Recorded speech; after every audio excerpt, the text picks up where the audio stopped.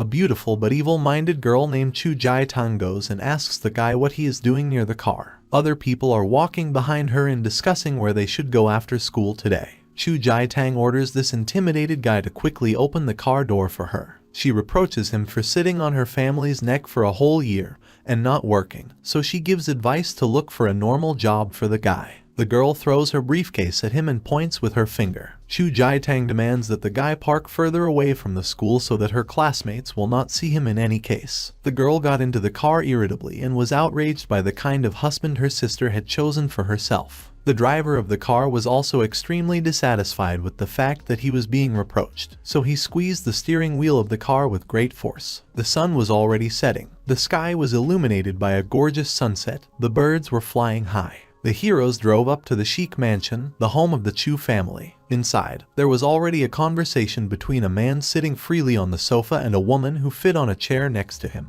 Ming Hao, the man's name, boasted that if he had not gone to study abroad, he might not have met Qin Yin. The woman next to him was laughing, covering her face with her hand, and recognized the talent of her interlocutor, because the aunt was not mistaken in him one iota. Ming Hao decides to ask where his beloved Qin Yin is disappearing, as he wants to see her. The aunt or mother-in-law of Qing Li under the name Hanging replies that the girl has not returned yet, so most likely she is sitting in her company. A childhood friend, now sitting in the living room, began to wonder about the girl's fiancé. As Ming Hao heard, her fiancé can't speak, so he stays at home all the time. The guy is very curious about who could be so interested in Qin Yin that she even agreed to bring him to her mother's house. Auntie guessed that the interlocutor was talking about Qing Li, who would be bringing them to Jiatang any minute now. Since the house is quiet and smooth, the day may begin when a woman will give a blessing to their marriage. The newly arrived heroes went home and scattered to their rooms. Auntie didn't like it, so she got up and started shouting after the people leaving, in particular Qing Li. The woman demanded that he go down immediately, as they had guests, and his back will not break if he leaves his room to the guests. Since the guy did not react in any way to the information that the aunt shouted, Jiatang called Qing Li again, only this time with a reproach, so that he would clear his ears, or even deaf in addition. The girl went to the door of her sister's fiancé's room and looked through a small crack. As soon as she looked, she immediately recoiled, shouting uncultured words and rubbing her eyes from what she saw. Qing Li was sitting not fully dressed and meditating, surrounded by a bright blue light that looked like a flame. After a few seconds, the guy opens his eyes. Exactly 10 years have passed since he said his last word. And now Li has managed to form some kind of sphere. I have allowed him to speak again. The guy corrects his jaw, as he has not spoken for a long time and these feelings are long forgotten. The calm and silence of the room is disturbed by the sound of a voice ordering you to go downstairs. The guy leaves the room, and beautiful white flowers have grown in place of a dry tree. Qing Li descends the spiral staircase, where his aunt and the same guest, his fiancé's childhood friend, are waiting for him at the bottom. The woman is outraged that the guy apparently began to suffer from deafness from today. Li just walked down the stairs in silence. The guest evaluates the guy who left the room with a confident and mocking look, to which he simply and confidently stands. From the very first sentence, the man tries to hurt Qing Li, gives him a handshake in honor of the acquaintance, and begins to express all sorts of nasty things. Ming Hao decides to start his reproaches with the fact that the guy lives in the house as a resident.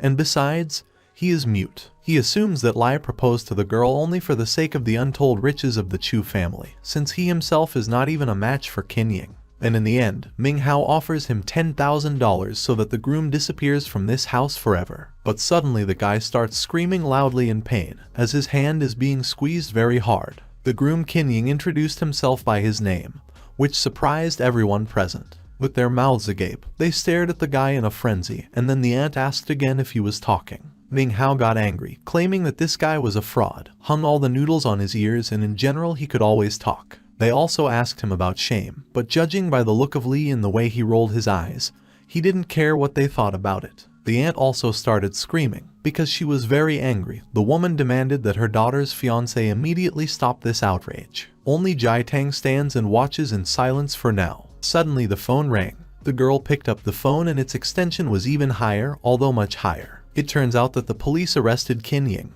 When the groom heard this, he immediately ran up to the girl and grabbed her hand with the phone, clarifying what had happened to his bride. Something happened with the company's affairs, so the police detained her. The guy lets go of the girl's hand and walks away. Everyone immediately throws themselves at him verbally. Allegedly, he runs like a rat from the ship at the first difficulties. Qing Li does not pay attention to them all and goes his own way. Manhwa also decides to join the conversation, being interested in the affairs of her former best friend.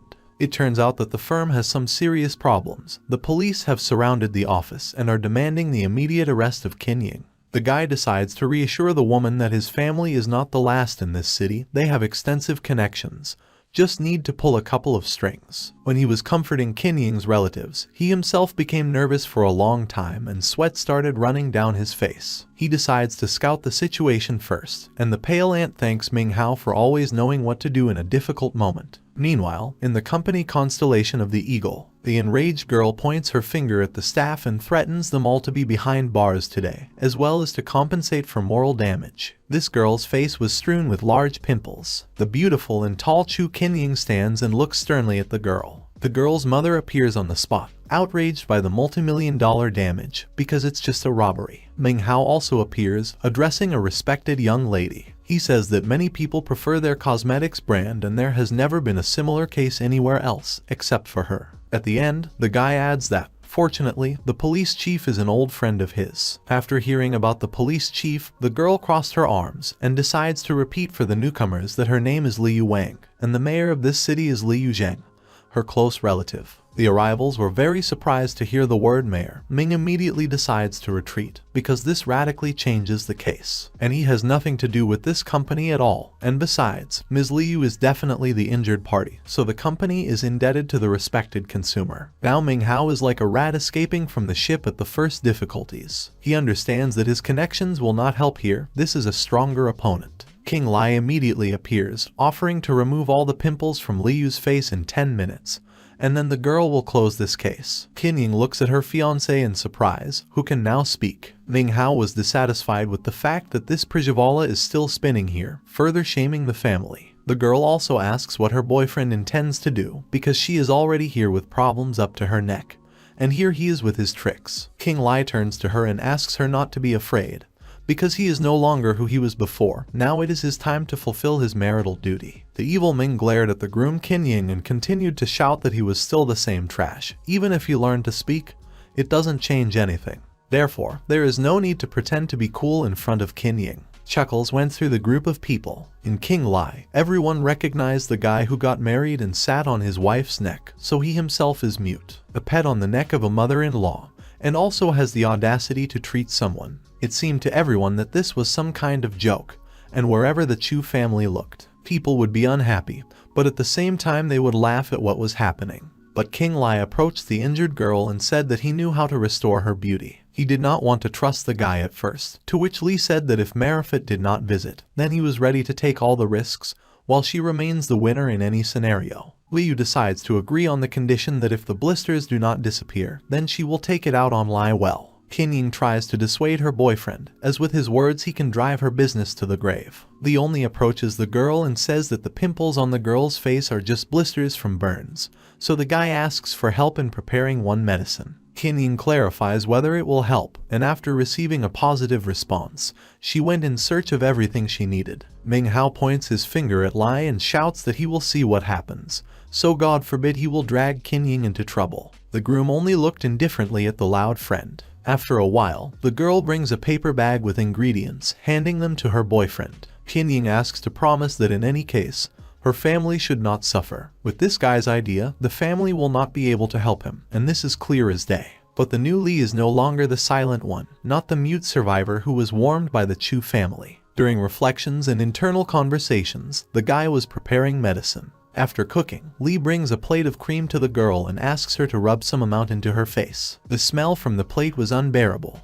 Liu looks doubtfully at this miracle of nature, and other girls are whispering from behind, saying that this is an abomination. The girl plugs her nose and, still not trusting the guy, gently applies a small amount of cream to her face. Qing Li smiles and, assuring that the company does not knit brooms, pours a huge amount of hot cream on the face of the injured customer. The girl runs screaming to the toilet, and the surrounding people start laughing, saying that he dug a hole for himself. Qin Yin looks at what is happening and still tries to think of something to save the situation. Suddenly, a joyful cry rang out from the women's toilet. The customer's face was perfectly clean without a single blister. When she came out of the toilet, everyone was shocked by the perfect result. The surrounding people did not believe that this heel could do such a thing.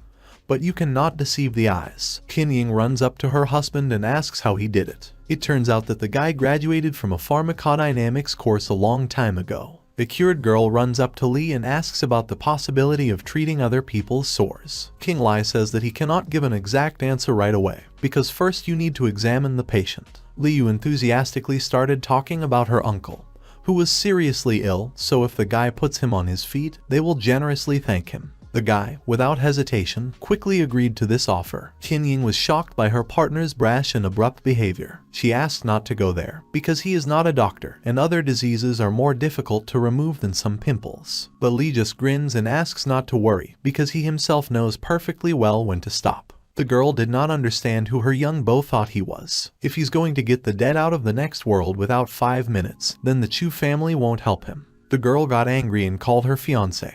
But he only closed his eyes, exhaled, and said that he himself was able to decide what to do. The guy assured her that he would not cause any trouble to her family. Meanwhile, in the city hospital, it was already dark. The mayor of Yongcheng, Liu Zheng, in despair, asks the doctor if there are any other ways to save. A serious doctor says that the patient's condition is deteriorating faster than they predicted earlier, so the risk of complications during surgery is very high. The girl shouts to the mayor, asking what condition the uncle is in. Behind her comes a frowning Qing Li. It turns out that her uncle's condition has deteriorated sharply this morning, and now doctors are resuscitating in the ward. The girl looks at the man in shock, and then pushes Li forward, saying that today she met a doctor, an expert in Oriental medicine, who is able to cure her uncle. The man looked doubtfully at the boy, once again asking who he was, but received the same answer. The mayor didn't like that the guy looked too young, so besides he didn't have a medical license. The man started shouting at the girl, who, apparently the mayor, decided to joke. He won't let some charlatans of this kind even get close to the ward. Liu anxiously began to apologize to Dr. King, saying that he would have to leave. Suddenly, a nurse in a pink robe runs out of the ward and shouts that they are losing a patient, so urgent help is needed.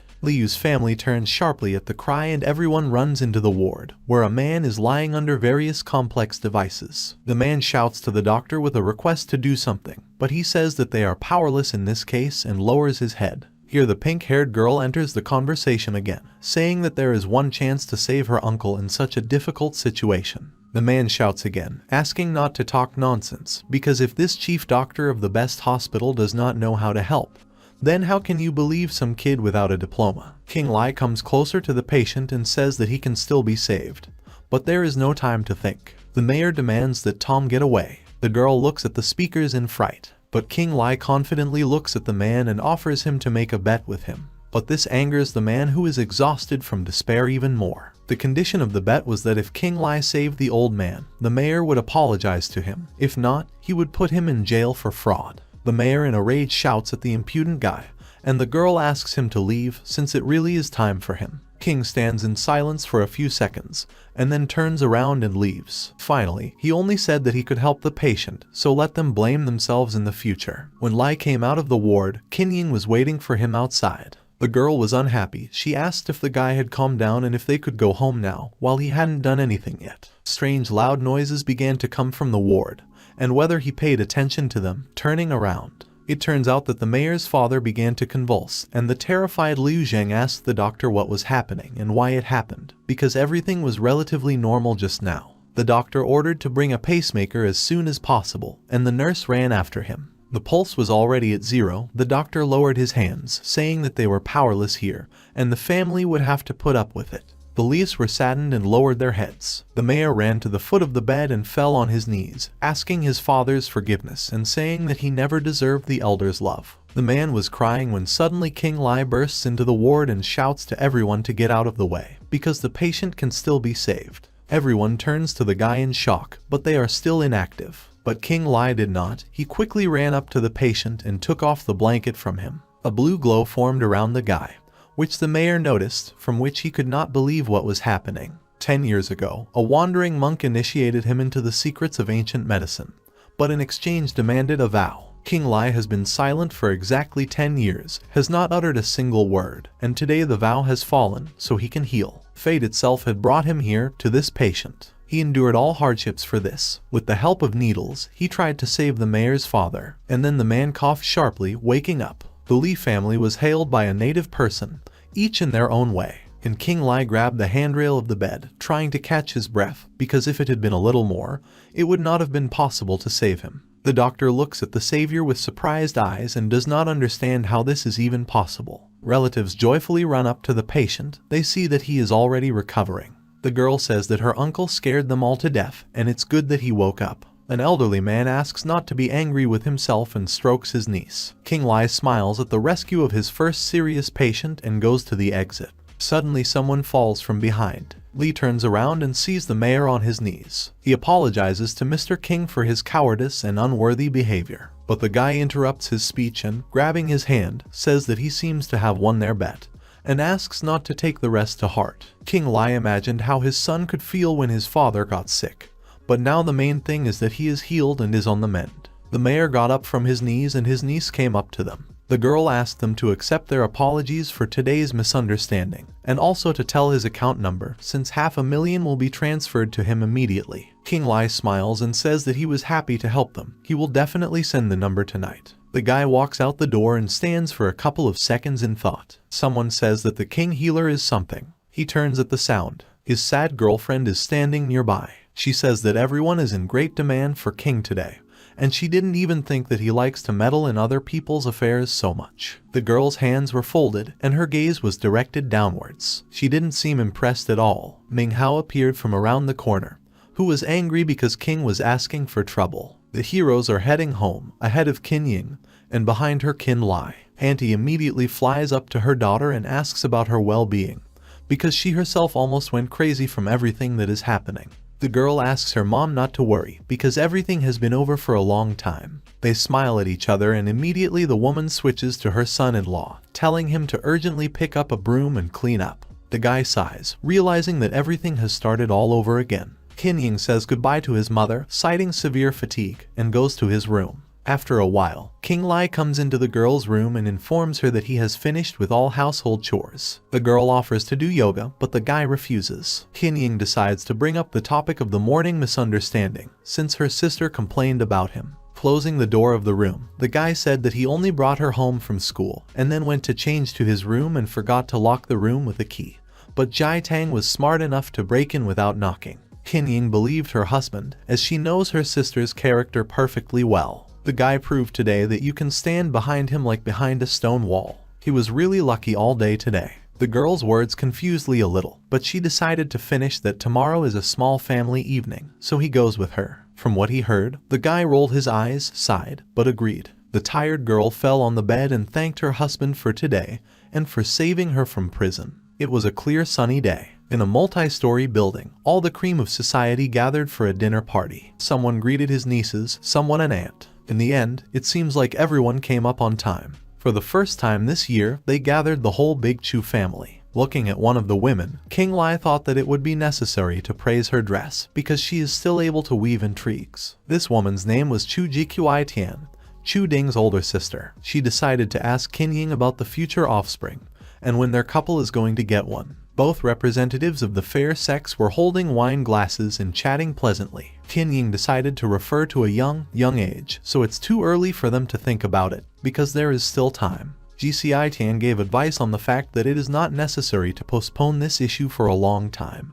Youth is so fleeting, and it is not good to make my father nervous. Qin Yin only politely thanked the woman, and Qin Li was calmly eating chicken next to her. Tian decided to turn the topic to her son-in-law, Cheng Wen, sitting next to her. He does not bother them about this, because his wife decides everything herself. They are not like some. The guy just asked not to embarrass him, because he was already blushing from such pleasant words. Others also began to note the superiority of Tian's son-in-law. She only agreed with this and added that their Chang Wen had a good place in the government, not like some. With each phrase, the relatives tried to pick up Qin Yin, and then, as it were, apologized for the sharply and thoughtlessly thrown words. But they were hardly ashamed, because it was done quite deliberately. Cheng Wen was sipping wine, looking at his mother-in-law, and then he got up and brought some kind of gift in a red suitcase. He brings it to his uncle, asking him not to refuse. The man smiles and says that it was not worth it, but in fact he was unspeakably glad of such an action.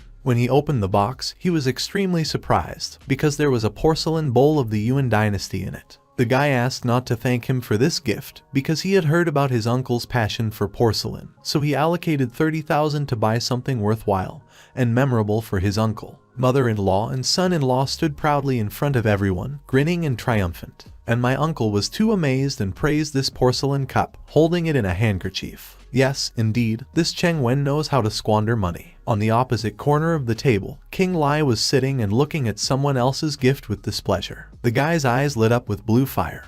He saw perfectly well that this was a well-made copy, which was cleverly thrown into the tomb, so it's hard to even call this bowl a fake, just a misunderstanding. Cheng Wen turned to Li, asking him to take a closer look at the gift he gave his uncle. And then she started laughing abruptly, realizing in her head that he was supposedly disabled and was living in her mother-in-law's house, which was sitting on their precious sister's neck, so he could not know about such money. And then he casually says that he will be heading the department from day to day, so he offers to arrange for a cleaner there, because it's better than nothing. Cheng continues to laugh out loud until Qin Yin demands to stop this whole circus. Qing Li is also a member of their family, so it was not permissible to say such words out loud. But Cheng continues to talk about their lack of money and laughs. Suddenly, Qing Li abruptly gets up from the table and starts saying that he is empty-handed today. He is immediately interrupted by a surprised Cheng, because he thought that the guy was dumb, and Cheng's wife Vienna saying that in any case he is garbage, even if he learned to speak. She was overconfident and kept her hands folded on her chest. Qing Li didn't care what anyone said about him. He only said that the gift from the Cheng family was fake. Everyone immediately grinned and started shouting at Li that he was out of his mind. He hadn't earned a cent himself, and here he was trying to show something of himself. Qing Li is sure that it doesn't matter how much they spent on it, because it's a real fake. The guy was clearly confident in his words and was not afraid of condemnation. Cheng immediately went berserk, starting to run into Li. Allegedly, he has no right to talk about his gift like that,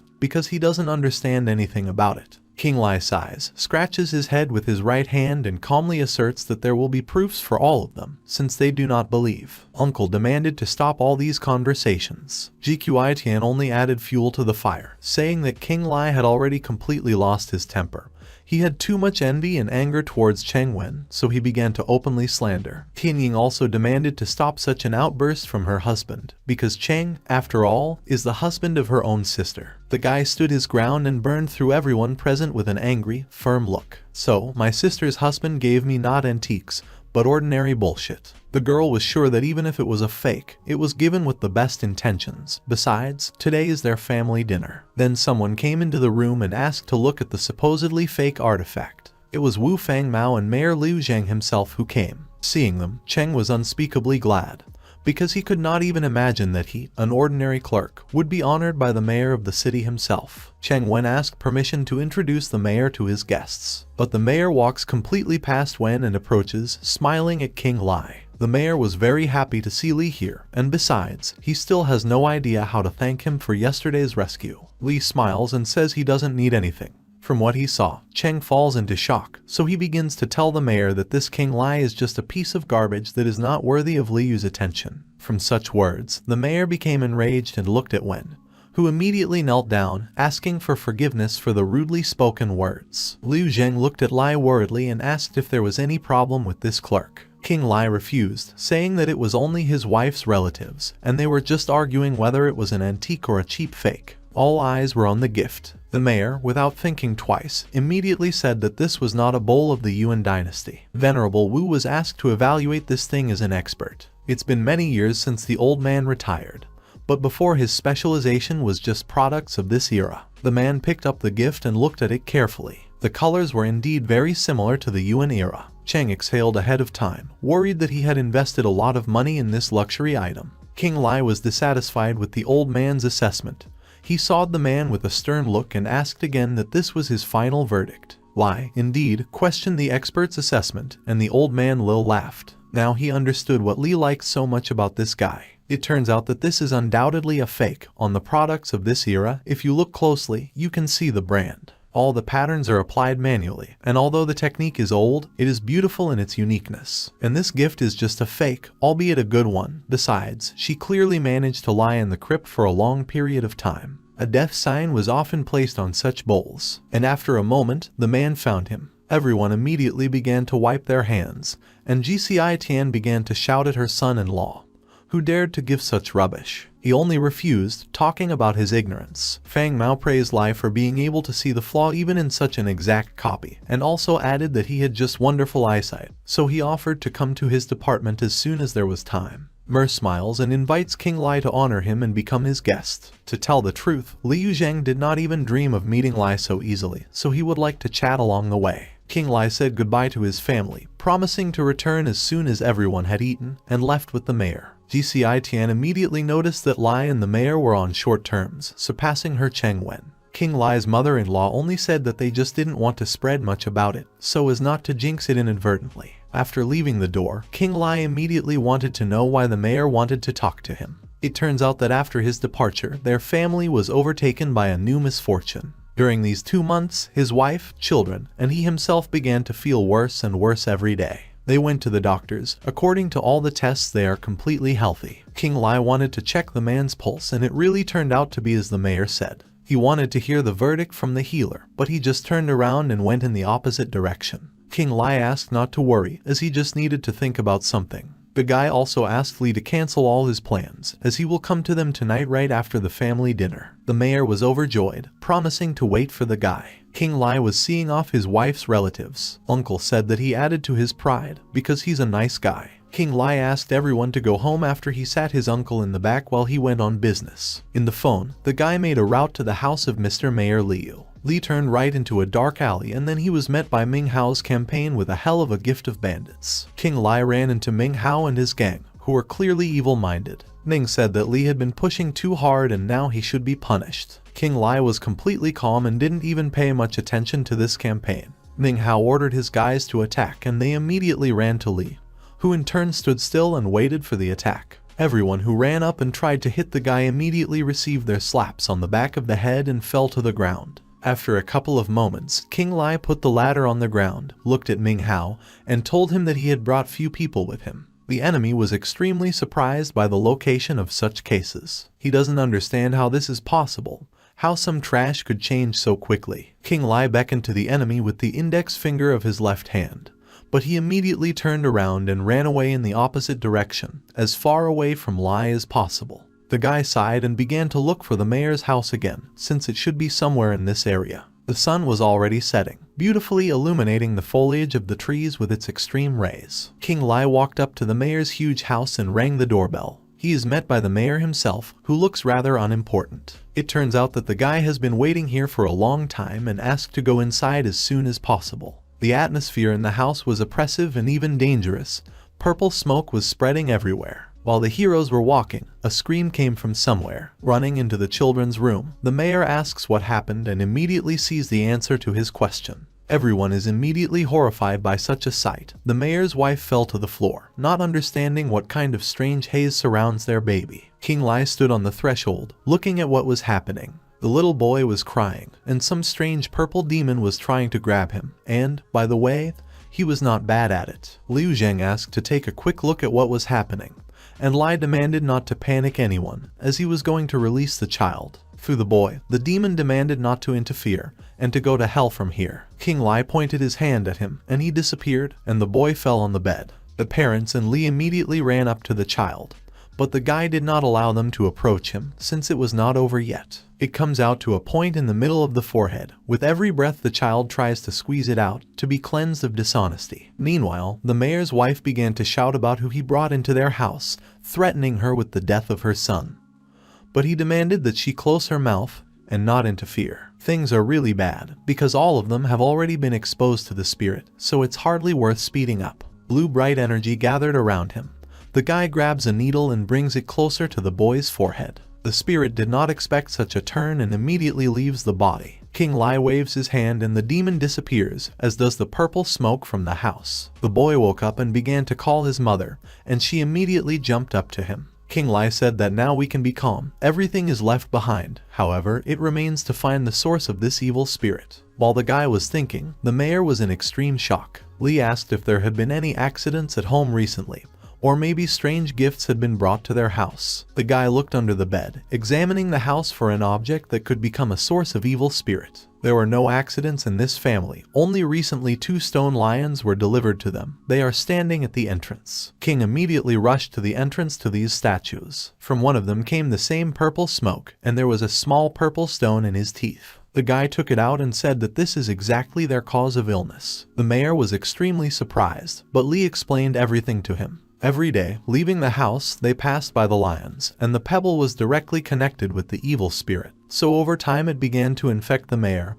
and now, under the influence of the evil spirit, he began to feel weak and irritated. And so on until the very end. King Li quickly crushed the stone with his fingers, destroying the evil spirit. The mayor's grateful wife went out on the street, not knowing how to thank her son's savior. But the guy asked not to invent, because the main thing is that the boy is fine. Liu Zheng approached Li and happily said that it was a great happiness to meet him one day. The mayor offered to let the guy down, and also eventually help with the opening of his own clinic. Li became surprised and thoughtful. He was intrigued by the discovery of his own name. Since he had already managed to save the entire mayor's family, the clinic bearing the name Qing Li would be a small token of gratitude from the Liu family. The guy did not refuse and thanked the man. Thanks to his own clinic, he will be able to help people and improve himself in his art. However, if the guy could find his parents, they would definitely be proud of him. It was already dark, the stars became visible, and the lights of the city lit up, showing all their beauty. The guy was driving thoughtlessly in the mayor's car when he suddenly demanded to stop abruptly. He saw his beautifully dressed wife on the street. King Li didn't understand where she was going so late, when he suddenly saw a friend coming up to her,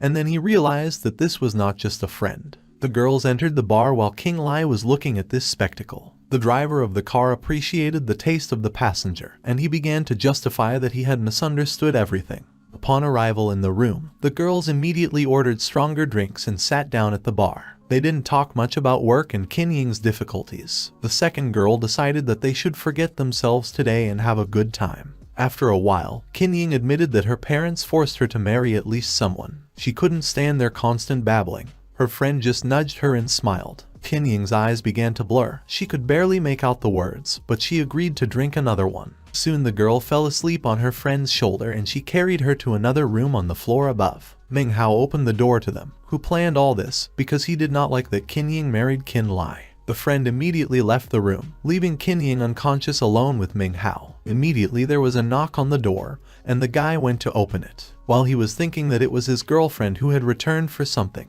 Qing Li himself appeared on the threshold with his eyes burning with rage. Ming Hao immediately began to justify himself, saying that he had misunderstood everything and Qin Ying had just overdone it, and he, like a good old friend, decided to take care of her. Li was enveloped in blue light and he hit the man opposite with all his might, which flew straight to the sofa against the wall. He cleared his throat, and King flew up to him, looking at him furiously. He offered to choose how he wanted to die. Ming Hao fell to his knees and began to beg for mercy.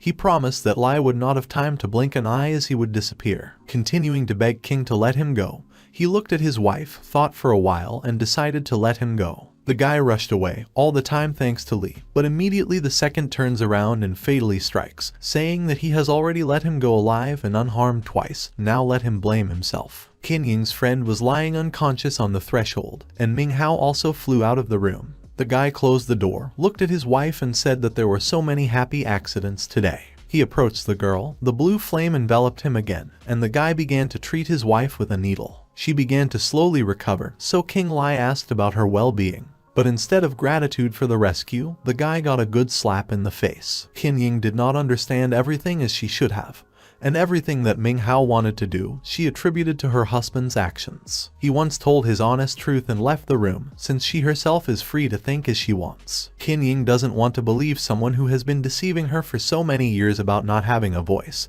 so she throws a pillow at the closing door, calling her husband names. The girl begins to cry when she suddenly notices a camera filming nearby. Meanwhile, King Li's phone rang outside. On the other side of the phone, they asked to hear the guy. By this voice he recognized Mrs. Leah Wang. She asked about that wonderful cream that a young healer once gave her, and she also wondered if there was still any left. This wonderful cream literally transformed Leah Wang, as her skin has never been so soft and elastic. King Li asked how much the young lady would need, since when he returned home, he would come up with something for her. She said she should start with 200 jars and 2 million as payment. From these words, the guy literally fell into shock, but after he gathered his thoughts and replied that the consumables were cheap, so it was not worth giving so much money. Li Wang also said that her uncle mentioned that the guy was going to open a clinic, and this is a very expensive business. Thus, the girl wanted to sponsor Qing Li. The guy smiled and thanked the girl. The clock showed the first hour of the night. It was quite dark, only the moon illuminated the room.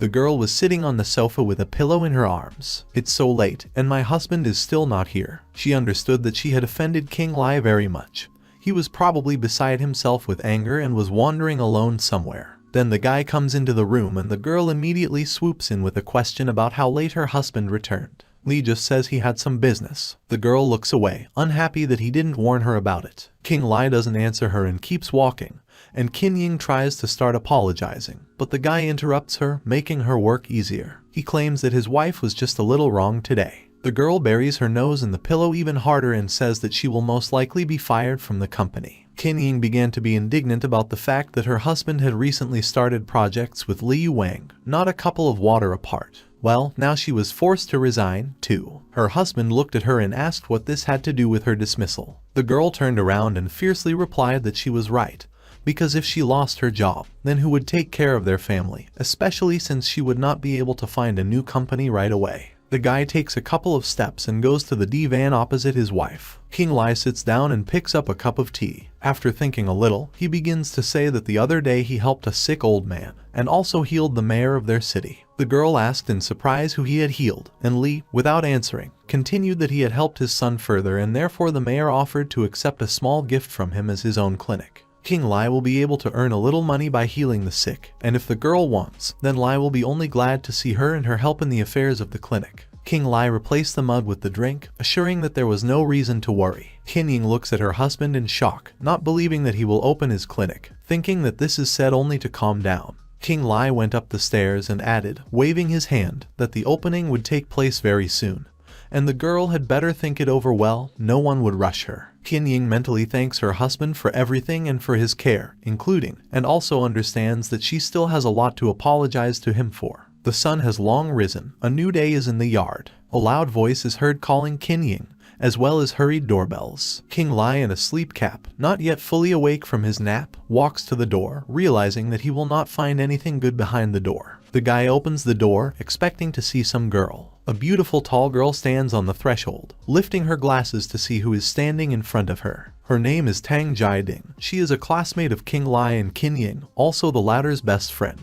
Jiding shouted at the guy for his manners and unfriendly hospitality, and then reproached how only Qin Yin could marry such a clumsy person, because it's like throwing a beautiful rose into a dung heap. According to Jiding, Qing Li before his wife is before Beijing cancer. The guy does not answer the girl, realizing that it was not for good that the difficult so Jiding brought, because in her student years she was unbearable. Qing Li recalled a case where hot pepper was poured into the girl's underwear, believing that it was very fun. But the truth is that it was fun only for girls. Jiding is trying to call her friend to take her shopping. The weather is clear outside. The car is driving with a disgruntled driver Qing Li and two girls in the back seat. Jiding hugs his girlfriend, and she asks where they are going today, although the answer is not even needed, of course, shopping. Well, the heroes are in place. Only a select few can receive an invitation to this important attraction. Besides, it is located in the highest tower of the city. The girl happily tells everything, and also brings the ticket to the guard, warning that the driver is also with them. When they went inside, Jiding began to describe what was happening here in colors. The coolest thing is a blind auction of precious stones. After ordering, you can find out the real price of the stone. Often it is twice the price of the lot, but you can also just lose everything. The staff bows to the guests. The drawing of stones is already in full swing. The fifth stone goes to number 3, the presenter joyfully announces. Beautiful waitresses walk everywhere with trays in their hands. Here, apparently, the entire elite of the city gathered. Jiding offers the guy to buy a stone for his wife. If she likes it, then the guy doesn't even mind doing it. Next lot, the hermit stone. Someone offered 50,000 for it, someone offered 100 at once. Many wanted to get it urgently. Girlfriends also considered a pebble. Qing Li alone was standing, yawning and covering his mouth with his hand. Suddenly, his gaze in the pile of stones attracted one special one. A gentle purple glow emanated from him. Qing Li suddenly felt the energy of this stone resonating with his body. Meanwhile, 200,000 were already being offered for the hermit stone. The friend began to recall Qin Yin that she wanted such a stone, warning that Qin Li would not be fooled by a fake. But if he only tries to do this, then you need to immediately tell Jiading. She will immediately stand up for her friend. Qin Yin felt a chill, and then noticed that her husband was missing. At this time, he wanted to acquire the very stone with which he had resonated. It turns out that it cost only 100 yuan, since there is only rejected material on that counter, and they buy them just for fun. Qing Li began to rummage through his pockets, remembering that he had some small change. The guy hands the money to the girl, and then asks for help to break this stone. His friends find him, and Jiading shouts that no one doubted that he would go poking around the waist. The girl shouted furiously that everything was as usual, the pig would find dirt everywhere, just like he poured about the hospital. Qin Yin stood silently, considering her husband's actions. The girlfriend did not calm down, asking the guy that he wants to breed Qin Yin with this cheap thing.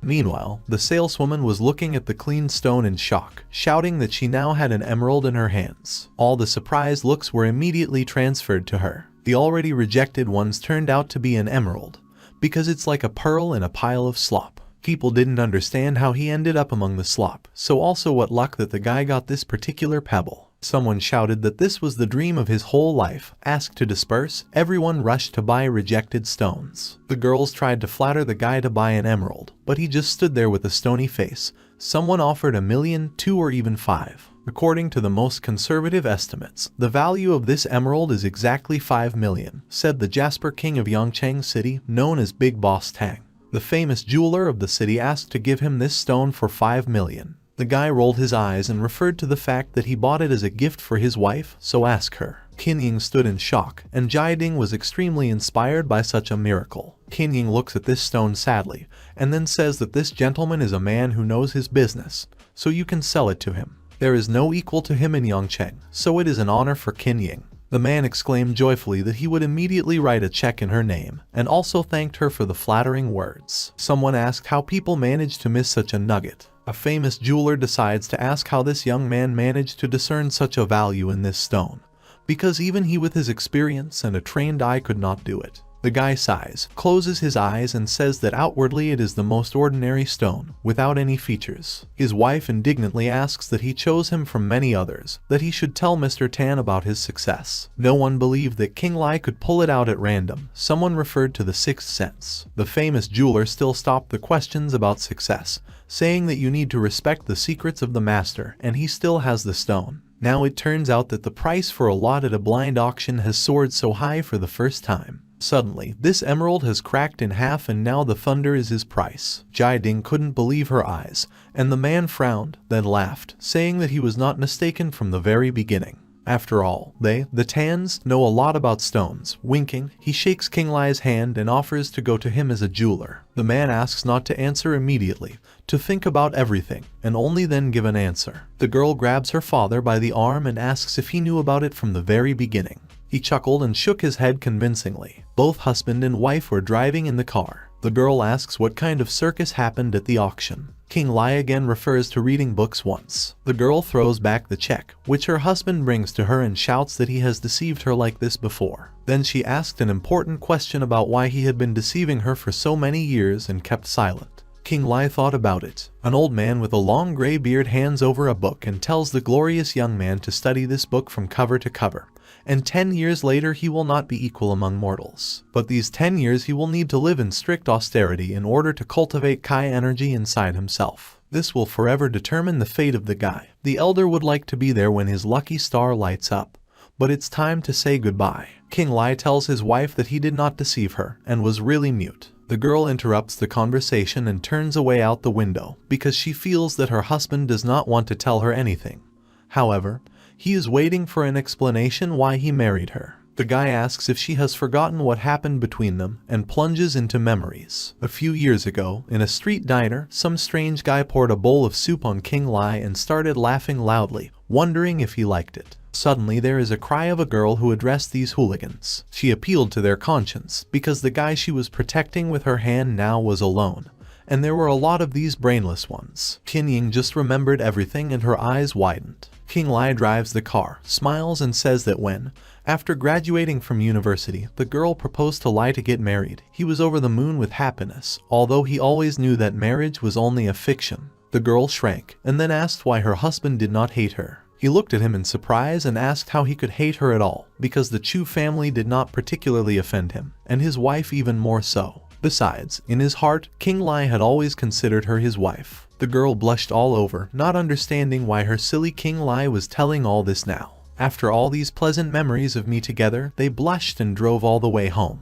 Then Qing Li remembered about the imminent opening of his clinic, so he reminded his wife about it and officially invited her. The girl folded her hands, wondering at her husband's words. She thought he was joking, and then decides to remind her that healing people is not so easy. To which her husband tells her that healing people is his whole life's work, so you shouldn't worry. Qin Yin turns away and asks to get it on his nose. If he messes up, then no one will go to prison for him. Qing Li just smiled as he continued to watch the road. Qin Yin blushed again, thinking that her husband was really so stupid, since he did not understand her worries for him. A bright sunny day greets us again, as well as the sounds of fireworks and the joyful cries of visitors. A new treatment center called Yin and Yang is being opened. Everyone wishes happiness and good luck to the new managers. In the room, Cheng Wen's mother-in-law noted the wonderful son-in-law of the Chu family, because she does not understand how he will have time to examine all the patients. Her husband was standing next to her, also convinced of the divorce of this event. He waved his fan contentedly, but the uncle praised his son-in-law, saying that you shouldn't worry about him so much, because he is full of new different talents. For example, a guy saved the mayor's family not so long ago. He presented him with a hospital, and everyone understands that it is difficult to resist such a gift. The man laughed, and a drooping Qin Yin sat next to him and read some old book. Cheng Wen went up to Li, examined him viciously and whispered that he had ascended by the grace of the mayor, so immediately lifted his nose high that he even dared to open the hospital, as if he was tired of living himself. Qing Li didn't pay attention to the guy standing next to him for a long time, and then turned slightly and said that he didn't really catch the connection between the hospital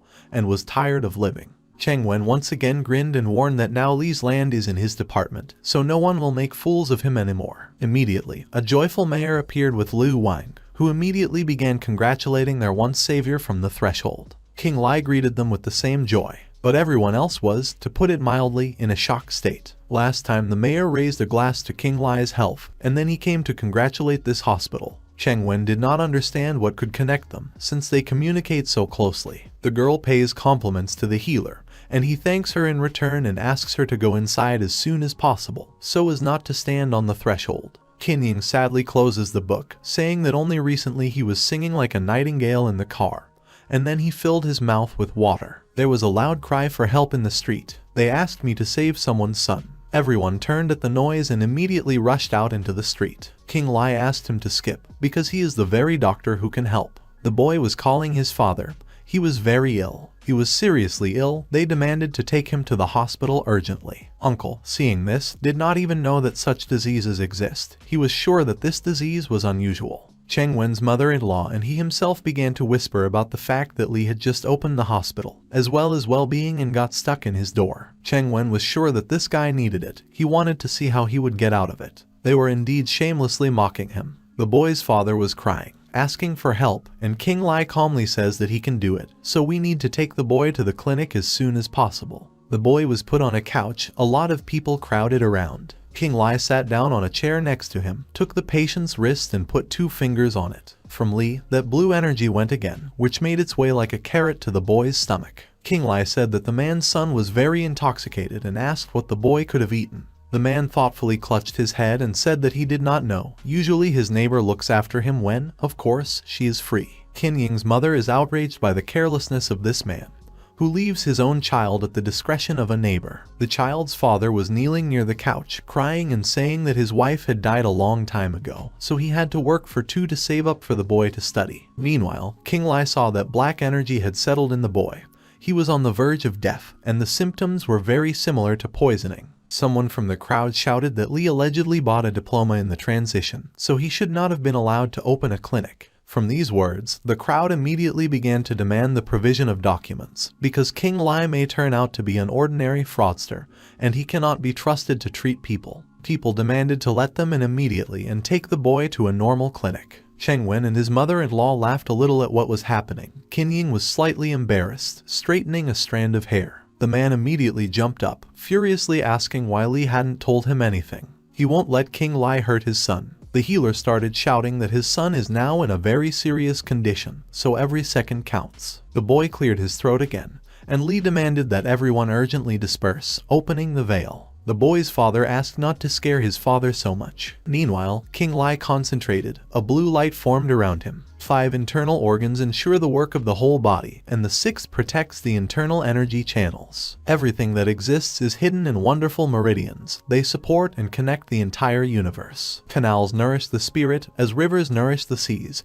and seas nourish the oceans. King Li pointed his needles at the points, the sun and moon, the celestial spheres, the guiding star Shangxing, the Lord of the Sky Tei, Huagai, Venus, Dub. The boy immediately got up and freed his stomach from the bad filling. Seeing his son's return to life, the father was delighted and immediately ran up to hug him, asking for forgiveness for himself most negligent. The boy is also glad to see his father, however, he wants to eat very much, so that he is able to eat a whole elephant. The father hugs his child and agrees to all his requests without question. The crisis has been left behind. Now patients can go to the hospital without risking the boy's life and conduct the necessary research. King Li put his bottles in place, and the patient's father asked for forgiveness and thanked the savior of his son literally on his knees. Many were sure that King Li was a fraudster, and he arranged everything like this. No one would have thought that in reality the guy would turn out to be a quality specialist capable of saving even the most difficult cases. People looked at the young doctor with admiration, even somehow mentally trying to apologize for their distrust. But around the corner again stood a disgruntled Ming Hao, who could not believe that Li was able to pull the boy out of the other world. It seems that he was given a chance to escape and live in peace, but apparently the guy decided to ignore him, starting to create trouble for everyone around. Now he thinks that the guy was poisoned for nothing, and the possibilities of King Li were glorified in the district. An old man with a long beard passes by, who shouted out that Li does not have any licenses. He calms Ming Hao by saying that he who has patience will find. A joyful guy was running on the street, talking on the phone with his grandmother that he had met a real amazing and most importantly responsible healer. It was already night. A very tired guy was leaving through the back door of the clinic. He wanted to close everything as soon as possible and head home. But a noise in the bushes caught his attention. A wounded girl in special sports clothes and with a dagger in her hands came out of there. Apparently, she was fighting with someone not so long ago and far away. Seeing her, King Li asked about who the girl wanted to visit, but she immediately ran into him with her weapon. The guy asked her to slow down because he's just a local doctor. But the girl never made it as she fell halfway to King Li. Looking at the exhausted body, the guy realized that he was stuck in the clinic all night. He carried the wounded stranger inside and laid her on the couch. The phone rang. Qin Yin picked up the phone. King Li said that he had another patient, so it's not worth waiting for him at home today, as he will spend the night in the clinic. The girl gets angry, saying that he may stay there forever, and then violently hangs up. The guy was carrying medicines while his wife was passing out. He realized that she would need to buy something next time so that she would not be angry, because their relationship had just begun to improve. And even though their marriage was fictitious, then for his part he really loves this beautiful, and kind girl who so accidentally met on the way in his meager past life. The guy took everything he needed and began to treat other people's terrible wounds. He removed the jewelry from his neck, and it turned out to be an army badge that announced the 19th Special Forces Unit. Because of this information, the guy did not understand how this wounded girl could have ended up here, even in the middle of the night. In the military, someone specializes only in stealing intelligence,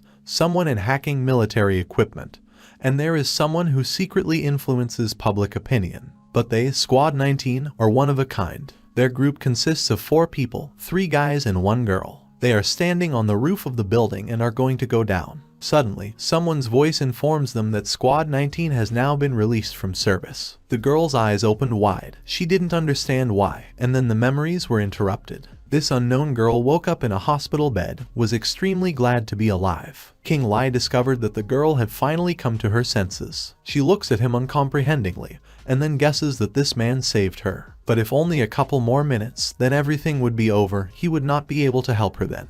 The guy poured some pink powder. The girl first assumed a sitting position, then, shaking her whole body, got up from the couch and headed for the exit. Qing Li decides to ask where the girl is going. She, in turn, understands that she has absolutely nowhere to go, because she has neither a stake nor a yard. She can barely stand on her feet, slightly holding onto the edge of the door. Qing Li goes to the window and says that he was just looking for an assistant, so he is interested in how a stranger looks at it. She was extremely surprised. The guy abruptly opened the windows, where it had been a clear sunny day outside for a long time. He was more friendly than ever before and sincerely wanted to help the stranger, because he understood that she had nowhere else to go, since she had devoted her whole life to this secret 19th squad. And the main bosses were able to tell them about their dissolution so easily, without worrying about where these people should go next. By the way, this is not the best solution, because they used to perform tasks and know a lot of things. The girl, after coming to herself, is still not thinking clearly, so she decides to ask again about the seriousness of the proposal of this unknown savior. Qing Li smiles easily and looks outside. He guarantees a salary every month, not millions, of course, but there will be enough for life. The stranger did not understand why she was saved and why they are now offering her a job, so she asks all this. The girl realizes that now her fate completely belongs to Qing Li.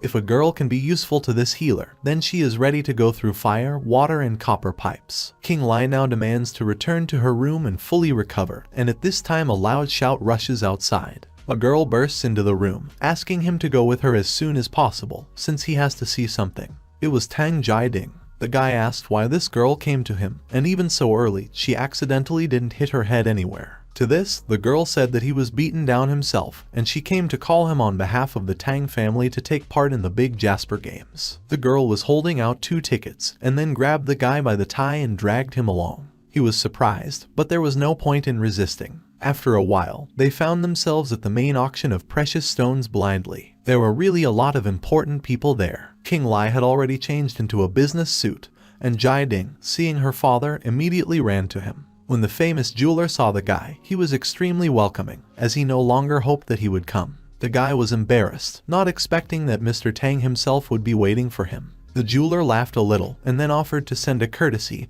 and offered the role of a columnist at the auction.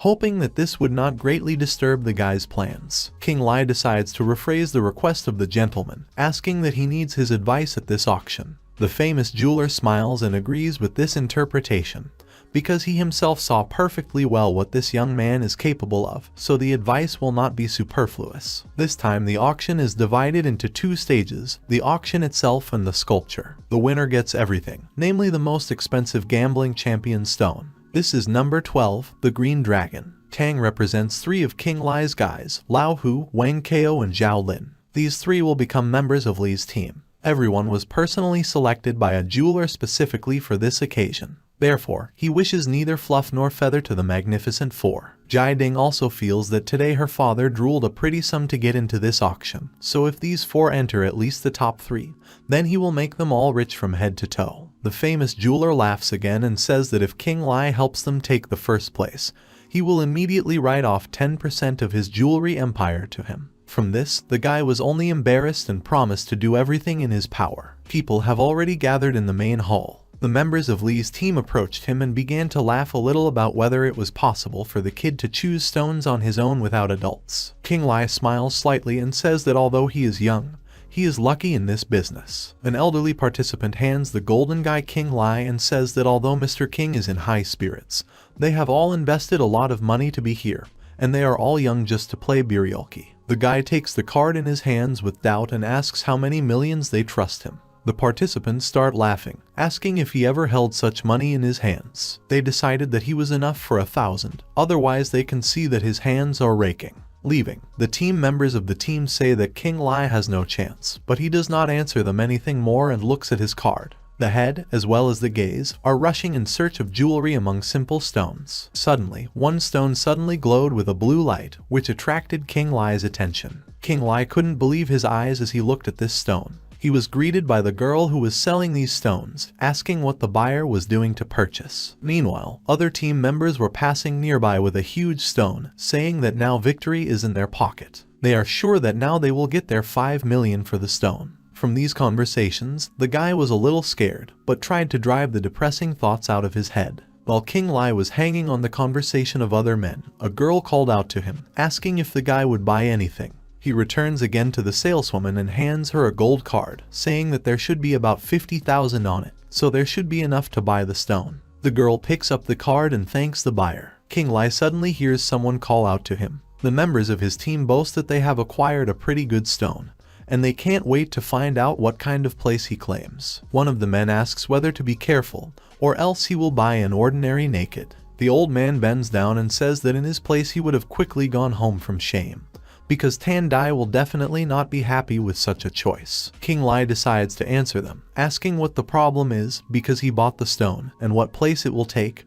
It's not their concern for sure. Moreover, Mr. Tang himself invited him here, and the guy did not ask for it. Suddenly, the famous jeweler himself approaches, asking the participants if they have made their choice. The man whispers to him that this time they bought an unambiguously worthy and the best stone. He guarantees that they will take at least the third place. Mr. Tang twists his blonde mustache, looks at the stones and rejoices that he will finally take his rightful place. The jeweler appraisingly looked at the stone and at first glance it seemed to him really not bad, even very worthy. Someone from the crowd recognized old man Tang. A short man came out with a girl and confidently said that at that time the winner stone was taken from under Tan's nose, and now he had the courage and audacity to come back here, or he just didn't have enough humiliation. That laughing man was the money bag Tang Song. The famous jeweler got angry, saying that it was definitely not his concern. This Tang appraisingly examined Qing Li and laughed at him, saying that Tang had sunk so low that he already took the first people he met into the team from the street. Tang decides to clarify that there is no one else normal left, and after that, out of old friendship, he advises to get out of the way, because he will keep at least a grain of self-respect. Tanam is not welcome anywhere else in Wuhan, so he should pack his things and get out of here. The old man asks the jeweler not to be angry, leaving this matter on him, and offers to say that this boy was imposed on them.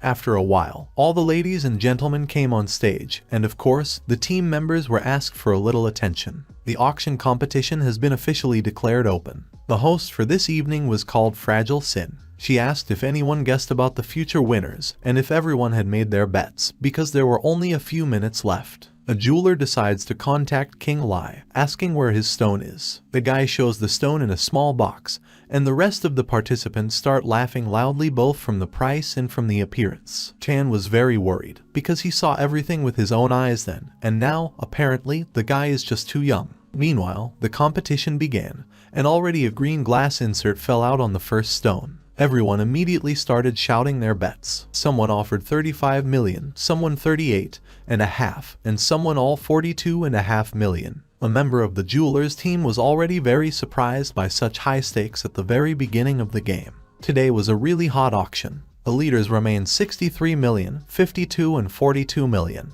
The hereditary jewelry house of Tans became the final participants of today's competition. Everyone began to meet the team and their stones. The biggest stones were taken out first. The man hoped very much that when cutting there was a green one. Qing Li knew that several millions had been spent on this, and the stone would turn out to be a dummy, so it was easier to burn that money. The guy met the members of his own team with an indifferent look, but the jeweler sitting next to him was visibly worried. A moment after the cut, everyone saw that the stone turned out to be absolutely not green, but an ordinary dummy. The guys could not believe what had happened, because they bought this stone for as much as 5 million, and there was an ordinary dummy in place. Loud laughter is heard in the hall, and Tan is blue from the impending failure. Someone shouted that for him. Without a doubt, today is just a unique day. Sin sadly announces that no one could have thought that the heroes would buy such an expensive stone, and it would turn out to be an ordinary dummy. Mr. Tang has disappointed everyone very much. The jeweler thinks that it's already over and morally just gives up. But Xing notices that Qing Li is coming on stage, which means that the team has another stone. Tan asks him not to do this, so as not to embarrass himself even more, but the guy is firm in his intention. Qing Li saws his pebble and it turns out to be perfectly green imperial color. Everyone is quite surprised, because it looks unremarkable, but inside it is so beautiful. They shouldn't have written Tan off, because right now he will show everyone what it's like to lose when the victory is snatched right out from under your nose. The old man from Tan's team was angry, because the kid barely scraped 20,000, and then he was lucky, and he got caught perfectly green. The jeweler thought about it, because if he had immediately and fully invested in Qing Li, he would have been a champion for a long time with the help of King Li's wonderful abilities. To the surprise of everyone, the guy continued to saw the gem, which the presenter immediately notices, and Tan runs to the stage and asks to stop. Unexpectedly for everyone, the legendary Jasper statuette turns out to be inside this stone. Sin opened her mouth, and her eyes were 5 kopecks each, as in principle all the participants in this contest, because a bloodstone was suddenly discovered inside the nugget. In the past, the price for it reached from 1 billion. All the people immediately rushed to the stage, wanting to see and quickly acquire the find. King Li takes out the statuette and tells the jeweler that he chooses it. King Li thought that this could not be. A girl in a bunny costume greeted him and asked what kind of stone the guy wanted to buy. King Li turned around at the voice. The guys in suits were happy that this time the victory was definitely in their hands, and they would get at least 5 million for the big stone. A girl in a bunny costume awkwardly called out to a guy who had been silent for a long time. King Li turned to her in a little bewilderment and then said that he would take the stone. He handed her a card and said it was a gold card, and there were about 50,000 on it, so that should be enough. The girl took the card and thanked him. Suddenly, someone called out to King Li.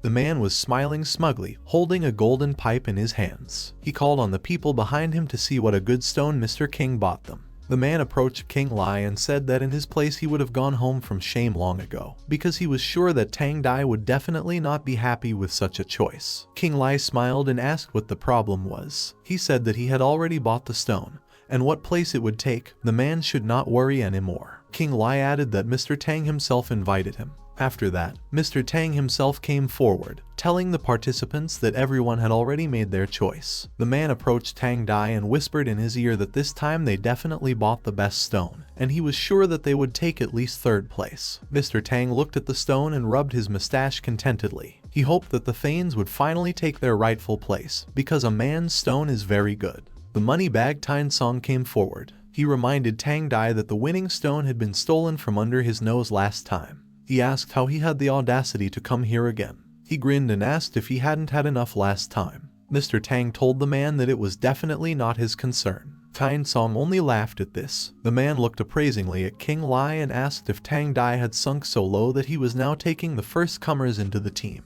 Tang Song started to leave, after which he said that in a friendly way he advises Tang Dai to leave in a good way to preserve his self-respect, because he is no longer welcome anywhere. The man with the pipe asked Tang Dai not to start and let him do everything. He said that they can say that the guy was forced on them. Suddenly, the presenter turned to the guests and team members, wanting to call their attention. She loudly announced that their auction competition was being declared open. She, the fragile Sin, will be their charming host for the evening. She asked if the auction participants had any idea who the winner would be. I asked if they had time to place their bets, because there were only a few minutes left. Tang Dai turned to King Li and asked the guy where his stone was. He handed a small stone for 2,000 to Mr. Tang. Those who also worked for Tang Dai burst out laughing at the sight of this stone. They asked if the guy was ashamed to show this to people. Tang Dai turned pale. He wondered how a guy could buy something so bad for that kind of money. He decided that he was too young, however.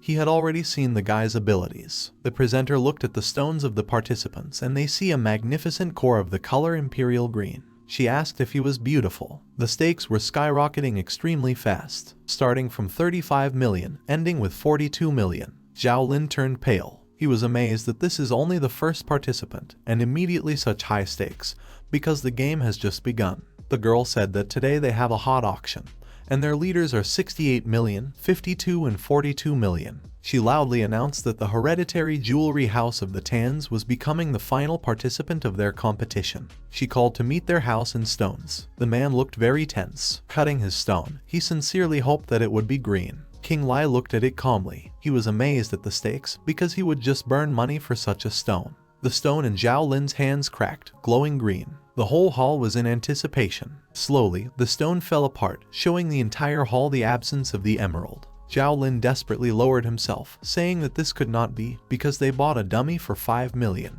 Everyone in the hall laughed, saying that the Tang family was going to have a major failure. They said, if you look at it that way, Mr. Tana is simply unique. The presenter sighed, saying that no one could have thought that they would buy such an expensive stone, and it would turn out to be empty. She stated that he had deeply disappointed them. The man held his head, saying that it was over. The presenter stopped talking about the fact that the Tang family has another stone. King Li came on stage. Tang Dai wanted to stop the guy, not wanting to embarrass himself even more. Without much hesitation, Qing Li smiled as he brought his stone to the saw. The presenter was very surprised. When she saw the cut, she loudly exclaimed that it was imperial green. It looks like an unremarkable stone, but inside it is so beautiful. Zhao Lin gripped his pipe with displeasure and said that he had barely found 20,000, and here he was so lucky, perfectly green. He said they were too lucky. Tang Dai rubbed his mustache, regretting that he had not invested everything in the guy from the very beginning, because he could have pulled him into champions. The presenter saw that Qing Li was still cutting the stone.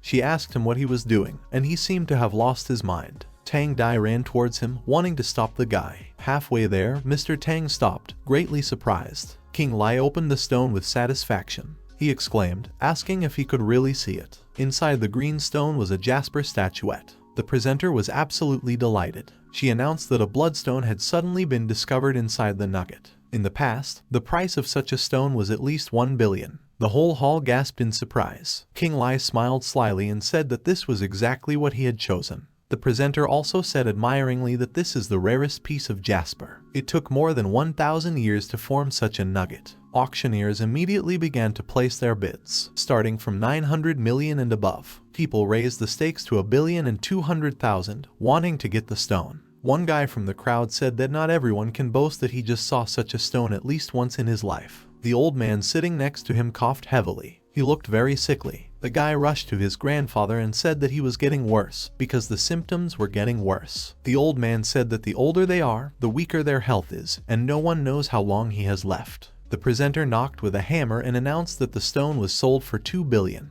She heartily congratulated Ting Ding on the deal of 2 billion, as well as receiving the title of champion of these competitions. Qing Li and Tang Dai took the stage to applause. Mr. Tan said that what happened at these competitions opened his eyes a lot. He stated that he could not even imagine that he would conclude a deal for 2 billion. The man turned to Qing Li. Then he bowed low and thanked him from the bottom of his heart for this day. If it wasn't for the guy, then perhaps the man's company would have been a complete failure today. He apologized to the guy for his distrust. Qing Li smiled and said that Tang Dai's words were important to him, so he didn't hold a grudge against him. Tang Dai rubbed his mustache and said that as a sign of apology, the guy should accept the entire amount from the deal for the sale of the Jasper Nugget. Qing Li was shocked by this statement. Tang Jiading smiled and said that they would not accept any objections, and from that day on, he was the most welcome guest in their family. She added that after such a triumph at the competition, the glory of the Thanes will spread far beyond the province, so he should accept the prize without a doubt. The man who came up from behind said that the organizer of these competitions, young Mr. Jiang, respectfully asks Qing Li to visit the Jiang family. Qing Li was looking at this business card in the car, trying to figure out who it was. Suddenly the driver told him that they had arrived. Qing Li was genuinely shocked by the Jiang family's luxurious home. The guards helped the guy navigate around the house and led him to the door. The door opened. He was told that they were waiting for him with great impatience, after which he called him to pass quickly and make himself at home. It was Jiang Jun Jr. The guy took Qing Li to his grandfather, Jin Jun Sr. He said that Mr. King performed a real miracle at the competition today, striking everyone with it. Qing Li sat down next to him and said that Jiang Jun was probably joking. He said that he was very flattered by this invitation, but something tells him that it is not for nothing. He said that Mr. King found a wonderful emerald after cutting the stone, but he continued to cut anyway. He asked if he really knew there was a nugget hidden inside. Qing Li said that when he picked up the stone for the first time, he felt a special warmth and immediately realized that the stone was not easy, so he continued to cut. Jiang Jun smiled. He said he was thinking of inviting Mr. King to help discover Jasper. Suddenly, old man Jin coughed violently. Qing Li looked at the man sternly. Jin Jun smiled and asked what had happened and if it was possible that the guy had discovered something strange in the man. Qing Li frowned and immediately said that, in truth, he could not promise a complete cure because the disease was too neglected.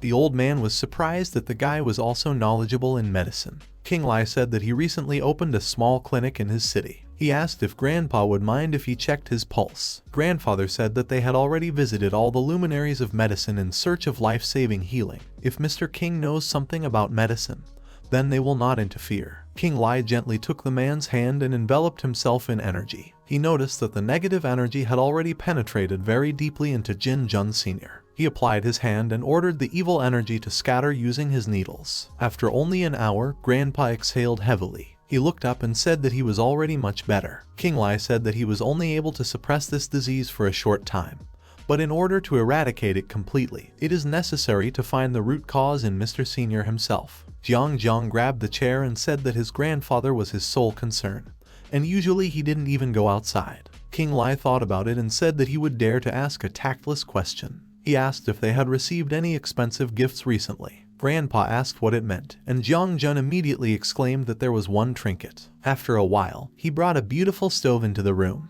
King Li immediately said that this jade stand had been delivered to them directly from the cemetery. Prolonged contact with such things can lead to death. Grandfather understood the reason why he began to feel such a strong cold at night. He said in surprise that he could not even imagine such a thing. Jiang Jun grabbed King Li's shoulders and asked if that was why his grandfather's illness had developed. He said that King Li could ask him anything, and they were ready for anything. King Li smiled and said that Jiang Jun was too kind to him and saving people was his job.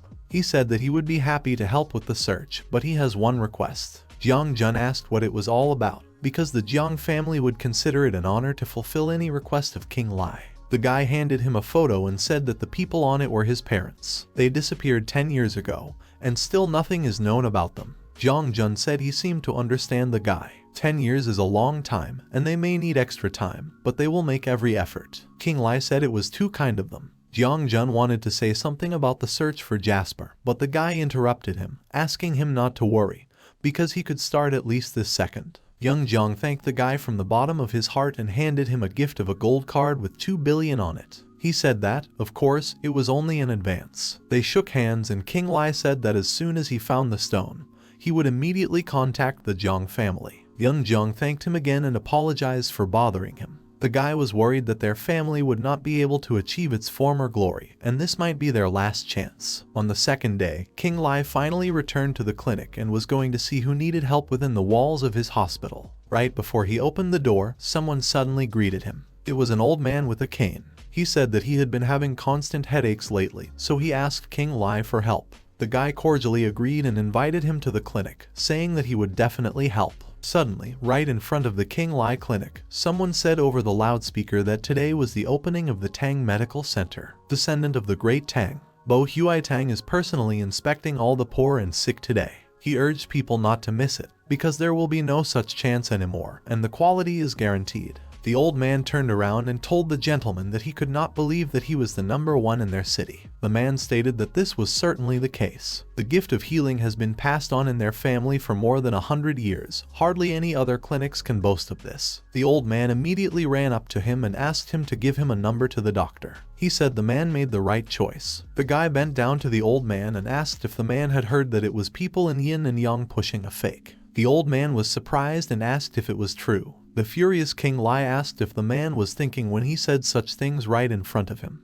The guy was scared and said that he was just passing on what he had previously heard. Suddenly someone came forward and asked why someone was making noise like children at the entrance. It was Tang Bo Huai. He asked if this was how a real healer should behave. He said that he has been a doctor for several decades, after which he asked why some young guy dares to call himself a connoisseur of Chinese medicine. He turned to the old man and invited him to the clinic, saying that they could do an examination for him. The old man thanked him and said that they shouldn't bother so much. The man took off his hat and showed his head, covered in blisters and burns. He said he couldn't think what kind of disease it was. He asked if he could cure. Bo Huai-Tang jumped in fright. He had no idea what it could be, because for so many years he had never seen anything like it. He awkwardly turned around and said that there was nothing complicated here. Bo Huai-Tang said that he would quickly cut out the ulcers and the old man would be healthy. King Li was suddenly stopped by a man and said that the ulcers of this old man can only be operated with a fiery needle if they do not want to harm him.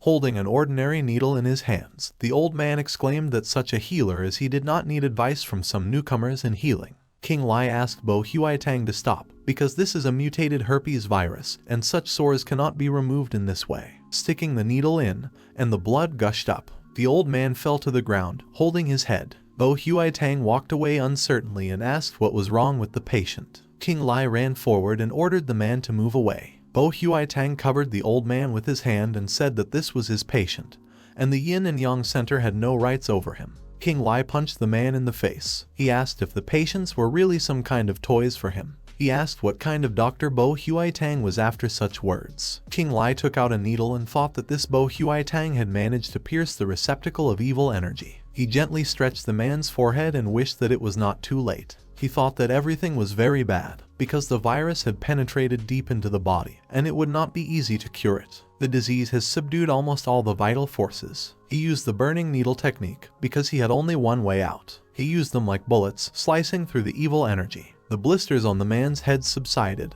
and he began to recover. King Li looked at Bo Huai-Tang and said that he had just shamed the luminary of Chinese medicine. Bo Huai-Tang glared at him and cursed loudly and asked if the guy was afraid to beat him in a fair fight. King Li, smiling, turned around and asked what it meant. Bo Huai-Tang said it was a patient rescue competition, of course. The one who is the first to make a mistake will end his medical practice forever. The guy loosened his tie and said that he, King Li, accepts the challenge for this competition. Near the hospitals, people began to crowd on the street, who were wondering why there were so many people and what happened. Someone from the crowd said that Yin and Yang compete with the Tang Medical Center in quackery. Gradually it began to get dark, but people did not decrease. A large queue stretched to the table in the center of Tang, where the old man received patients. The girl who received the treatment thanked the healer. The man directed his gaze towards Yin Yang, where there were also many people. They were discussing the fact that King is very cool.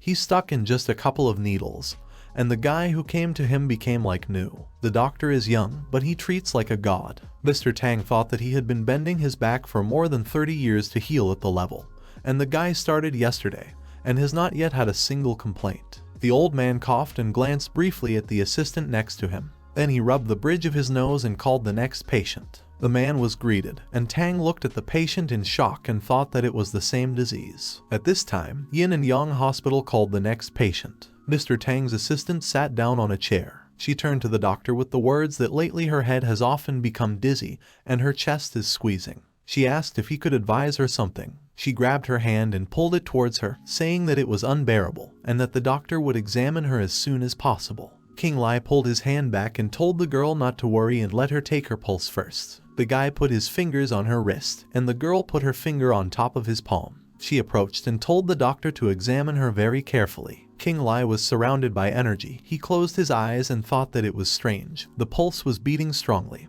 and the internal organs were not damaged. Suddenly, they heard a shout from the direction of the Tang Treatment Center and turned around. A guy was lying on the floor in front of a man with a needle in his hands, clutching his chest. They were approached by other doctors who asked about what was going on. The patient started foaming at the mouth, and the doctors began to do an indirect heart massage, shouting that something was wrong with the patient, and he urgently needed to be taken to the hospital. Mr. Tang stood tensely and looked at what was happening while the girl called an ambulance, saying that an urgent examination was needed. People, seeing this, began to go to Yin and Yang, because the Tang clinic now did not inspire confidence. The young family walked towards the clinic and discussed that these Tang could not be relied on, and they immediately had to go to Yin and Yang.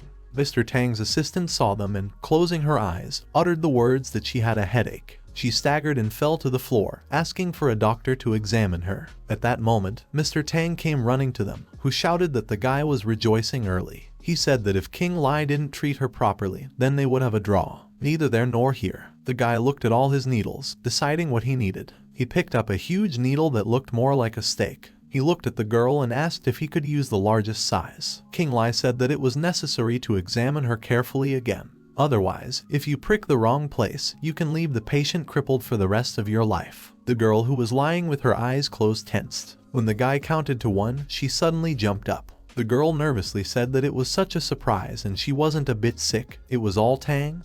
They sent her to the guy. King Li turned to Mr. Tangui and said that the old man had lost, and the girl began to cry, still sitting on the floor. The old man shouted words to the guy about how he dares, because he is the most famous doctor in all of Yangcheng. Liu Cheng himself bowed at his feet. King Li looked at the man and asked that since he was a famous doctor, then why did he commit such meanness? He turned around and said that the man was not worthy to call himself a doctor. Mr. Tang shouted after him that he would remember this. One day he would ask the guy for this humiliation. King Li went inside, taking off his robe and stretching his neck. A girl turned to him and asked what her boss thought, if she was ready to start work already. The guy asked first about how her wound was, to which she, kneading her shoulder, replied that it was not worth worrying about it. She thanked the doctor for his care. The girl told the guy that if it can be useful in some way, then the guy just needs to say, since she is ready. Qing Li said with a slight smile that she could start to settle in this place slowly. He said that in the near future he would need her help in one case. The guy's phone rang in his pocket. He answered the phone, and on the other side they greeted him and said that they were calling about Mr. Jiang's instructions. About the stones, a large batch would arrive soon.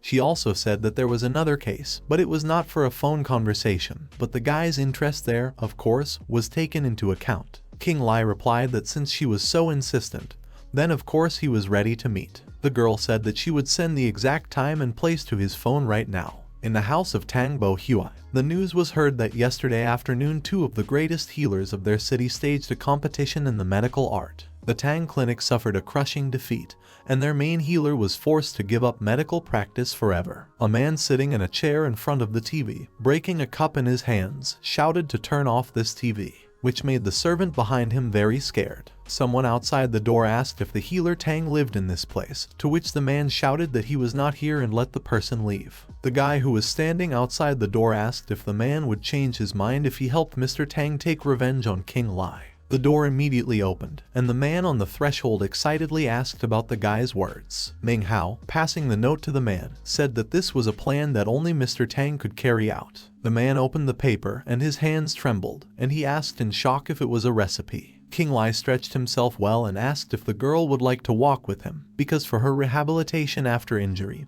this is the very thing. He turned around and added that today he just had one little thing for her. The wounded girl threw a hood over herself and awkwardly left. She thanked Qing Li for her concern, because she already feels great and is ready for any tasks. The guy awkwardly scratched his cheek and said that they just need to look after the apartment, nothing special. He thought about how he needed to improve this moment with her. After a while, they were walking through the streets of the city, and Qing Li turned to Liang Qing. The girl reacted quickly and looked at him. Qing Li asked how old she was when she started training, and whether her parents were military like her. The girl said that she had been living in a training camp since she was 3 years old, and she had never had parents. Qing Li imagined Liang Qing in this camp and thought about how such a little girl lived in a training camp, and in her lifetime she managed to drink a lot of grief. He smiled at her and told her that now she wouldn't need to sleep on the damp ground. The girl agreed. Suddenly, Qing Li's attention was attracted by a small stall with weapons, namely, a specific sword completely covered with rust. The seller asked him if the guy really liked his dagger. Qing Li raised his weapon and looked appraisingly. The seller said that he found it with his own hands during excavations, so the price for it is at least 500. The guy happily agreed and bought the thing. Liang Qing asked the boss if it was really something worthwhile, which he told her to take her time. She would find out soon. Qing Li picked up the lighter and presented it to the dagger using his energy. Suddenly, the entire coating of the dagger began to melt and descend. After a few moments, the blade already looked brand new. Liang Qing said in surprise that something tells her that this dagger is not simple at all. Qing Li asked if the girl liked it, and then said that she could take it for herself as a gift. Her eyes sparkled, and she sincerely thanked him for the gift. Suddenly the guy's phone rang. It was his fiancée Chu Qin Yin. He asked the girl how she was, to which she suddenly tearfully said that unknown people had kidnapped Jai Tang. Qing Li paled at this information. He handed Liang Qing his card and said that he urgently needed to leave, because there were urgent matters at home. He said that all the questions of the apartment are on her. The girl looked at the map in disbelief and asked if she really needed to choose an apartment on her own.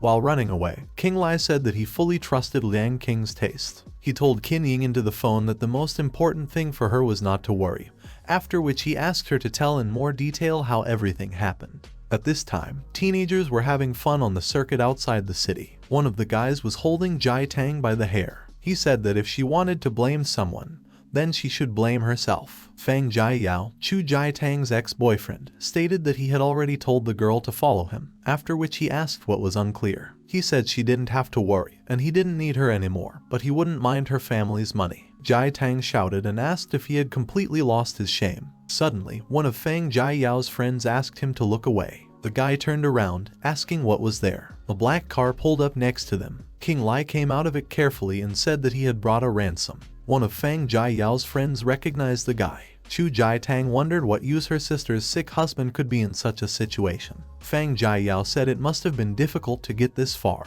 He ordered the guy to put the money on the ground and leave. King Li put the suitcase with the money on the ground and said that this would not do, and Fang Jiayao would take the money and order his people to disappear or they would not value the name. He and his friends laughed. The guy said that King Li from made a good laugh with a good name. Fang Jiayao approached and exhaled smoke into the guy's face. He said that the Chu family had made real fools of themselves, and he would keep both the money and the girl. He snapped his fingers and ordered one of his friends to take the money. Bending down to get the money, they said that King Li was just driving here, and now he can go back. Fang Jiayao said that they treat Chu Tang with all their love, and as soon as they get tired of her, they will immediately return home. At the same moment, King Li kicked him. The guy flew away, and the suitcase with the money opened. Fang Jiayao asked what it was, then ordered his friends to attack the guy. At this time, King Li enveloped himself with energy. He successfully and easily fought off anyone who wanted to attack him. One by one, Fang Jiayao's friends began to fall to the ground. One of them swung the bat behind King Li's back. However, he quickly turned around and threw the guy into the rest of the pile. With incredible speed, King Li dealt with everyone. Fang Jiayao walked away in fright, asking if this guy was the devil himself. King Li wasted no time, and quickly grabbed Fang Jiayao from the body, then knocked him to the ground. With all his strength, he swung. The guy started asking him not to hit him in the face. Despite this request, King Li mercilessly beat him. Chu Tang stared at it in amazement. She was surprised and did not believe that it was still the same sick husband of her sister. King Li stood in a pile of defeated enemies. Chu Tang wondered when he had become so strong. The guy exhaled, then went to Tang and untied the girl. He said that they need to leave soon, because the family can't find a place for themselves. Tang stood awkwardly behind King Li. Suddenly she turned to him. The girl put her hair behind her ear and said that next month the school would hold a family day, after which she asked if he wanted to go to it. Chu Tang exclaimed that he shouldn't think of anything. She stated that she, by the way, is not a bit afraid of these hooligans. King Li sighed and smiled awkwardly. He thought it was cool, because the hooligans gave him an invitation to family day. The guy agreed if he was free. The next day, King Li returned to his clinic. Liang King immediately turned to her boss and said that the task was completed. The girl said that he had only to contact the sales office and formally complete the transaction. The guy was surprised at how quickly Liang King did everything. He thought that now was the time to give Qin Ying the news about the house, otherwise he would not have to live with his father-in-law all the time. He called Liang King and said that there was nothing to delay, and they would go right now. The girl agreed. After a while they were driving together. King Li's phone rang. The sleepy guy answered the call. It was Jiang Jun. The guy told Mr. King that he would never guess what news he had. The younger Jiang said that right now in Wuhan, he has purchased 10 buildings for King Li clinics, and all the documents have the guy's name on them. King Li coughed violently in surprise. Young Jiang asked on the phone why the guy was so surprised. He also added that they had already started repairs. King Li said he didn't even know how to thank the guy. Mr. Jiang refused to thank them and said that they were his eternal debtors, and besides, he could not wait for King Li to move to Wuhan. Jiang Jun changed the subject and asked when King Li was going to visit them. He said he had already found the guy a small villa. King Li refused the villa and said that he had already bought a house, so young Jiang should not spend money. Some time later, he and Liang King came to the hotel, where they were warmly received. The hotel workers bowed low and greeted them. One girl in a suit turned to Ms. Liang and noticed that the girl had returned early. She asked if Mr. King couldn't accompany her. Liang King came forward and told manager Yang that this gentleman was her boss, who was also the buyer of the #1 luxury villa, King Li. The girl turned skeptically to the guy and asked if he really bought the most luxurious paradise villa. She thought he was just putting on airs, pretending to be rich. She smirked slyly and thought that the Zhao family also wanted this villa, and they even paid her to hold it, so she said it was sold. The guy and Diane King frowned, and manager Yang said that if the guy deposited the entire amount in cash, then they could replay the deal. Liang King came forward and exclaimed that she was the first to deposit the amount for the reservation. She asked why the manager had sold the villa to others. The girl pointed her finger at King Li and said that she was entrusted with the most luxurious villa, and she, in her opinion, deserves the most respected and well-off owner. King Li exhaled. He wondered if this was how customers were treated in their apartment complex. The girl looked at him arrogantly and said that everything was exactly like that. She asked if King Li had any idea how much it costs to live in their complex. A girl in a red dress came into the room and stated that manager Yang had said very well. It was Jiang Chuzhu, the head of this complex. She said that their complex is inhabited by exceptionally respected and well-off residents with a brilliant position in society. Manager Yang got nervous. She told Director Jiang that she didn't notice when she came over. Jiang Chuzhu slapped the girl in the face. She said that Mr. King is the most welcome, most respected guest for their family. The girl turned to King Li and introduced herself to him as the mistress of all this outrage. She said she saw a picture of a guy at Jiang Jr's house. She shook his hand and asked if it was possible that he remembered being called about the stones, and it was her. King Li quickly recognized and remembered the girl. Jiang Chuzhu sincerely apologized to Mr. King for the inconvenience caused to him. King Li was already used to this, so he just asked the girl to forget. Manager Yang rubbed her cheek and smiled. She said that King Li turns out to be a good acquaintance of their hostess. The guy said it didn't matter who his acquaintances were. He stated that the main thing is that the manager no longer causes problems and does not try to sell his villa. The guy turned around and said that it seemed he would not wait for the documents, so he was going to leave. Jiang Chuzhu tried to stop him and apologized for the manager's negligence, after which she offered her help with the registration. Without listening to the girl, King Li left. Jiang Chuzhu shouted and several people came into the room and grabbed the girl. She ordered the manager to be taken away so that she would not see her again. At this time, a crowd of different people and the police gathered at the King Li clinic. A girl whose face was completely covered with pimples was screaming. She said that the drugs from this clinic were to blame for everything. She pointed her finger at her face and urged people to see what had become of her face. King Li came closer and wondered what was going on there and why such a crowd had gathered.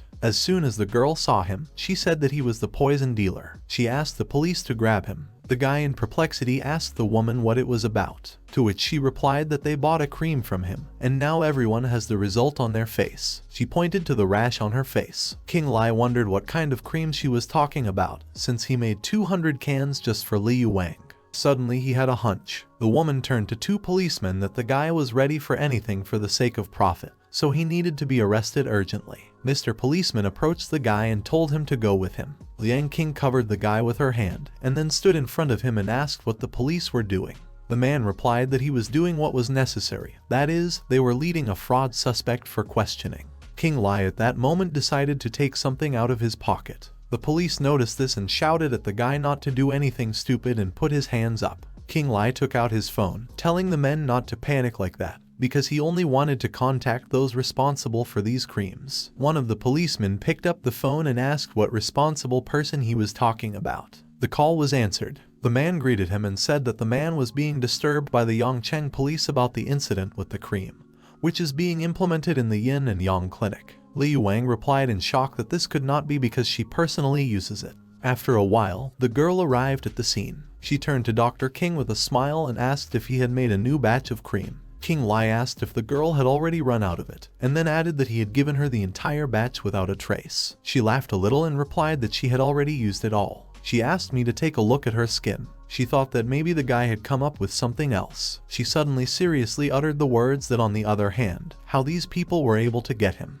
The policeman asked how the girl could confirm her words. Liu Wang handed him her business card and said that she was a respected lawyer and was responsible for her words with her position, so she told the pure truth. The policeman turned to the people who came with complaints and said that if someone among them is not telling the truth, then let him prepare for the fact that he will be sued. The girls were panicking because no one wanted to go to jail. The policeman shouted at them to confess what was going on here after all. The woman who started the whole argument, with tears in her eyes, shouted that she was the first. She said that they should write it down that she was the first to admit everything. The woman said that one of the Tangs gave them a recipe. He told them to say that everything was bought in yin and yang, and they got 10,000 each for it. King Li thought it was that old man again. There was a game of chess going on in the Tang house at that time. The check in the party is taken by Liu Minghao, Bo Huai Tang. The old man exclaimed that Liu was a master of chess. With such a strategy, even their small ones will be outplayed in 2 accounts. The guy replied that the victory always goes to the best. For some half an hour the cream was made, and the result is what? Bo Huai Tang was laughing when suddenly the doorbell rang, which was getting louder every time. The old man, approaching the door, shouted that he was coming. The man looked through the peephole of the door and asked who was there. At the same moment, the door flies off its hinges because King Li knocked it out with a kick, from which the man was thrown back into the room. He flew past Liu Minghao and crashed into a cabinet, knocking down a board with chess pieces on the way. Ming Hao sat in his seat in shock while Qing Li slowly walked inside with Liang Qing. Qing Li noticed that Dr. Tang seemed to have hurt himself, so he asked if he could help him. Liu Ming Hao, hiding something under him, in anger shouted words about why the guy is not in prison yet. Qing Li came closer to him, answering the question by saying that maybe it was because the customer was quickly figured out. Liu Ming Hao took out a gun and pointed it at the guy with a question. How did he guess? However, he didn't have time to do anything, because Liang Qing rushed at him, quickly striking the guy right in the jaw. He flew into the closet next to Bo Huai Tang. The girl, clenching her fist, exclaimed the question that the guy had decided to play games, and then said that then they would play. Liu Ming Hao and the old man were shaking while sitting on the floor, and the guy asked what else Qing Li was up to as he slowly approached him. Qing Li sat down next to Ming Hao and, rubbing his chin, told the guy not to worry so much, because the guy only looks after them so that they don't run away. A little later, the police arrived and arrested Liu Ming Hao and Bo Huai Tang. The officer told Qing Li that today really wasn't a day for two. Qing Li's phone vibrated. He took it out and looked at the screen. Jiang Chuzhu sent him a message. The girl said that everything was closed in his villa.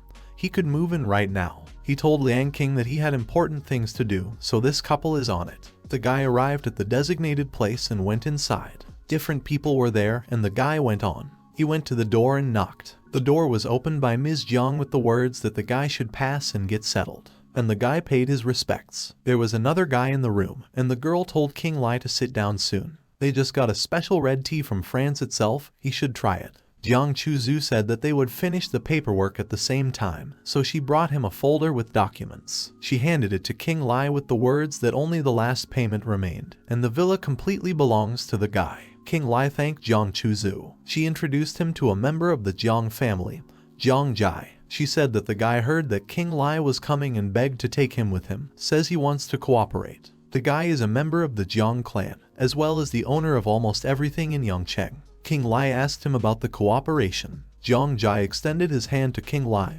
greeting the guy. He said that just like the manager Jiang, he reports to Jiang Jr. He was recently sent to Yangcheng in order to optimize the work of the family's entertainment facilities. Qing Li shook the young man's hand and said that he was too kind to the guy. Then he turned to manager Jiang and asked what she had mentioned about the papers. Jiang Jai said that there are rumors that Qing Li came up with some kind of medicine, and it completely cured the disfigured face of Mayor Liu Zhen's niece. The company of the Jiang family is interested in such a development and would like to sign a production contract with him. His medicine is waiting for an unprecedented commercial success. Dr. King was surprised to ask about these words of the guy, and Jiang Jai replied that it was so. The young man sees it this way.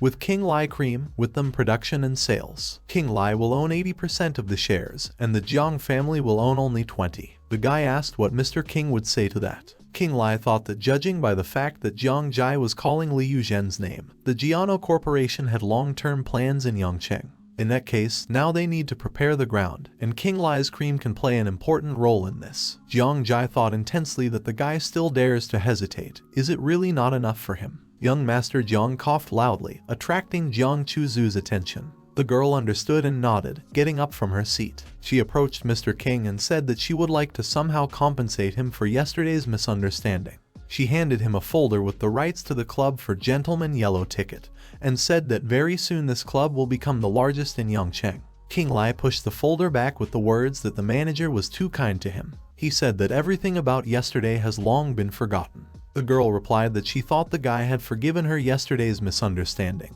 but he did not want to accept the gift himself. Qing Li put the cup on the table and uttered the words that if manager Jiang was pushing him so hard, then there could be no question of any tea party. The girl lowered her head and said that if the guy doesn't want to, then so be it. She takes her offer back. Jiang Jai stood up and handed the card to the guy, saying that if things were going like this, then he wanted to at least give the golden card to Qing Li. It is valid in all entertainment complexes of their family and completely exempts them from paying for any services. Qing Li took the card and thanked Jiang. The young man and the girl exhaled with relief. Jiang Jai, pouring tea to Qing Li, told him to think about the contract with the medicine after all. Qing Li agrees. They provide production facilities and distribution channels, and the guy agrees 50%, and his wife will lead the project. Jiang Jai happily replied that it was just great. He will prepare all the documents by tomorrow, and they will sign everything at once. The girl turned with the words that tonight the supplier of stones is just planning to stay at their complex.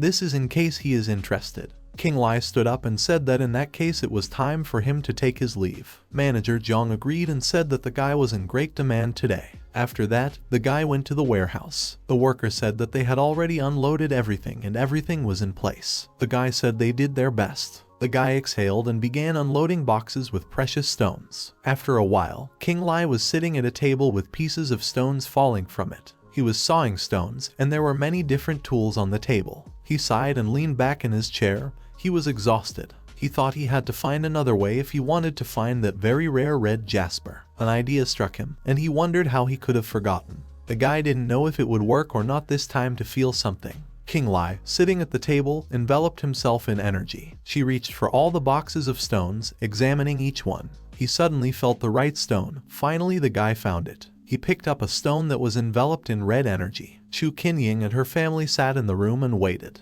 The girl was thinking that it was already getting light outside the window, whether King would even deign to return home today or not. The doors opened, and a guy entered the room. The whole family turned to look at him. King Li didn't understand what was going on here at all. He went into the room and asked why they were still awake. It was already quite late. Chu Qin Yin began to swear, asking if that girl had achieved her goal. King Li asked his wife who he was talking about. The girl screamed for the guy to look at the table on which various photos were lying. Mrs. Hanning got up and shouted that the guy went to another one, and then shouted that his spirit was not in their house, and that he did not dare to shame their daughter anymore. King Li picked up the photos and was very surprised because they showed a guy with Liang King. While the guy was looking at the photos, the whole family looked at him angrily. Chu Tang turned to King Li and asked if he wanted to tell them anything. King Li calmly asked where they got these photos from, which made the girl even more angry. She shouted that he had not been asked about it. King Li sat down on the sofa and replied that this girl had come to him with a serious injury. She didn't even have a roof over her head, so the guy suggested that she stay. He took out his phone and said he would call her now and they would find out for themselves. A few rings sounded, and Liang King picked up the phone.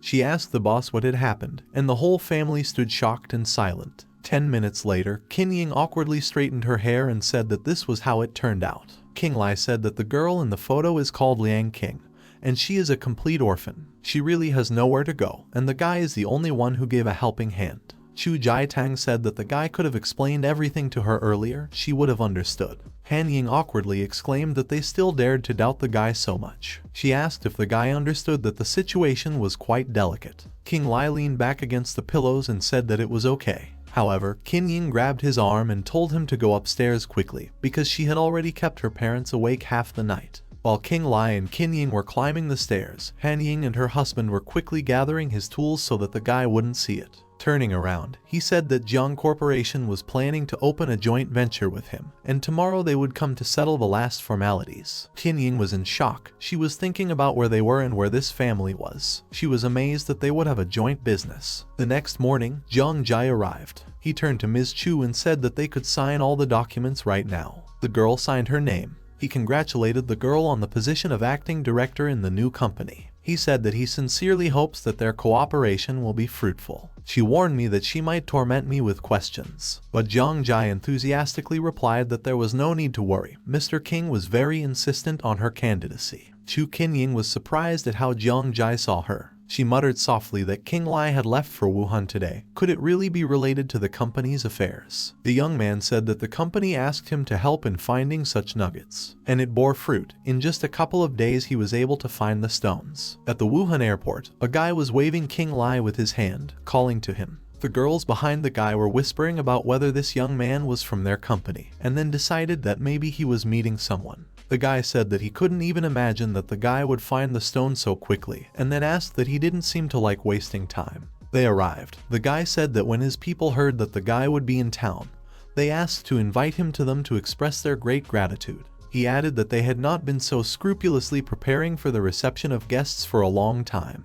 and then laughed. King Li replied that he hoped the nugget would not disappoint them. Jiang Li Ming, Jiang Jun's father, met them and asked if the guy was the healer who saved their grandfather, and then added that he represented an older guy. King turned to Mr. Jiang and said that he was probably joking, because the guy just understands a little about Chinese medicine, and that's all. Jiang Jun told his father not to torment him and told him what was going on with the stone. He reported that Qing Li had just handed them a nugget, the equal of which he had not seen for more than 10 years, an emerald pearl. The guy exclaimed and asked if this was the pearl that was worth hundreds of millions. Jiang Liming said that the guy hit the nail on the head. The man did not think that he would get a chance to see such a rarity again. Frankly, it was a long time ago. Mr. Jiang said that the price was fabulous. He turned to Qing Li and said that the guy was a real guardian angel of their family. The guy once again rendered them an invaluable service. The guy replied that he was glad that the man was satisfied. They left Mr. Jiang, and Jiang Jun remembered something. He remembered that Qing Li had asked for a favor last time. The guy took out an envelope and said that it contained everything about his parents. Jiang Jun took the liberty of collecting a small dossier. He handed the envelope to the guy and said that he was not sure that all the information was accurate, so Qing Li had better take a look for himself. Qing Li took the envelope, and Jiang Jun said that, as he had already said, most of the information is very vague and he is not sure that they can be completely trusted. There is one piece of news that he didn't put in the folder. He said that 2 years ago, the trace of Qing Li's parents was found in the capital, but only once. Qing Li asked if the information that the parents had appeared in the capital was verified, to which Jiang Jun replied that he had received it literally before coming. The authenticity has not been confirmed yet. As soon as the results of the verification come, the guy said that he would definitely contact Qing Li. After a while, they arrived at the hotel complex. At the entrance, they were greeted by the staff, and Jiang Jun said that this restaurant belongs to his sister.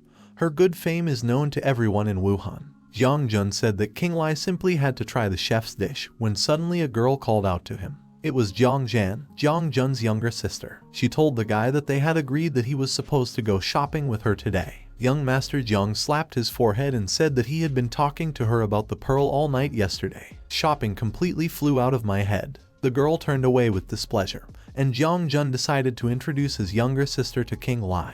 Qing Li thought that he seemed to have seen a picture of Jiang Jan in some magazine. There were rumors that in her 20s she became a real business shark. The guy introduced himself and extended his hand to the girl. She turned away from him. Jiang Jan shouted in the direction of her brother the words about why they stood rooted to the spot. If they have come, then let them go to the restaurant. Jiang Jan shouted to Jiang Jun that he himself had thrown her with the shops, and now a special invitation was waiting. Jiang Jun picked up the guy and whispered as he left that his sister has one flaw. She doesn't like to deal with men, so the guy shouldn't take it on himself. Jiang Jan, in anger, shouted after them a question about what the guy was muttering. Was he really washing her bones? A man in a suit ran up to the girl and shouted that it was an urgent matter. The girl turned to the manager of New Bai and said, "Can't he see that there are a lot of visitors here, so he should behave properly?" New Bai said that there was an employee trying to jump off the roof. The police have already begun a partial evacuation of the building.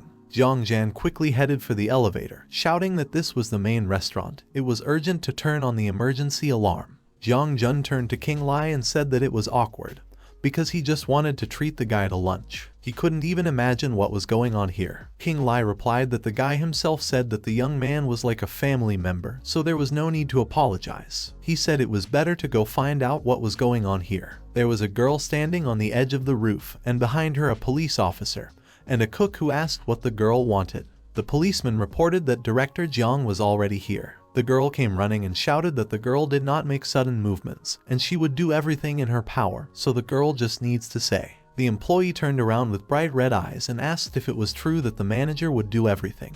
Qing Li felt an evil eye and a black aura. He thought that there was a reason this girl decided to end her life. Jiang Jan reached out to the girl and shouted that she did not need to jump off, and again asked her to move away from the edge. Qing Li shouted at the girl not to approach her. The employee grabbed Jiang Jan by the hand and said that she had caught him, and then jumped down. The manager, with a look of fright on her face, reached up. Jiang Jun shouted and rushed towards them, but Qing Li was faster. He grabbed both girls by the arms. Qing Li pulled them back on himself, returning them to the roof. Jiang Jan flew over the guy and then fell right on top of him. The employee, absorbed by the dark energy, rushed at the guy from above, and the people who were on the roof shouted that the guy be careful. Qing Li stretched out 2 fingers and touched the center of the girl's chest, channeling his energy into her. The girl fell to the floor in front of him, and Jiang Jan sat on Qing Li in fright. She felt the guy's hand on her waist. Qing Li asked if Ms. Jiang was okay, and the girl jumped away from him and shouted for him to take his hands off. The guy apologized, and Jiang Jun came up to him, who congratulated the girl on a successful landing and told Qing Li that he was a talent since he had done such a thing. Qing Li stood up and said that it was nothing. He just quickly figured out what was what, so he was ready for such a turn of events. The brother and sister asked what he was talking about, to which the guy replied that it was not so easy to explain. He said that he thought that someone from the experts of the Dark Doctrine had put a spell on this building, so the employees began to go crazy. The girl frowned and said that the guy must have been joking. Qing Li replied that, unfortunately, no. He reported that this building could still get rid of someone. Jiang Jian said irritably that the guy had just saved her, of course, but even that doesn't give him the right to talk such nonsense about her restaurant. Jiang Jun asked Qing Li about this being some kind of evil, and then he added that there was nothing like that here, no dark adepts. Jiang Jian turned to the manager of New and asked how the employee was, to which the guy replied that she seemed to be in a normal deep faint. Jiang Jun told Qing Li not to worry, as the guy would pass on his words to anyone.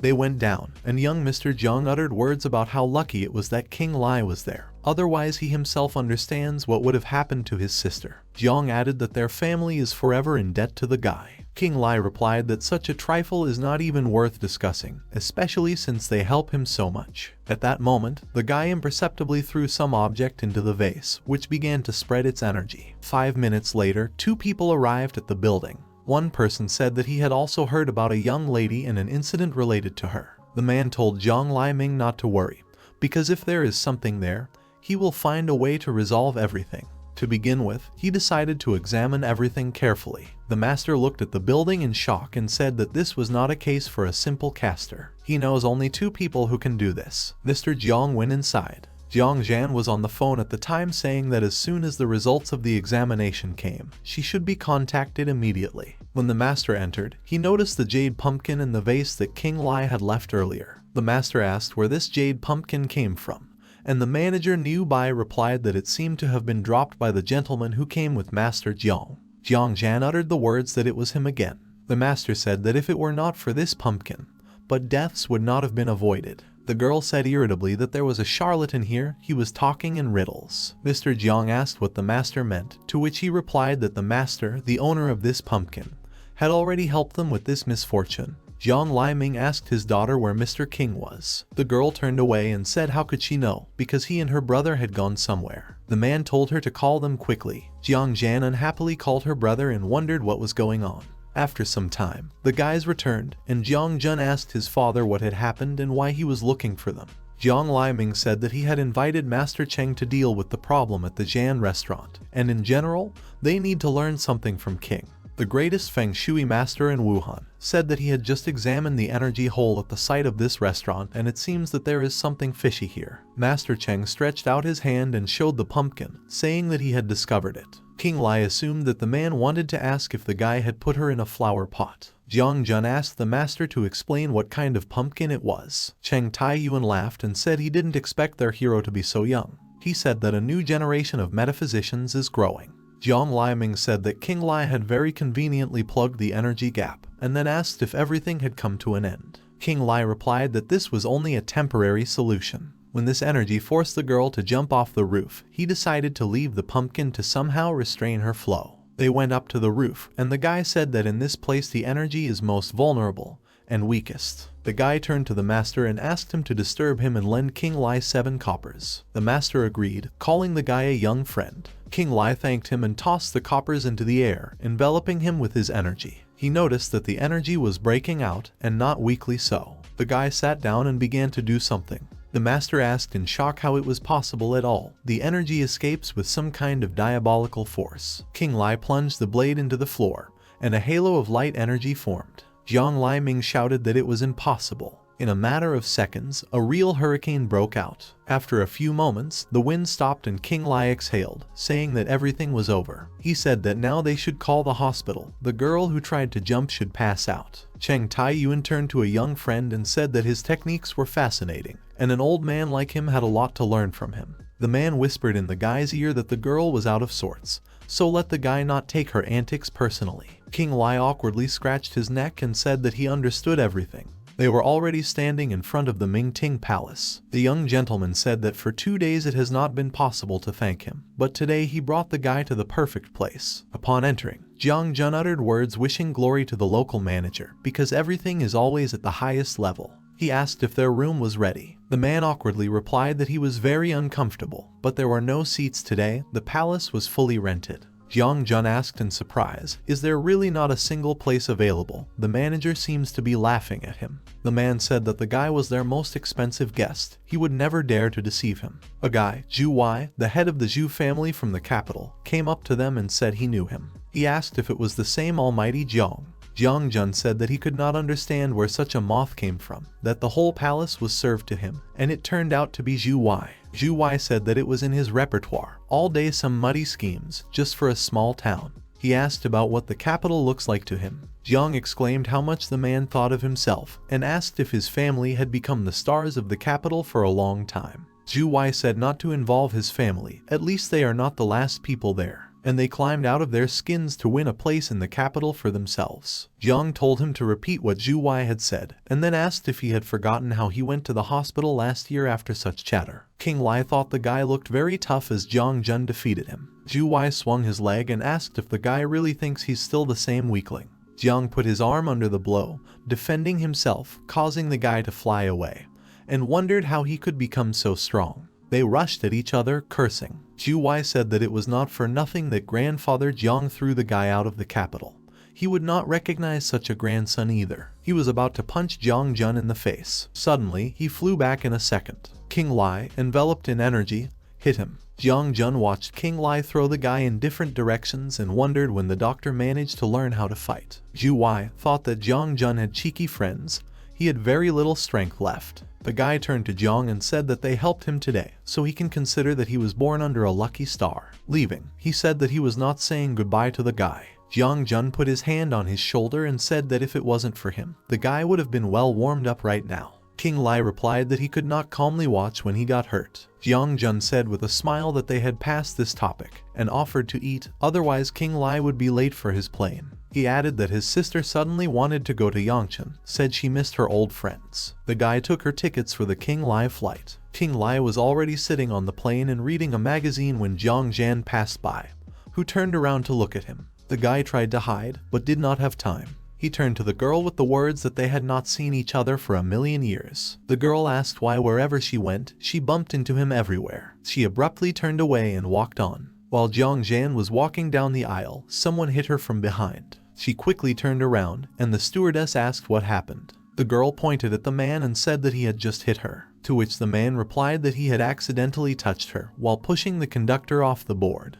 Another employee said that this is a highly respected passenger of their airline, so the man should apologize, otherwise he will be blacklisted. Suddenly, a gun was put to the employee's head. The hooded man said that the captain himself had arrived. The captain asked what the man intended to do, to which he turned to the man in the chair and said that he had played like a god today. The second man also took out a weapon, and they reported that it was a hijacking of the plane, and that the passengers had prepared money and valuables. For those who are not ready to part with Relocation, they have a special offer: a bullet in the forehead. Jiang Jan stood in the aisle and trembled, when suddenly someone closed her mouth. It was Qing Li. He told the girl not to make a sound and to follow him. They hid in the toilet while the robbers told no one to cheat and hand over the money. Qing Li told Jiang Jan that she could wait out safely here, and he went, telling her before that to slam the door behind him. The girl asked what he was up to, and Qing Li replied that he would go and kill the robbers. Jiang Jan said why contact them. The guy just needs to give his phone and wallet, otherwise he will definitely bring them to the grave with these tricks. The man took things out of some bag and said that for how many years they had been fishing, and he would not remember such a profit.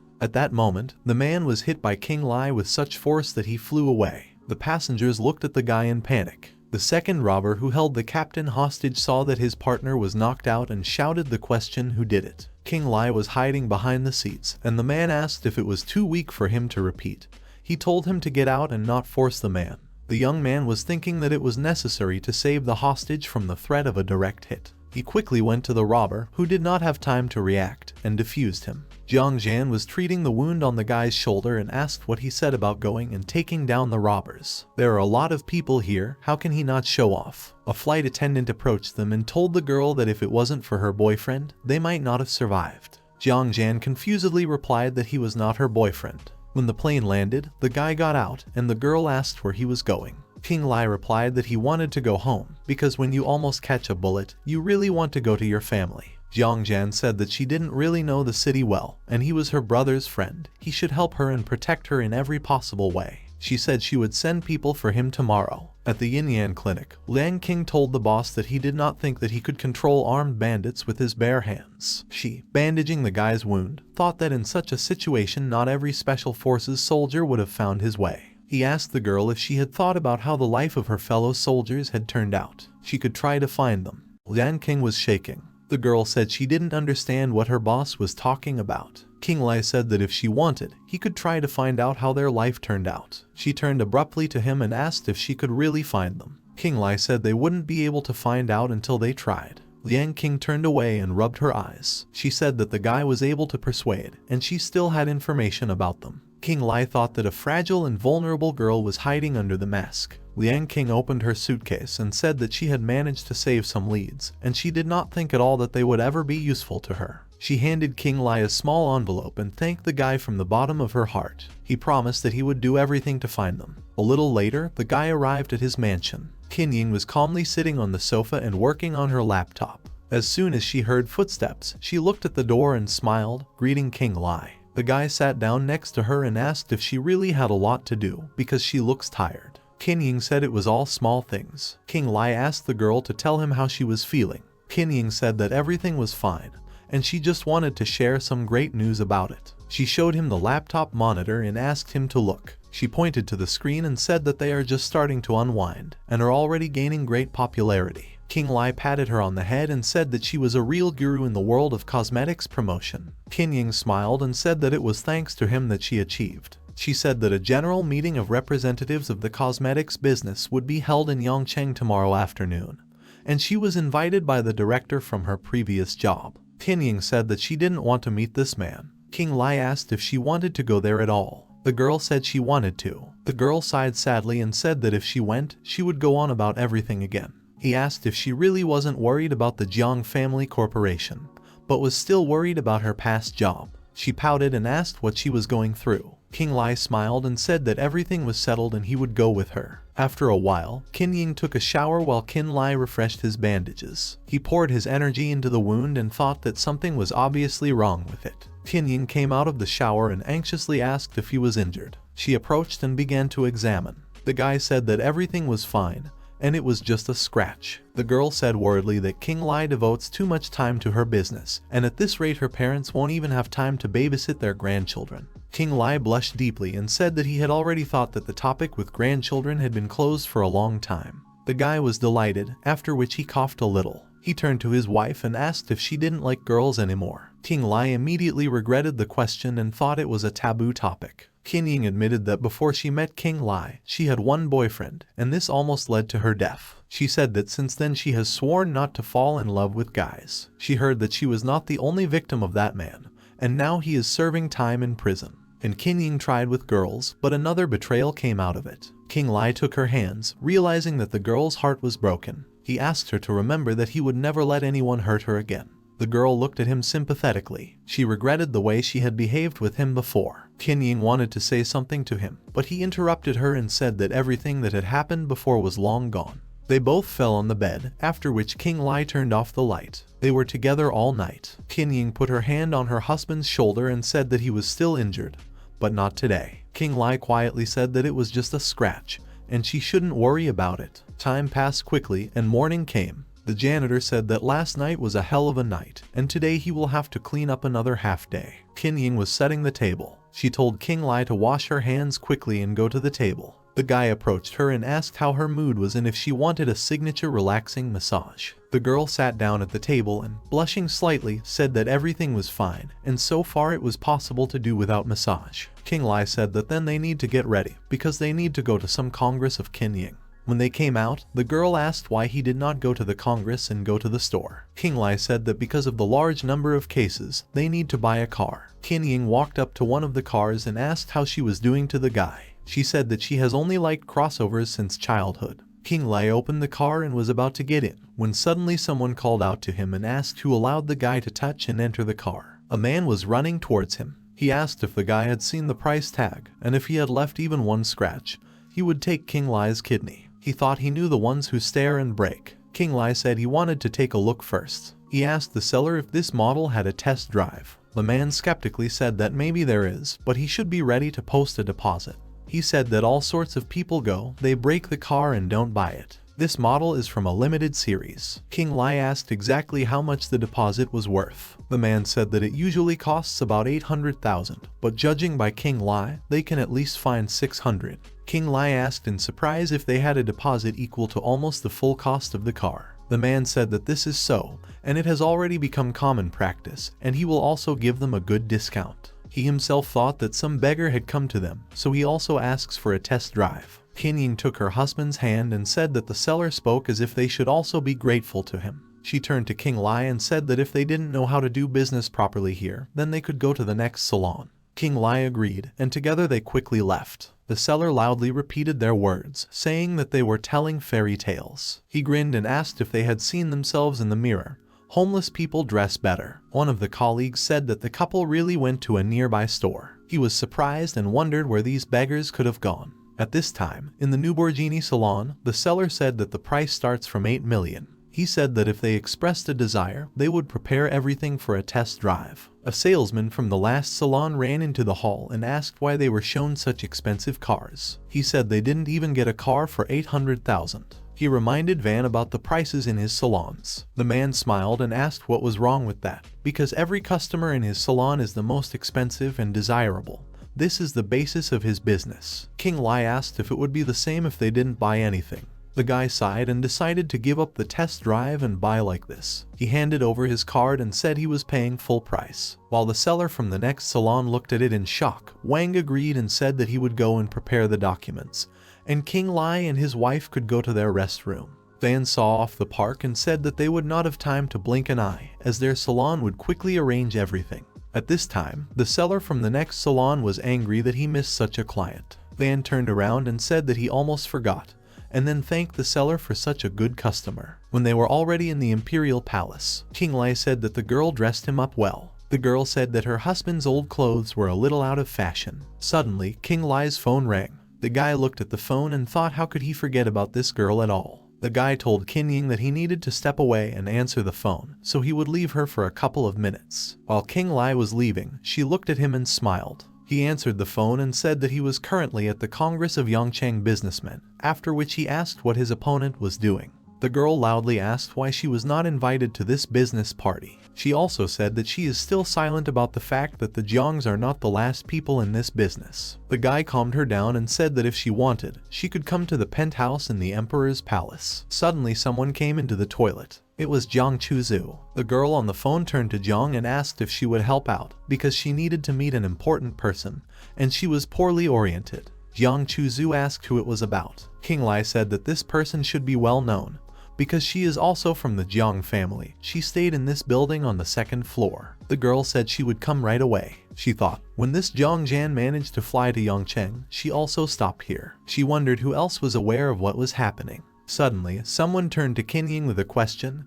Was she also called? The plump girl said that now it is clear where the dog smells from. She asked if the girl really wants to find a more thoroughbred dog at this meeting. Qin Yin turned to Manager Liu and said that she would do well to wash her mouth with soap. The woman got angry and hit her in the face. Manager Liu pointed her finger at Qin Yin and loudly said that the girl would fly out of here like a cork, because she decided to teach her. She asked if Qin Yin really thought that since she quit, she could do anything. She said it wouldn't hurt to take care of herself. Qing Li came into the room and asked what was going on. He saw Qin Yin and asked his wife what happened to her face. Manager Liu noticed that the flawed husband was also here. She said that at least here he would learn how to teach his wife to be smart. Qing Li asked if this woman had hit his wife. The woman grinned and said it was her, and then asked what was with it. At the same moment, Qing Li hit her hard, and she flew into the table. Qing Li coldly said that whoever dares to lay a hand on his wife will get what he deserves. The woman started rolling on the floor and shouting that she was being killed. She exclaimed that Qin Yin and her stupid husband were beating respectable people. A middle-aged man ran forward and asked what was going on here. Manager Liu began to cry and told Mr. Chen that this Qin Yin had set her husband on her, and he had hit her.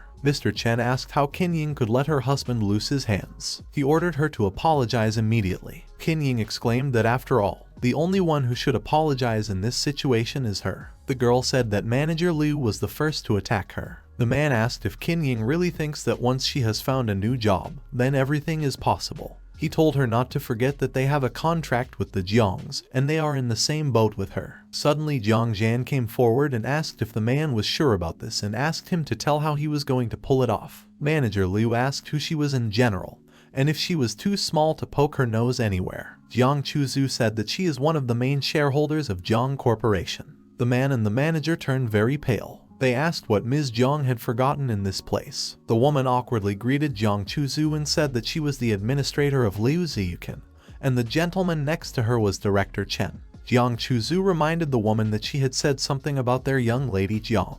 The woman started waving her hands and said it was just a misunderstanding. Liu Ziyukin pointed her finger at Qin Yin and said that she and Director Chen came to the business forum as decent people, and hear all sorts of loose hands. The girl sternly asked if they were from a cosmetic company. Liu Ziyukin and Director Chen smiled and confirmed this information. Jiang Chuzhu looked at them coldly and said that she was ceasing cooperation with them, and the penalty would be reimbursed by the Jiang company. Liu Ziyukin turned pale. She asked the lady if this was some kind of joke. The director was also scared and said they didn't need any penalty. Jiang Chuzhu smiled and said that she was completely serious. She pointed her hand at Jiang Zhan and said that they had dared to insult her family members, Ms. Jiang. Jiang Chuzhu pointed her hand at Qin Yin and added that, on top of everything else, they had managed to spoil relations with their second most important shareholder in Yongcheng. She pointed her hand at King Li as well, saying that Liu Ziyukin and the director had offended the dearest friend of their family. Director Chen said that this could not be, because Qin Yin was his former assistant, so he did not understand since when she suddenly became a shareholder in the Jiang Corporation.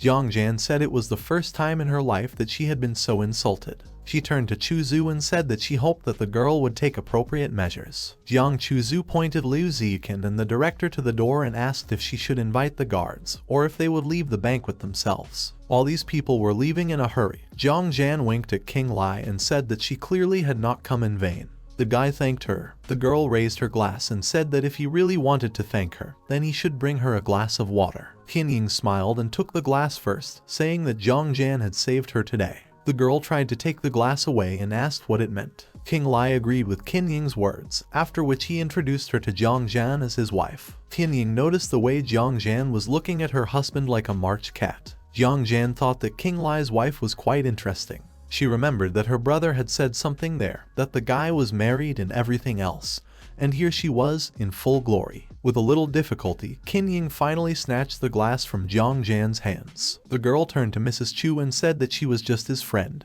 and there was nothing wrong with that. Qin Yin smiled sweetly and said a compliment to Jiang Zhan. She asked if the girl would mind if she replaced her husband for a while, and helped her with water. The guy felt that it was time to get away from a difficult situation. King Li raised his hand and coughed slightly, then said he had to go. The girls exclaimed in unison that he couldn't leave like that. The guy sighed and said that he would go to the bathroom for a minute. As soon as he was in the toilet, he said that the girls for a couple would take out his whole brain. He was angry that the girls had arranged a serpentarium for nothing. Suddenly someone turned to him and asked if something was bothering him again. The guy replied that he didn't know himself. Everything seemed to start well, and then something incomprehensible began. The girl smiled and said that it was because the guy was too good. King Li turned away. He suddenly remembered and asked Jiang Chuzhu if she could give Jiang Jai a trinket from him. The guy handed Jiang Chuzhu a small USB flash drive and said that there was a need to check the addresses of a couple of people, in which case, he was ready to answer all Jiang Jai's questions. King Li said that the location of these people is kept strictly secret, but it is very important to him. Jiang Chuzhu thanked Mr. King for his trust. The girl said that she would personally give all the information to the guy. After taking the flash drive, she looked at him and said that it seemed to be time for him to return. Some time later, King Li and Qin Yin were driving in a car. The guy asked his wife what she had been talking about with Jiang Zhan for so long. The girl looked displeased. She said that they had time to talk about what, and then gave an example of how much the guy annoys young Ms. Jiang. King Li asked as soon as his wife had endured this delirium. The girl sighed because of her husband's regular jokes. Qin Yin said that Jiang Zhan is very good. Qin Yin thought that she liked King Li very much. The guy said that Jiang Zhan was going to Yongcheng to meet old friends. He said her brother asked him to look after her. King Li stated that he could not even imagine how tiring it would be. Qin Yin said that the girl had already told her. She said it happened when King Li went to keep a secret with the manager Jiang Chuzu. The girl asked her wife how she looks at further development in Wuhan. The guy asked what his wife said to that. Qin Ying said she doesn't know yet, but of course she doesn't plan to be stuck in Yangcheng for the rest of her life. The girl said that there are much more prospects and opportunities in Wuhan. King Li asked his wife to think about it, and when she makes a final decision, they will talk. Jin Ying asked what King Li thought about it. The guy didn't understand her question. The girl asked him a question, would he go with her or not? King Li said that if she decided to do this, he would just close the clinic and start packing his bags. When they started to drive up to the house, little Chu Tang was sitting on the doorstep. Noticing that a car had pulled up, she ran to them, rejoicing that her sister was finally here. Chu Tang admiringly asked her sister if King Li really bought her this villa. She said that the villa is simply magnificent, and no one has it, even the richest. Jin Ying hit the girl on the head and told her to have respect for her elders. She asked how Tang addresses King Li, and then told her to call the guy respectfully. The girl looked at King Li a little embarrassed and called him Mr. Son-in-law. It was the first time the guy had heard Tang call him that, but it sounded good. Tang said that now they live like rich people. The girl asked how he could earn so much. King Li said that this was not surprising, because he had worked hard for this. King Li asked her why she had come to them. The girl suddenly remembered and said that if he hadn't asked, she wouldn't have remembered it. Chu Tang said there would be a party at her school in a couple of days, and King Li never said whether he would be able to accompany her or not. She hasn't been able to catch him for several days. The guy sighed, finding logic in her words. Chu Tang asked him not to say that he would not be able to go, because these scumbags might attack her again. King Li asked her if she was so afraid, then why didn't she just go? The girl definitely refused this and said that she was not a coward, and what could they think about her at school? Qin Ying smiled and said that if the guy had already given his word to Tang, then he should go. The guy looked away and agreed. Qin Ying smiled and looked at her pouting sister. Tang blushed and tried to say something about what had happened. The girl asked her son-in-law not to interrupt her. She was nervous, not knowing what she was saying. King Li asked why she was hesitating, and then told her to help him. Chu Tang jumped up and said they were going to the kitchen. Qin Ying laughed and offered her help. After a whole month, everything went smoothly. King Li looked at his assistant and thought that Liang King was working like an ox, and he still had not a single word about her comrades. He kept thinking about how he could talk to her so as not to accidentally hurt her. King Li coughed. At the same moment, Liang King asked the boss if something had happened at the clinic. King Li said there was no reason to worry, and a group of healers, specialists in Chinese medicine, would come to them in a couple of days. The girl said nothing in response. The guy hesitated a little, then said that he had transmitted the data of her colleagues, and as soon as there was news, they would be contacted immediately. Liang King was surprised. She thanked the boss. The guy handed her the keys and said they were from his villa, and she could make herself at home there for a while. He said that as soon as they settled in Wuhan,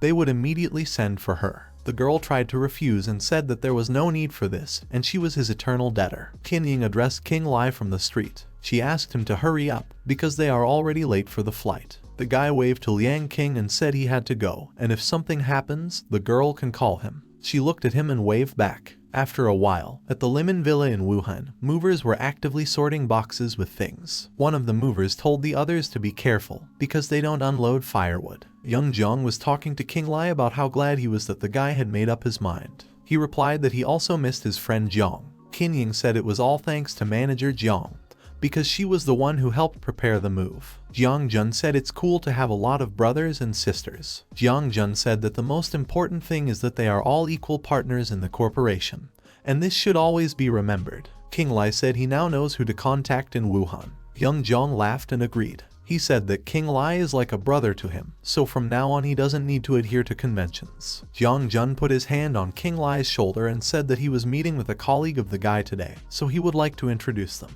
King Li wanted to ask what Qin Ying thought about this. The girl said that she would need to leave on business, and if they have any problems, she is always in touch. The guys were climbing the stairs in the Ming Palace. Jiang Jun said that this guy is going to get a degree in Chinese medicine one of these days, and his fame is booming all over Wuhan. He said that King Li is also planning to open in the near future, and his interest in traditional medicine is amazing, and so they will be able to get acquainted. Jiang Jun hesitated for a moment. King Li asked what it was. Young Jiang said that this guy was running after Jiang A's sister, but she refused him because of King Li. The guy was very surprised and asked again what it meant because of him. Young Jong asked the guy not to take it into his head, because he is her ideal and idol. He said that if that guy wanted to woo her, then he had to become like Qing Li. They opened the door, where they were already waiting. Jiang Jun said loudly that they had come. Jiang Jan immediately smiled and noticed that they hadn't seen each other for a long time. Qing Li smiled back and said he was glad to see Lord Jan.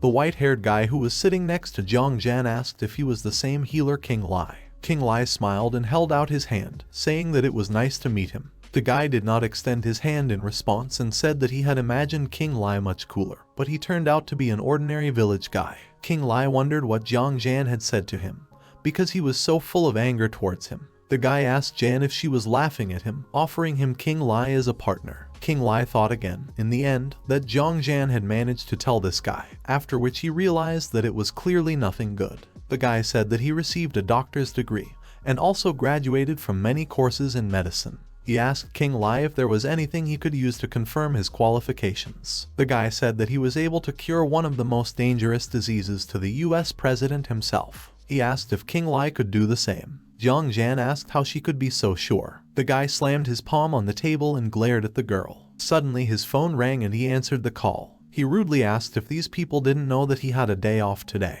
On the phone, Dr. Zia was told that he was being urgently called to the hospital. On the other side, they reported that the condition of his patient from the 903rd ward suddenly deteriorated sharply. The guy was surprised, then jumped up and said that he was leaving right now. He turned to dear Jiang Jan and said that he needed to check the condition of a patient, so he had to take his leave. Jiang said that they all understand that it is a medical duty. Jiang Jan smiled slyly and asked Dr. Zia if they could go with him, and then maybe Qing Li would help in some way. The girl folded her hands and agreed. She suggested to Dr. Zia if he copes alone, he will receive her admiration, and if he fails, he will forget her number forever. Qing Li looked at the girl awkwardly and thought that he did not want to be entangled in all this at all. After a while, they were already in the hospital. Dr. Zia immediately asked to report on the patient's condition, and whether they administered medications strictly according to protocol. The nurse, surrounded by formidable guards, told Dr. Zia that, apparently, the patient was getting worse by the minute. The big man pushed the nurse out of the way and noticed that the doctor had finally arrived. His men quickly caught Dr. Zhu by the arms. The guy was outraged that they allow themselves. Tears appeared in the eyes of the formidable man. He exclaimed that his master was on the verge of death, so why Dr. Zia was walking around was unclear to him. The man caught the doctor by the collar and reminded him that Zia himself swore that he would put the owner on his feet, and he, naive, believed him. Dr. Zia tried to calm him down and said that he did everything according to the protocol, and there should be no complications. He asked the man to let him take a look and understand what happened. The man put his hand to the doctor's neck and said that now he would teach him a little mind to mind. Dr. Zia turned pale. Suddenly someone grabbed the man and asked him to remove his hand. Qing Li, holding the man's hand, asked what was the use of a crippled doctor. He said that if he were a man, he would rather take him to a patient. The man viciously asked who he was, after which he again asked the question, was he really going to defend this doctor and get slapped in the face? He tried to pull his hand out of the grip, but Qing Li was stronger. The guy said he was only paying attention to the possible consequences. The man asked what it meant. Qing Li said that the patient's condition has not been fully diagnosed. He asked if the man vouches that this crisis is not a sign of recovery. He thought that this boy was talking sense, and it was immediately obvious from him that he could think well. After that, he let go of Dr. Zia's collar. The guy straightened his tie and wondered how Qing Li could subdue this titan. He was scared, because the situation is such that you would not wish the enemy. The man approached Dr. Zia's face and said that he should not be too shy here, and immediately go for the news. Otherwise they will continue from the same place. In a few moments they were in the ward. The man looked worriedly at the hospital bed while the doctor checked his pulse. Qing Li noticed that a poisonous substance had entered this man's body, and he could not feel his life force. He wondered if he might be missing something. The guy used his energy power to examine everything carefully once again. Dr. Zia was very worried at this time. He was strained by the man who stood right above his soul. A small mistake could cost him his life, so he was afraid of a mistake. He tried to calm himself and concentrate, because he was not prepared for such a heat at the university. He was holding the needle at the patient's hand and was going to do everything as usual. He had already decided to exhale and stab, when suddenly someone stopped him with a sharp cry. Dr. Zia asked if Qing Li wanted his heart to burst from fear. The guy took the doctor by the hand and said that an injection at this point would be certain death. Qing Li pointed to a large red tumor on the patient's neck. Dr. Zia didn't even understand when such a giant tumor had appeared there. He did not think that the disease would develop like this, and now almost all organs will need to be transplanted. Suddenly the patient began to shake. The man started shouting to Dr. Zia to save him, asking why he was frozen in one place. Dr. Zia said in a frightened voice that they were too late, and now he is powerless. At this time, Qing Li took something out of his jacket. He asked for help to fasten the patient's legs and arms. The man asked what the guy was planning to do, because his master is not a test subject. Dr. Zia exclaimed that the guy was trying to throw dust in his eyes, because he himself sees and understands everything. Qing Li asked him to close his mouth and let him do his job. Night had already fallen on the clock while Qing Li was diligently using his needles on the patient. Until late at night, he carried out a difficult operation. At the end of it, Qing Li said that the patient should recover soon. He stated that he would also leave the medicine. Both the man and Dr. Zia were shocked. The doctor could not believe it, because all the patient's indicators were normal. The patient slowly opened his eyes. The man began to cry and noticed that his master had returned, and he had already thought about the worst. The patient asked where he was. The man smiled and said that they were in the Wuhan Central Hospital, and his savior, Dr. Qing Li, was standing next to him. The sickly guy asked how Dr. Qing Li ended up here. The guy asked in surprise if they knew the patient. Qing Li asked the patient in surprise what he meant and if they were familiar with him. The guy apologized and asked Qing Li not to take it into his head. The patient said that, apparently, he confused him with a friend from the capital. Qing Li was stressed out because it can no longer be a coincidence. The guard said in amazement that Dr. Qing was able to take the trouble away from the gentleman. Qing Li said that they didn't need any more unnecessary conversations, and they had better give him the medical history. The guy said he had to make some recommendations there. The man handed Qing Li a small leaf and apologized for his slowness. Qing Li thought that he didn't remember anything about his family, but his intuition says that the answer is worth looking for in the capital. Dr. Zia said that they had been looking for an experienced specialist for a long time. He asked what the guy thought about this offer. Qing Li smiled and said that Dr. Zia would not believe it, but his Yin and Yang Center was also looking for a candidate for a similar position. Dr. Zia coughed awkwardly. The patient told Qing Li that his life was in his hands today, so he asks that after discharge he thank him. Qing Li said he shouldn't do it. The patient turned to the man, Mr. Gang, and asked if he could help.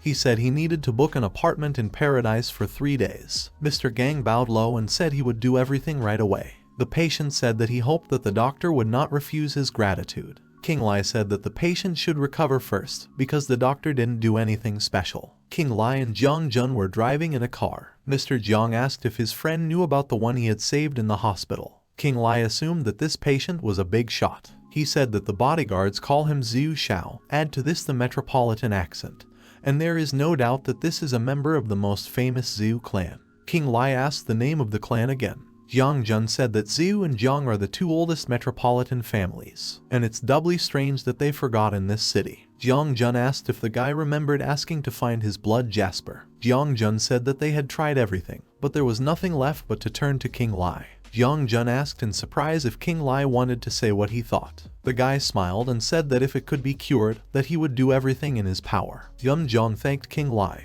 He also added that his brothers and sisters have already contacted the CEO of the cosmetics company, and the guy has nothing to worry about. 3 days later, a stormy party was held in the Paradise Entertainment Complex. Zhu Xiao, standing next to Qing Li, called the attention of the people. The guy said that if it wasn't for this gentleman next to him, he wouldn't have been drinking with them that day. Zhu Xiao raised a toast to the great healer king. Qing Li told Zhu Xiao that the positive dynamics on the face, however, he strongly does not recommend the guy to lean on alcoholic beverages. Already read Zhu Xiao said that as long as Qing Li is here, he has nothing to worry about. The guy whispered in his ear whether he was torn by curiosity to find out who Zhu Xiao really was. Qing Li closed his eyes and said that he was a patient for him, nothing more. Zhu Xiao gave a thumbs up and said that this was exactly what he liked, because he was looking for just such a friend. One guy from the crowd turned to Qing Li and asked what he was standing there for, after which he called him to have fun, because it was Zhu Xiao's own party. Suddenly the front door opened abruptly. The guy with the blonde hair asked if it was Zhu Xiao's people, because he had spilled all his drink on him. The guy, lying on the floor, asked not to blame him for everything. Zhu Xiao asked the disgruntled guy if he had any complaints about his friend.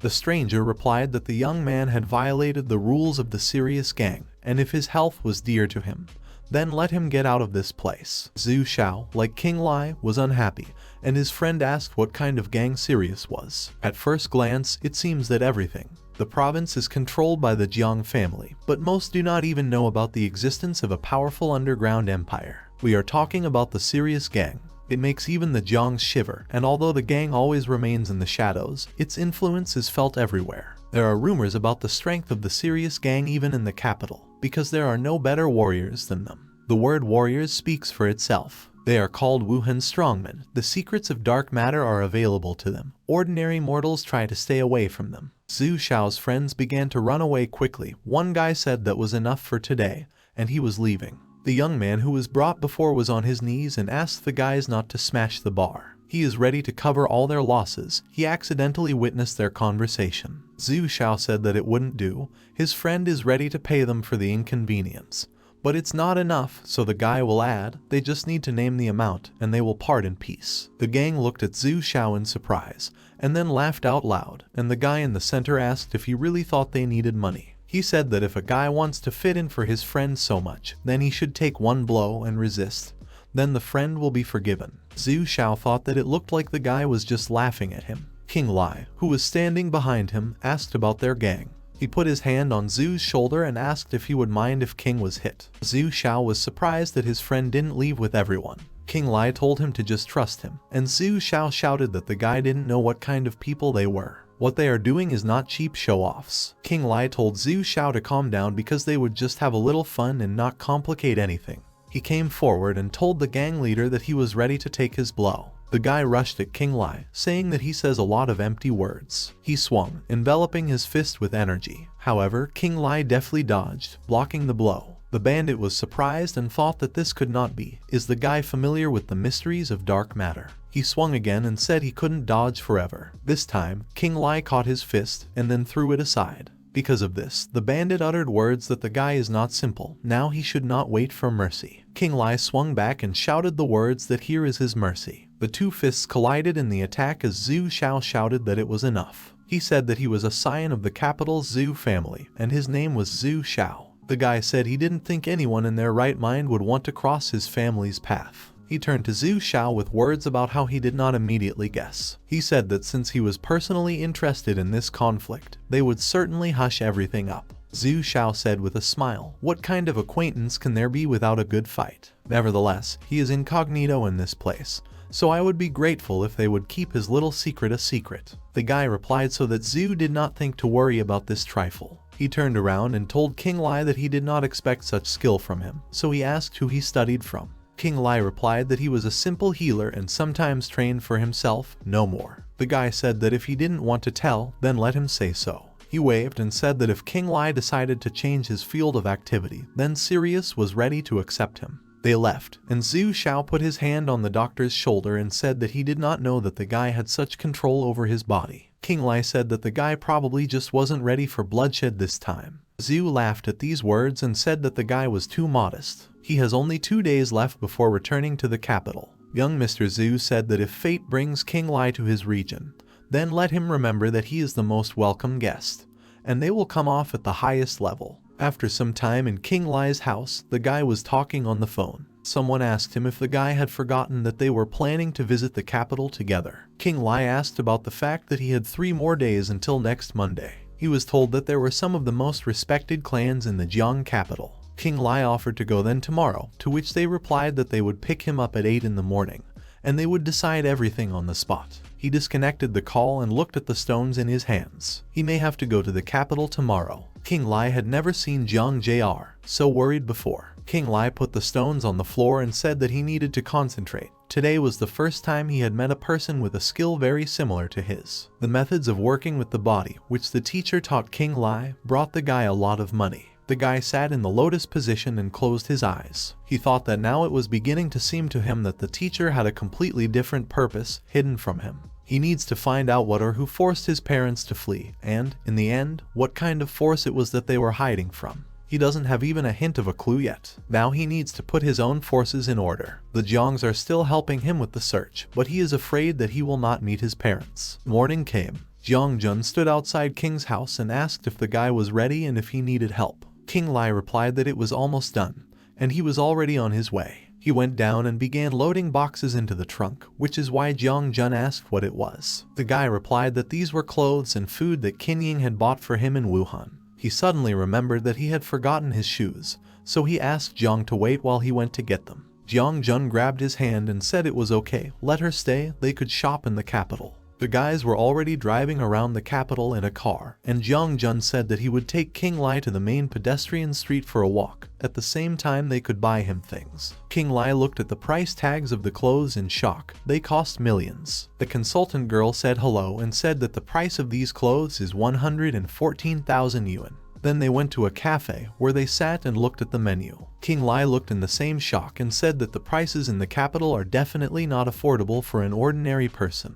Jiang Jun replied that it all depends on the place. Soon he will take the guy to another place. King Li asked where. They arrived at another place and were met by a girl with a cue in her hands, asking if it was really young Mr. Jiang. She said they hadn't seen each other for a long time. Jiang Jun replied that he had just arrived in the capital, and then asked if there was a place. The girl pointed to the side, telling them to pass. The guys went inside where the girl pointed, and the girl immediately called Zhu Wai. She asked if Mr. Zhu was there. The guys were playing billiards while Jiang Jun asked if King Li had played billiards before. King Li replied that he wasn't really into it, and Jiang offered to play again. The guy said that another time, because tomorrow they still have to go to the birthday celebration. Jiang Jun closed his eyes and exhaled, which caused King Li to ask what happened. To this, the guy replied that it was about the holiday. He was afraid that it would not be so easy to return. King Li asked if there were really those inside who could interfere, to which Jiang replied in the affirmative. His father was betrayed. One of the family members got into an accident, so the head expelled them.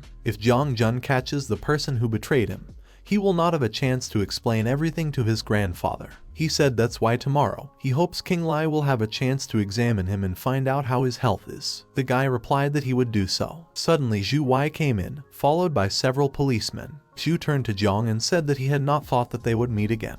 Jiang Jun swore at the guy, and he told the police chief that they had started a fight here and damaged property, pointing at the guys. The man ordered to detain these two and interrogate them. Jiang Jun pushed King Li back and told him to leave because the Zhu family had come for him. He told me to find his father, he will help. King Li asked if the Zhu family was strong, to which Jiang Jun replied that although they were not the top, they had a lot of influence in the capital. King Li asked if it was comparable to the Zhu family, to which Jiang asked about it. King Li confirmed his words, and Jiang replied that the Zhuo family is strong, but it is still far from the Zhu family. Jiang Jun asked why King Li had asked, to which he reminded that he had met a guy in Wuhan, so he would call him. King Li dialed the number. Zhu Wai laughed and said that this guy was in this place for the first time, and was already going to call for reinforcements. After a while, Zhu Wai said that they had been waiting for half an hour, and then asked where their reinforcements were. The man said that, in his opinion, they were just stalling. Zhu turned to Jiang Junyu and said that he didn't think he would pull such a thing. However, no matter how hard he tries, it's all to no avail. He said that in the capital, the Zhu family doesn't care who the guy is, even the Zhu family is afraid of him. At that moment, the door opened and Zhu Xiao appeared, who asked if the guy was sure. Zhu Wai exclaimed in shock. He wondered where the guy came from. This is the young leopard of the capital, you cross his path and that's it, you will not live. Zhu Xiao, passing by Zhu, asked if he had said that even the Zhu family was afraid of him. Zhu was on his knees and in a panic was saying that Mr. Zhu had imagined it. Zhu Xiao kicked the guy and asked if it was fun for him to cheat the guy. The police captain stood in a cold sweat and watched what was happening. Young Mr. Zhu said that this time he would let the guy down with his lies, but he also slandered his savior. The man was mentally cursing because he didn't think that if he helped the Zhu family, he would run into Zhu. Zhu Xiao turned to Chief Zhao and asked if he wanted to detain him as well. The man quickly replied that they were just joking.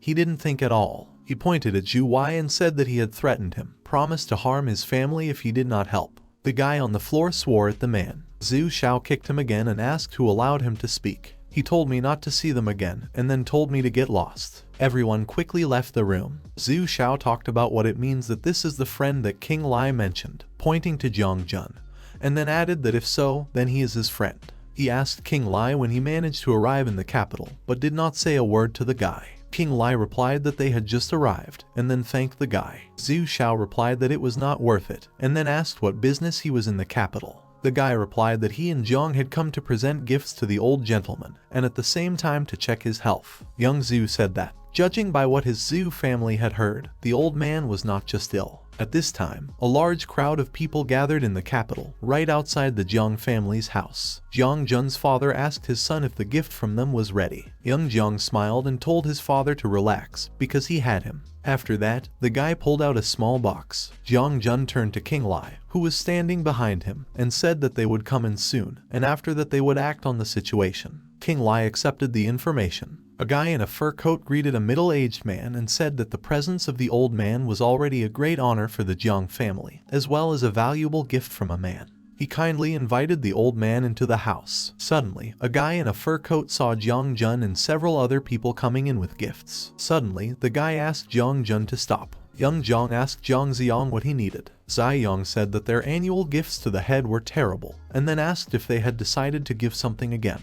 Jiang Xiang asked if Jun really thought that this garbage would help him return to the head's house. He laughed and told the guy to fuck off and not embarrass himself. Jiang Jun grunted in displeasure. Two men nearby whispered. One of them asked if these were the ones who were kicked out of the family more than 10 years ago. He said that nevertheless they are still Jiang, and have the right to participate. Qing Li opened the box a crack and asked if it wasn't worth taking a look at the gift from Jiang Jun first. Jiang Xiang asked what to look at there, and then asked if Qing Li really thought that the head needed this gift. Some people who were standing in the crowd were interested in the stone that was in the casket. A man with a mustache came up and began to examine him. Suddenly he asked loudly if this was what he was thinking. The man next to him interrupted him and said that it was a magnificent bloody jasper. The men began to crowd around. They asked Mr. Jiang if they didn't need this jasper, then they could give it to one of the men. Jiang Xiang turned pale. He knew that blood jasper is the stone that grants the owner longevity. He smiled awkwardly and asked people to calm down, because he just wanted to make fun of Jiang Jun.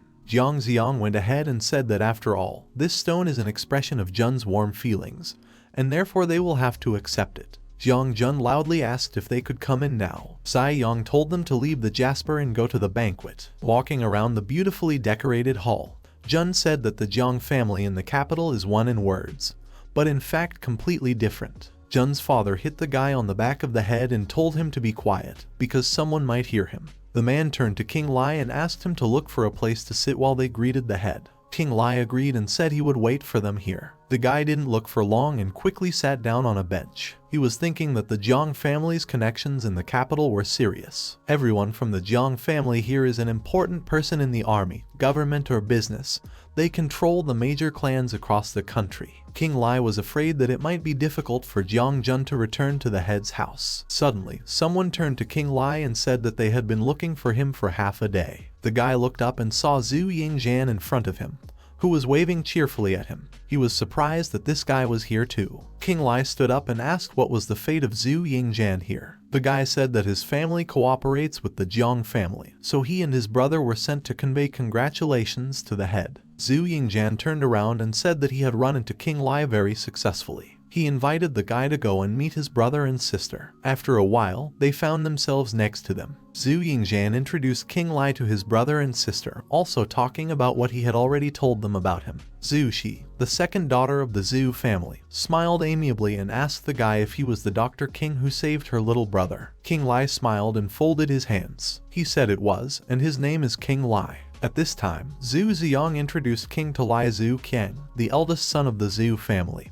who was sitting silently. Qing Li looked at the guy carefully. As soon as he noticed this, Zhu Qiang smiled and asked Dr. King what had happened and if it could be that he had something on his face. Qing Li apologized for his tactlessness and said that it was just a professional habit. Zhu Qiang asked if Dr. King thought he was ill with something. Qing Li said that if he was not mistaken, Zhu Qiang had only recently returned from a mission. The guy confirmed the doctor's words and asked him to continue. Qing Li said that even if Zhu Qiang's Kai energy is fine, the injuries accumulated over the year led to an increase in the element of fire in the body, which caused the manifestation of the disease. Dr. King said that the guy should not go on dangerous missions again in this state. Zhu Yingzhan and Zhu Shi anxiously asked their brother if he was ill. Qing Li seriously said that if Zhu Qiang neglected his health again, the disease could become incurable. Zhu Qiang did not believe King Li's words about an incurable disease, so he said that it seemed he was just a fraud who throws words. King Li bowed and said, since the guy doesn't believe him, he won't continue. Zhu Yingjian told his brother that he had seen Dr. King's skill himself. Zhu Yingjian asked if he could let King Li examine himself. Zhu Qiang ordered Junior to shut his mouth and take care of himself, not to tell him what to do. Zhu Qiang thought that the other clans were always keeping a close eye on the Zhu family, and there was no way to admit that he was ill now, otherwise the worst could happen. King Li turned to Zhu Yingjian and said that it was nice to see him, and he would not interfere with them anymore. Suddenly the guy stopped his friend. Zhu Yingjian guiltily said that his brother just has such a character, so the guy should not take everything so close to his heart. King Li understood and said that he seemed to have his own motives. Zhu Yingjian said that his friend is cool. He said that since he was busy today, they could see each other another time. King Li agreed. Zhu Yingjian wondered if his brother really didn't want to be treated for personal reasons. While King Li was walking around the estate, he thought that Zhang had been gone for a long time. He just hoped that nothing had happened to Jun. Suddenly the guy turned around sharply, feeling something terrible. He turned around and saw a red energy flame. He wondered why there was such a strong sinister energy in this place. King Li couldn't have thought that there was a cursed place hidden in the Zhang family. He passed by the room and noticed that, in addition to dark energy, the door jamb is made of sophora. Suddenly the guy looked closer and saw that the source of dark energy is a sick man lying on a bed. Using his strength, King Li broke the lock into the room. A terrible energy began to envelop the guy. He realized that it was bad, and it was an evil spirit. King Li resolutely raised his head to use his needles. He attacked the evil spirit. In every place where the needle touched him, the spirit dissipated. He wondered why this energy was so similar to the one in the hotel last time. The energy enveloped the guy even more. He dodged the attack and remembered that the old man who taught him said that everything obeys certain rules. He carefully dodged attacks and thought that, fortunately, he had learned from the old man how to hack such things. Quickly making his way, King Li noticed the artifact that was the source. The guy tried to get through, but the energy enveloped him more and more. He cut the spirit again with his needles and quickly got to the skull-shaped artifact. With his needle, he pierced the center of the skull, after which all the energy of the evil spirit evaporated, and he was left in an empty room. King Li exhaled and said that whoever did this was really strong, and it was very good that he had time to prepare before leaving. King Li looked at the old man and wondered how he had come under the influence of such a strong evil. The guy took the old man's hand and said that, fortunately, King Li discovered it in time. He wrapped himself in energy and picked up his needle, then brought it to the old man's forehead. Extremely quickly, negative energy began to flow out of the old man, and he woke up. King Li happily noticed that he had woken up. The old man looked at King Li and asked who it was. The guy said he was just a doctor who came to a festive banquet. The old man got up and said that it seemed he almost died on his own holiday. King Li was surprised and asked if it was really Mr. Jiang.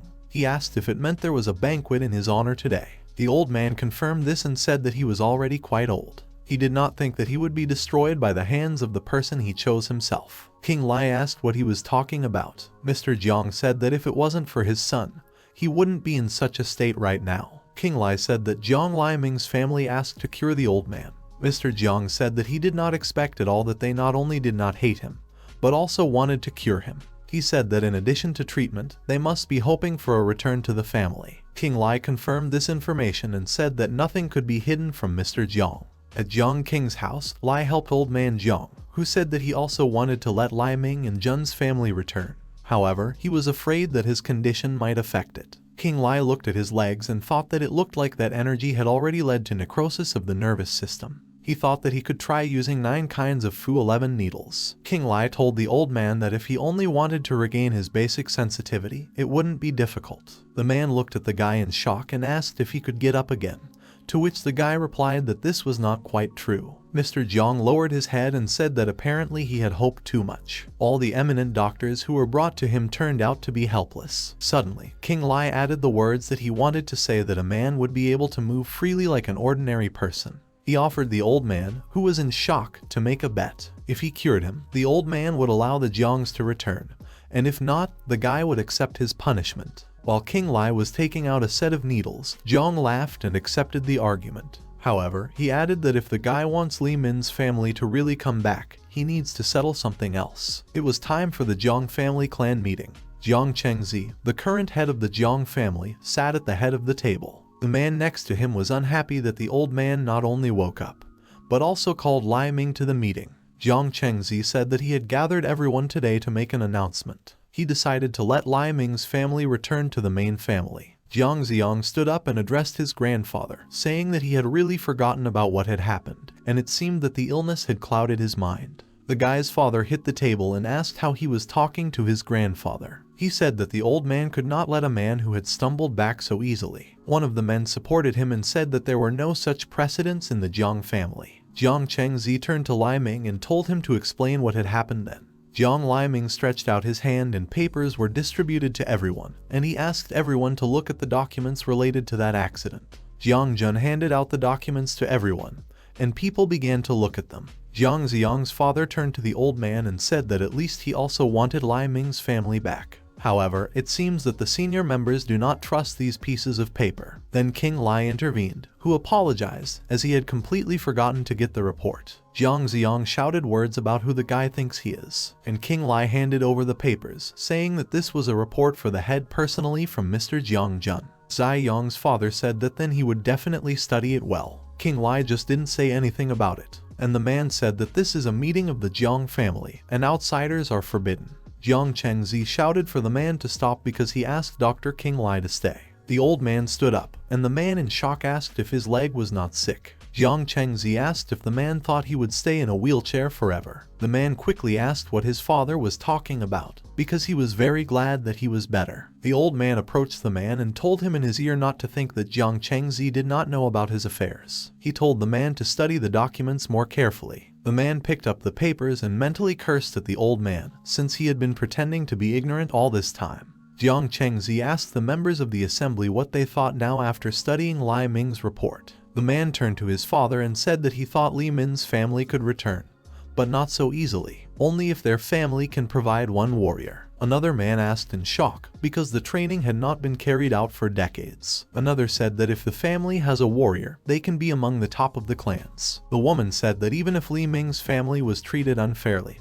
he still bears some responsibility. One man agreed with her. Jiang Chengzi rubbed his chin, thinking, there are rumors that if an ordinary person wants to reach the first step on the path of a warrior, he must not only be gifted, but also trained for more than 10 years. The old man asked Lai Ming about what level Jun was at now. The man replied that despite the youth and strength of the guy, it takes decades to become a warrior. Jiang Jun put his hand on his father's shoulder and said that they continue to bother them, and why they are still messing with them. Zai Yong's father stood up and said that means Jun refuses, then there can be no question of returning. Jiang Lai Ming sighed and said the words that it looks like they will not return to the capital in this life. The meeting ended. Jiang Jun, Lai Ming and King Li sat and drank tea. Lai Ming, holding a cup in his hand, said that he did not think that the head suddenly puts forward a condition with a warrior. Jun turned to his father and asked if they had any other options besides the warrior. King Li was thinking at this moment that they were really talking about someone like that guy from the Serious Gang. He suddenly asked the guy if he had heard about the Serious Gang, to which Jun asked again about the gang, and then asked why the guy suddenly asked about it. King Li said that last time in the bar they exchanged a couple of blows. Jun exclaimed in shock that they were warriors, and then asked if the guy was okay. King Li replied that of course he was fine.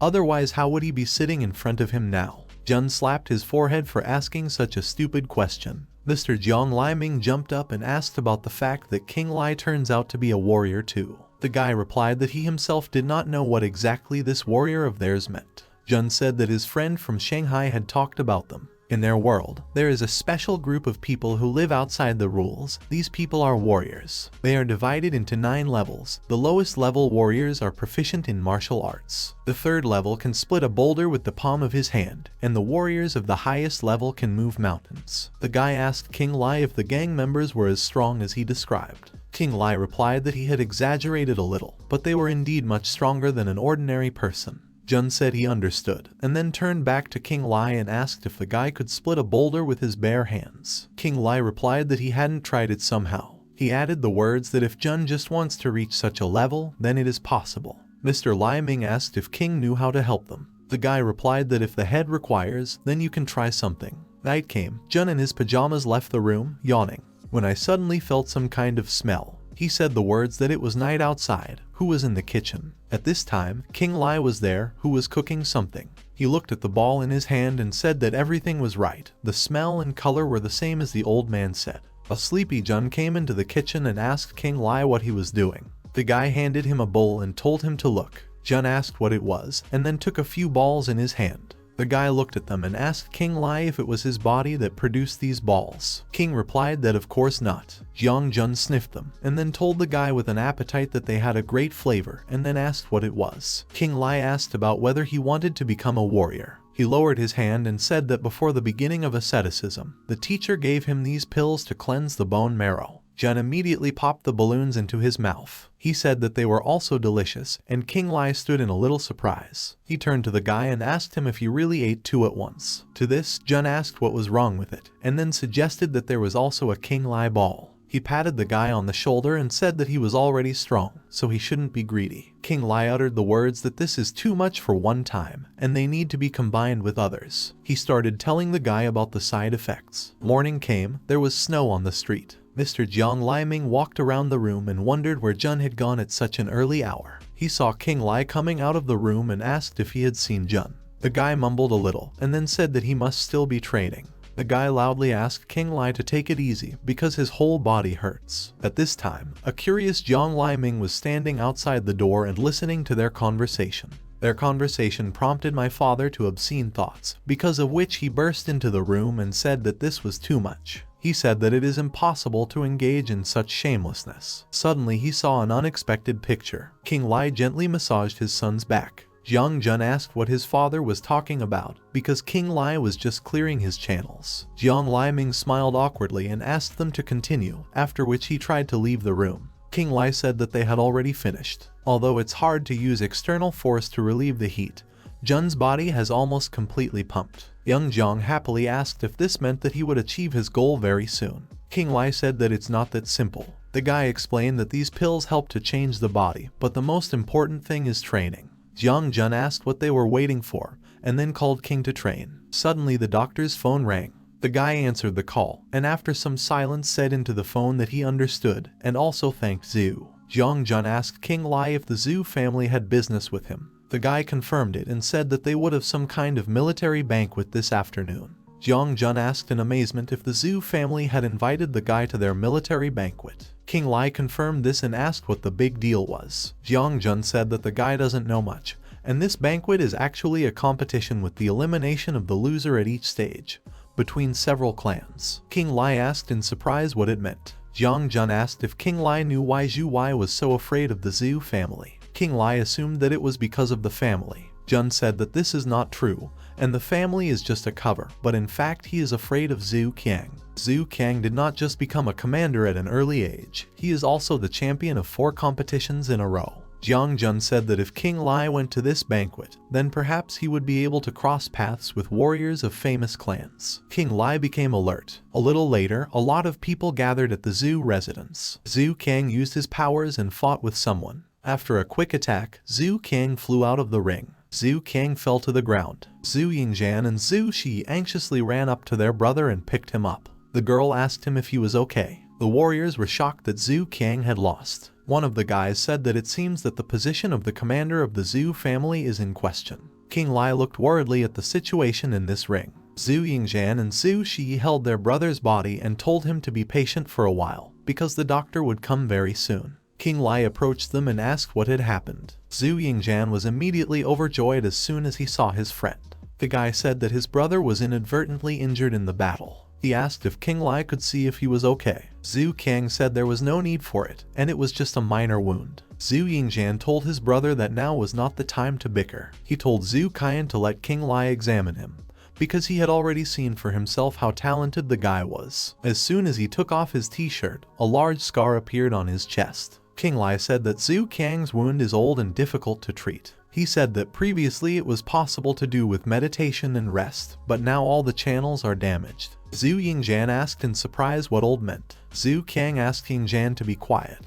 because he couldn't let the others know about his old wound. Zhu Yingzhan tried to challenge this decision, but his brother interrupted him. Zhu Qiang said that not only strength is important, but also the will to win. Suddenly, a realization came to Qing Li. The guy handed his pill to Zhu Qiang and said that he had made a couple of cleansing pills and they could help with Zhu Qiang's wound, so they should try. Zhu Qiang asked Dr. King in surprise where the guy got this from. Zhu Yingjian asked in surprise what kind of pills they were. Zhu Qiang said that pills can quickly restore channels. Among warriors they are a top-grade commodity. He returned to the capital to find these pills, but to no avail. The guy said he didn't even expect Dr. King to be able to make them. He declared that Qing Li was an outstanding master. Qing Li said he would write recommendations later. Suddenly, someone turned to the Zhu family and asked how much longer he, King Musi, should wait for them. The guy asked who should go into battle next. He asked if they would admit defeat now. He asked again if the Zhu family didn't even have one decent warrior. Zhu Qiang got angry and said that this King Mu was just mocking. Zhu Shi came forward and said she would fight him. The guy said it wasn't working out well. He stated that the girl's small body would not be able to cope with even one of his attacks. He said that the first blow would pierce her heart, and the second would send her to her forefathers. The girl swung her leg. The guy caught her and said that it was not for nothing that the second daughter of the Zhu family was called the flower of the military forces. Holding Zhu Shi's leg in his hands, the guy said that it was better for such girls not to participate in deadly battles. He grinned and said that otherwise he might not look at the fact that she was a girl. After these words, he kicked Shi. She fell and he was going to attack her. The girl was scared. Suddenly, King Li stopped the guy's attack with his fist. Zhu Shi was startled. King Li smiled and said that King Musi really fights meanly. The guy asked where else this guy came from, and did he really think of himself as a hero for a beauty. They both recoiled from each other to a safe distance. King Li said that he was not a hero at all, just seeing his strength. He decided that the guy would teach him a couple of tricks. He rubbed his hand and said that in case King Li won, King Musi would have to apologize to Miss Zhu. The guy laughed and asked what it meant to apologize. He stated that it seemed that King Li couldn't wait to meet his end. Zhu Shi tried to stop King Li, saying that the guy is not a rival of King Musi at all. One of the observers asked who this guy was invited by him, because he has quite a lot of energy. The man said that this is a friend of Zhu Yingjian, and he does not know the rest himself. The man thought that since the guy dared to challenge King Musi, then he had some knowledge and courage. He hoped that he would choose the right person. King Muxi said that there had already been enough talk, and it was too late to back down. He said that today he would show King Li who a real warrior is. After these words, a strong energy enveloped King Musi. He immediately launched an attack on King Li. However, he was able to avoid the attack twice without much effort. King Musi grinned and asked if the guy couldn't keep up with his speed. He thought that even if King Li was a little strong, in front of him, the strongest King Musi, the guy would be nothing. He swung his foot at his head, but he hit the floor with it sharply, breaking the floor of the ring. He said that this is the real power. The guys who watched the battle said that it's not for nothing that King Musi is on the 4th level. He clearly lives up to the name of the King family. King Musi rushed at King Li and said that he would defeat him with one weak blow. Suddenly, King Li grabbed King Musi's fist without any effort. He hit him in the face, and the enemy flew to the other end of the ring. Like a ball, he bounced on different sides many times until he landed on the floor. Everyone was shocked. The man with glasses thought that King Li's performance was quite interesting. Zhu Qiang wondered what kind of person this King Li was after all. Zhu Yingjian loudly exclaimed that King Li was just incredibly strong. Zhu Qiang came out and said that he didn't even think that King Li was also a warrior. He also said his brother didn't mention it. Zhu Qiang said that Master King Li must have been very talented. King Li said that he was only a loner and did not belong to any organization. Suddenly someone spoke to them from behind their backs. Wang Shui, an advisor at the main military headquarters of the capital, asked King Li if he was interested in military affairs. Everyone from the Zhu family saluted Wang Shui. The man asked King Li, since he has such power, then why doesn't he find a use for it? King Li didn't quite understand the man's words and asked what the application was. Wang Shu also said that if the guy is interested, then the advisor is still looking for a person for the position of commander. King Li asked the man who he was. Zhu Qiang introduced the guy to the chief of staff of the main military district, Mr. Wang. The guy bowed slightly and greeted him, and then thanked him for the offer. But King Li only wants to be an ordinary doctor. Wang Shu also adjusted his glasses and said that not everyone gets such a chance, so the guy should think carefully. He approached King Li and reminded her that, as an outsider, he had helped the Zhu family defeat King Musi in front of everyone. Wang Shu also said that he was afraid that when his family found out about it, it would be difficult to figure it out for himself. King Li asked what the man was driving it, to which he replied that the annual military banquet is a chance to select new personnel for the Yangtze military unit. Since he was able to defeat King Musi, then he is suitable for a commanding position. He will be under the guidance of Zhu Qiang, and hence he will become one of the people of the Zhu family. King Li said that he was just a simple man who was used to freedom. Perhaps it was too much responsibility for him. The man said that he had already thought about it for the guy. His accommodation in Wuhan is inconvenient, and the man has not yet planned to send the guy on assignments. Wang Shu also asked what was the matter. Did the guy not want to serve in Yangtze? Or maybe he thinks that the position is too low. King Li thought that it looked like the man had already thought everything out in advance. He didn't say anything, but he thought that serving the fatherland was too heavy a burden for him. He refuted Mr. Wang's words with a smile and said how could he refuse, since the man had already thought everything out so well. Wang Shui waved his finger, and a girl walked towards them. She handed King Li a medal and congratulated him, calling him Commander King. Mr. Wang said that then their task is done. He hopes that they will meet again soon.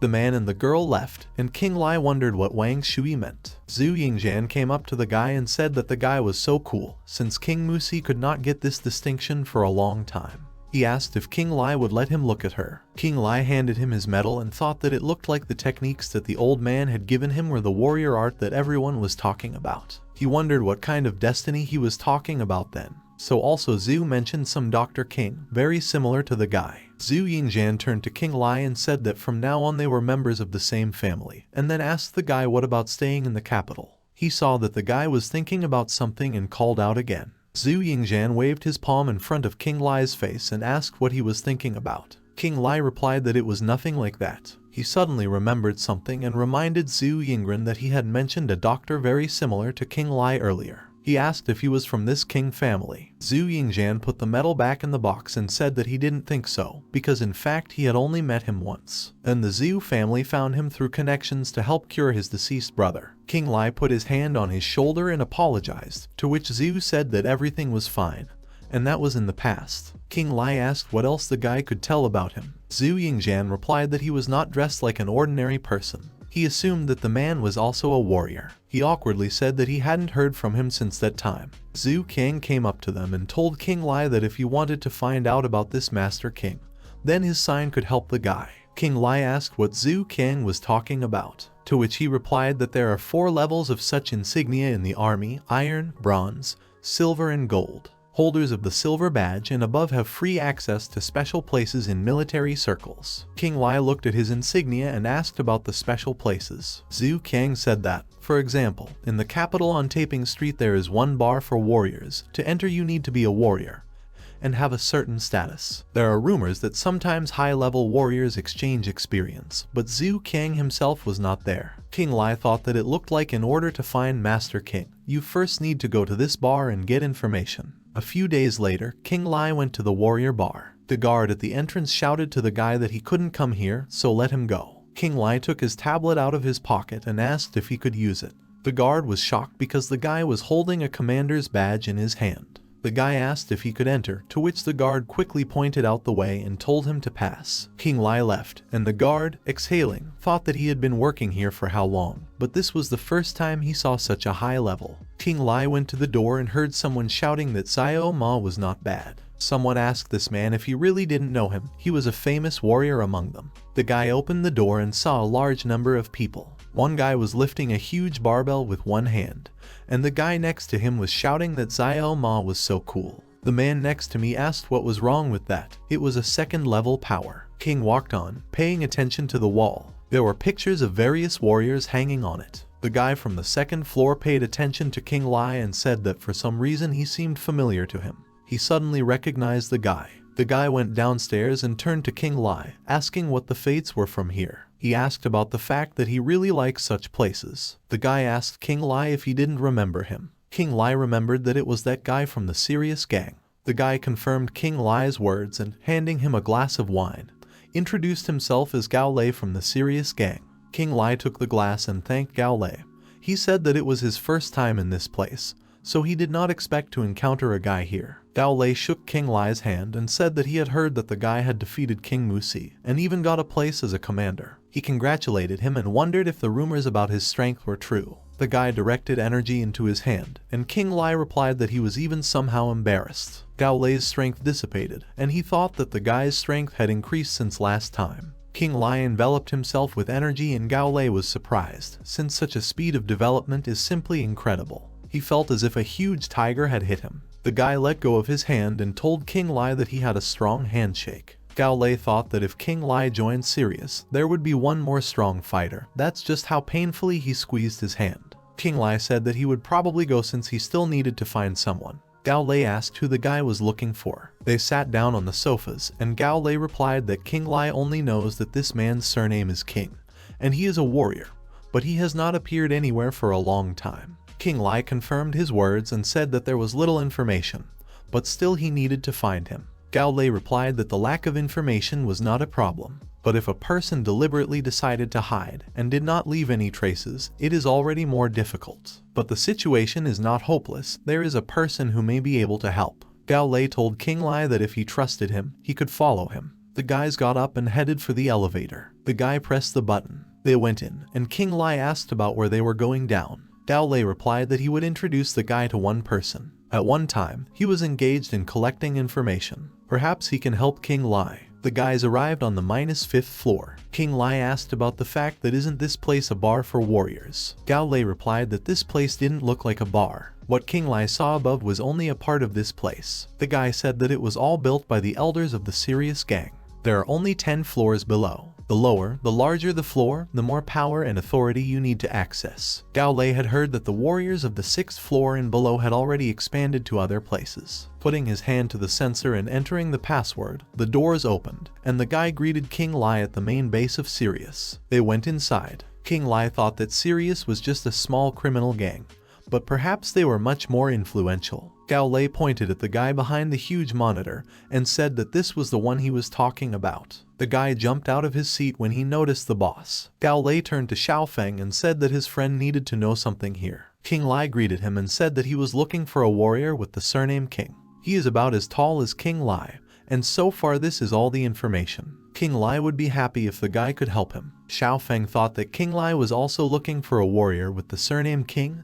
This could not be a coincidence. He sat back down and asked Qing Li to name the places where this person had appeared, or any incidents related to him. Qing Li replied that the Zhu family had invited him to treat the late young master, and then asked if this information would be suitable. Xiaofeng said that she should, and then he began to look for something. Qing Li thought about what he could really find. He looked at the panel and saw something. There was a sign under the tablet that seemed so familiar to the guy. Qing Li pointed his finger at him and asked Xiaofeng if he could take a look at his badge. The guy quickly grabbed it in his hands and replied that it was personal and it was better not to touch it. At this moment, Qing Li was able to see the token clearly. He suddenly asked Xiaofeng that he wasn't from the 19th Special Forces Squad by any chance, and whether he knew Liang King.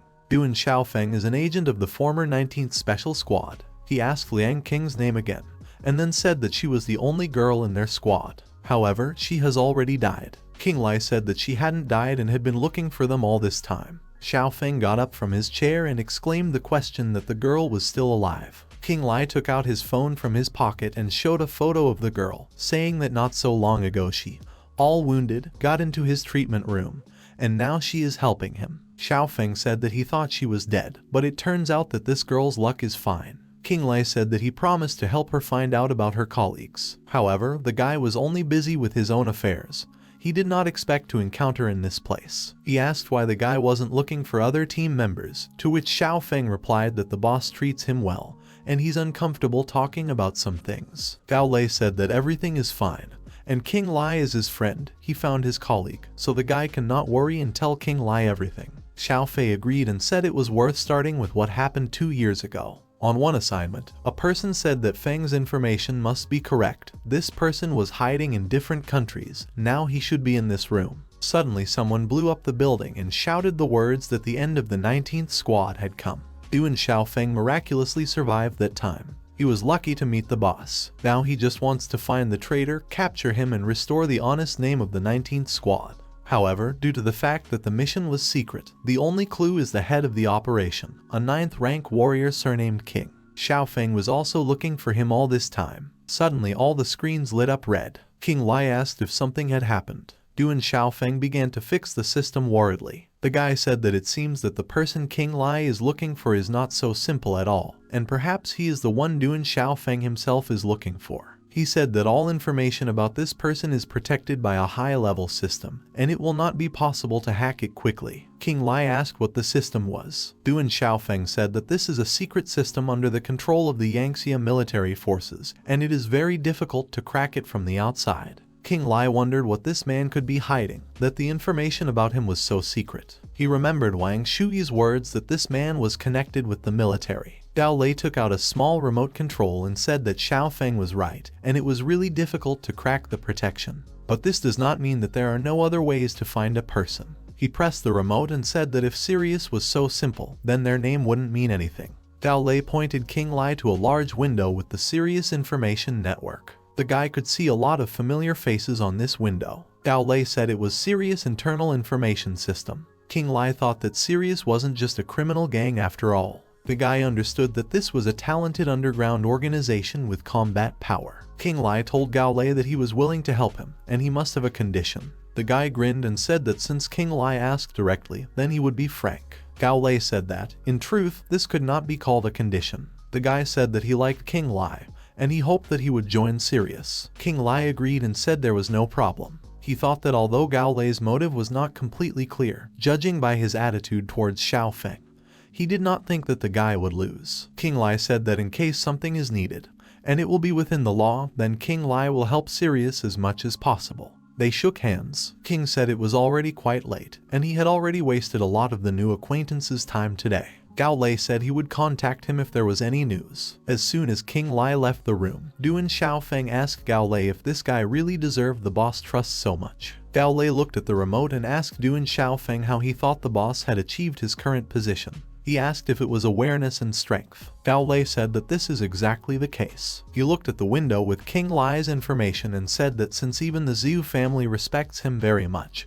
then of course they do too. Gao Lei added that, on top of everything else, Sirius would need such a powerful patron in the future. Under the shouts in the hall, Qing Li walked in silence. He was looking at his phone. The guy was quickly typing a message to Liang Qing, in which he said that he had found a man from her squad. He looked at the phone and thought that she would definitely be very happy to hear this news. Men from behind, during a fight, accidentally pushed him and his phone flew out. He tried to catch it, but suddenly the girl picked it up first. Zhu Shi smiled and handed the guy the phone. Qing Li was surprised and asked the girl what she was doing in this place. Zhu Shi said that she was just looking for Qing Li. The guy asked in surprise if anything had happened. The girl caught him by the hand and said that it was inconvenient to talk in this place, so they needed to move. They quickly left the building, and as soon as they were alone, Zhu Shi said that Qing Li needed to leave the capital. The guy said he didn't quite understand the girl. Zhu Shi said that the Zhu family doesn't want to get involved in trouble because the guy defeated King Musi. Qing Li told Zhu Shi not to worry, because he would not let this affect the Zhu family in any way. The girl abruptly interrupted him and said that he was still naive. She asked if the Qing family didn't have their own methods. How could they become such a big clan in the capital? She said she was worried about him. Qing Li apologized and said that he still had business here and couldn't leave yet. Zhu Shi stared at him in silence. The girl removed her hair from her face and said that everything was fine, and if he had already decided, then she would not dissuade him. She took out a small needle and called Qing Li to return to Zhu's house. The enemy recognized Qing Li and said that he did not expect him to be here at all. Zhu Yingzhan and Zhu Shi were walking up the stairs. The guy said he couldn't get through to his friend. The girl who was standing with Qing Li slowly turned around. Zhu Yingzhan stared in amazement at one and then the other Zhu Shi and could not understand why his two sisters were here at once. Zhu Yingzhan started to approach the girl who was standing next to Qing Li and asked his sister if she hadn't asked him to wait for her. So why did she come alone? Another sister asked her brother not to approach, because the other is a fake. She said that it seems that this is a high-level warrior who knows the technique of reincarnation. Zhu Shi, who was next to Qing Li, asked if the girl was trying to deflect suspicion from herself. She said that she was the real one. She stated that she came here to discuss the case with Qing Li at the banquet. The one who came with Yingzhan said that it is not difficult to find out about this. Qing Li thought that everything was quite good. He remembered that the Sirius system also mentioned warriors who possessed the technique of reincarnation. He thought that if she was able to get to the Zhu family's military banquet, then she was not an ordinary warrior. He He wondered what this girl's purpose was. King Li understood that it was impossible to act rashly now. Zhu Yingjian turned around and asked if this meant that this particular girl was his sister. Zhu Shi grinned and asked if she should be reminded how Yingjian was still pissing in bed at the age of 7. She said it was their secret. The guy immediately blushed. Another girl said that detailed biographical records are kept about the members of the Zhu family, starting from birth. Yingjian thought she was right. For a couple of girls, they began to tell the shameful stories of Yingjian. For example, they told how he messed up with his brother's documents, and because of this he was forced to run. The girls continued to tell stories, because of which Zhu Yingjian fell from shame. One of the Zhu Shi said that she did not even expect that the second one had studied the Zhu family so well. The second one said that it doesn't matter what the other is trying to achieve, but she won't let her do everything so simply. The girls clashed in battle, shrouded in power. They were about to attack each other, but suddenly King Li grabbed the fists of both and stopped the fight. King Li used his powers and tested the energy of both, but they were no different. The guy said that since it was impossible to distinguish them, there was only one option left. While continuing to hold the girl's hands, King Li pulled out 2 needles. Zhu Yingjian anxiously asked why the guy needed them. King Li gently stabbed both of them, then released his hands. One of the girls thought it was strange, because it didn't hurt at all, and the body seemed to be completely enveloped in a stream of heat. King Li said that if Zhu Shi hadn't damaged the channels at the banquet, he might not have guessed the fake. The guy grabbed one of the girls by the hand. He said that no one can fake a person's individual injuries. The girl smiled viciously and said that she only wanted him to leave the capital. The girl grinned and said that was why she had a way out. With a quick movement of her hands, she brought her needle to the guy's eye. King Li carefully dodged the attack,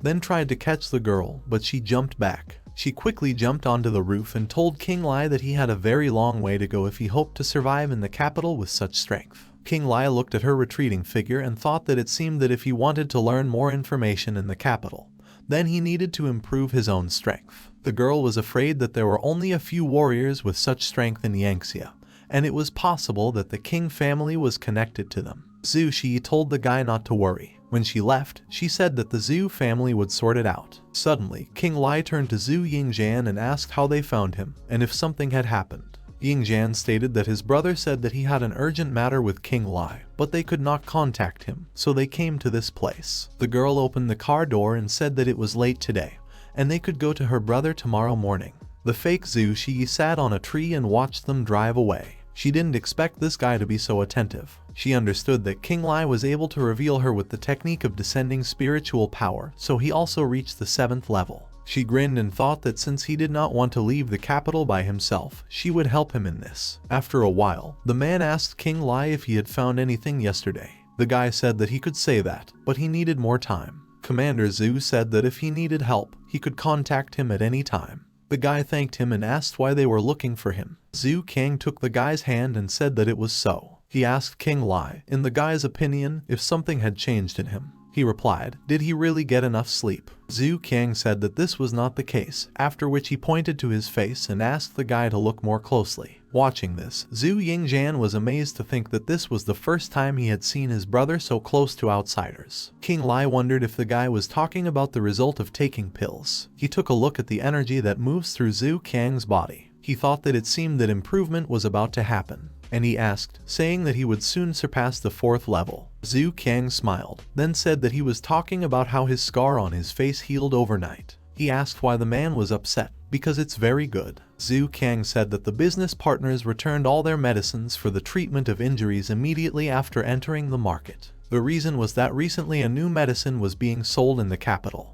The effect of it is great, and it has almost captured the market. Zhu Kang said that yesterday he also bought it and applied it to the wound, and here is the result. He said that King Li is a doctor of Chinese medicine, so he was looking for him to help study the composition and improve the Zhu family's product. Zhu Kang handed King Li a small container and said that if the guy could, he would be able to use everything in their storage in the future, and also receive a reward. King Li smiled and said that Commander Zhu was very kind. The guy thought that the expensive medicinal materials of the Zhu family have a very strong Kai, so they will definitely help him in training. King Li opened the container and was greatly surprised. He loudly asked if it was his medicinal ointment. King Li said that he created the recipe for this ointment, and before arriving in the capital, he gave it to his wife for production. Zhu Kang didn't fully understand what the guy was saying. King Li said that if his guess is correct, then this product belongs to his wife's company. Zhu Kang noticed that if a guy is able to make a high-level medicine like cleansing pills,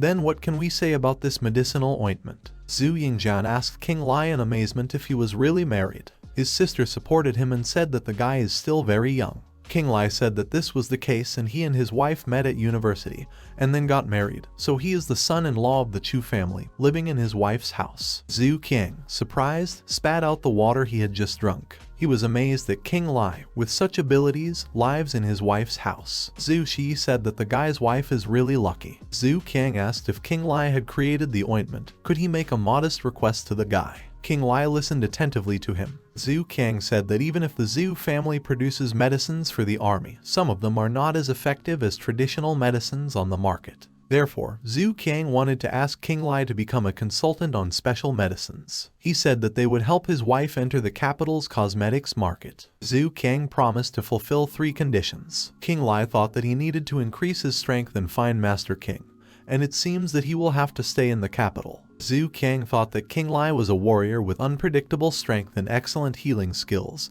He had to win him over to his side. The guy said he was willing to listen to Zhu Kang's suggestion if he didn't mind. Commander Zhu loudly agreed. A little later, at Zhang Jun's house, King Li was eating when suddenly his phone vibrated. On King Li's screen, there was a notification from Duan Xiaofeng that he was in place. Zhang Jun came down the stairs in shorts with kittens and wished good morning to the guy. King Li turned around and also greeted his friend, after which he abruptly fell silent. Zhang Jun asked what was wrong, then realized that he was standing in cute shorts with kittens and awkwardly covered himself with his hands. King Li touched his hand and said that the time had almost come, and it was time to reveal to Jun a few criteria of martial art. Young Zhang was overjoyed, because this day had finally come. King Li picked up a couple of pieces of paper and drawings and asked a friend to choose one. Zhang Jun asked if King Li was sure that by practicing with this, he wouldn't go crazy. The guy told his friend to relax, because the main thing is to continue training.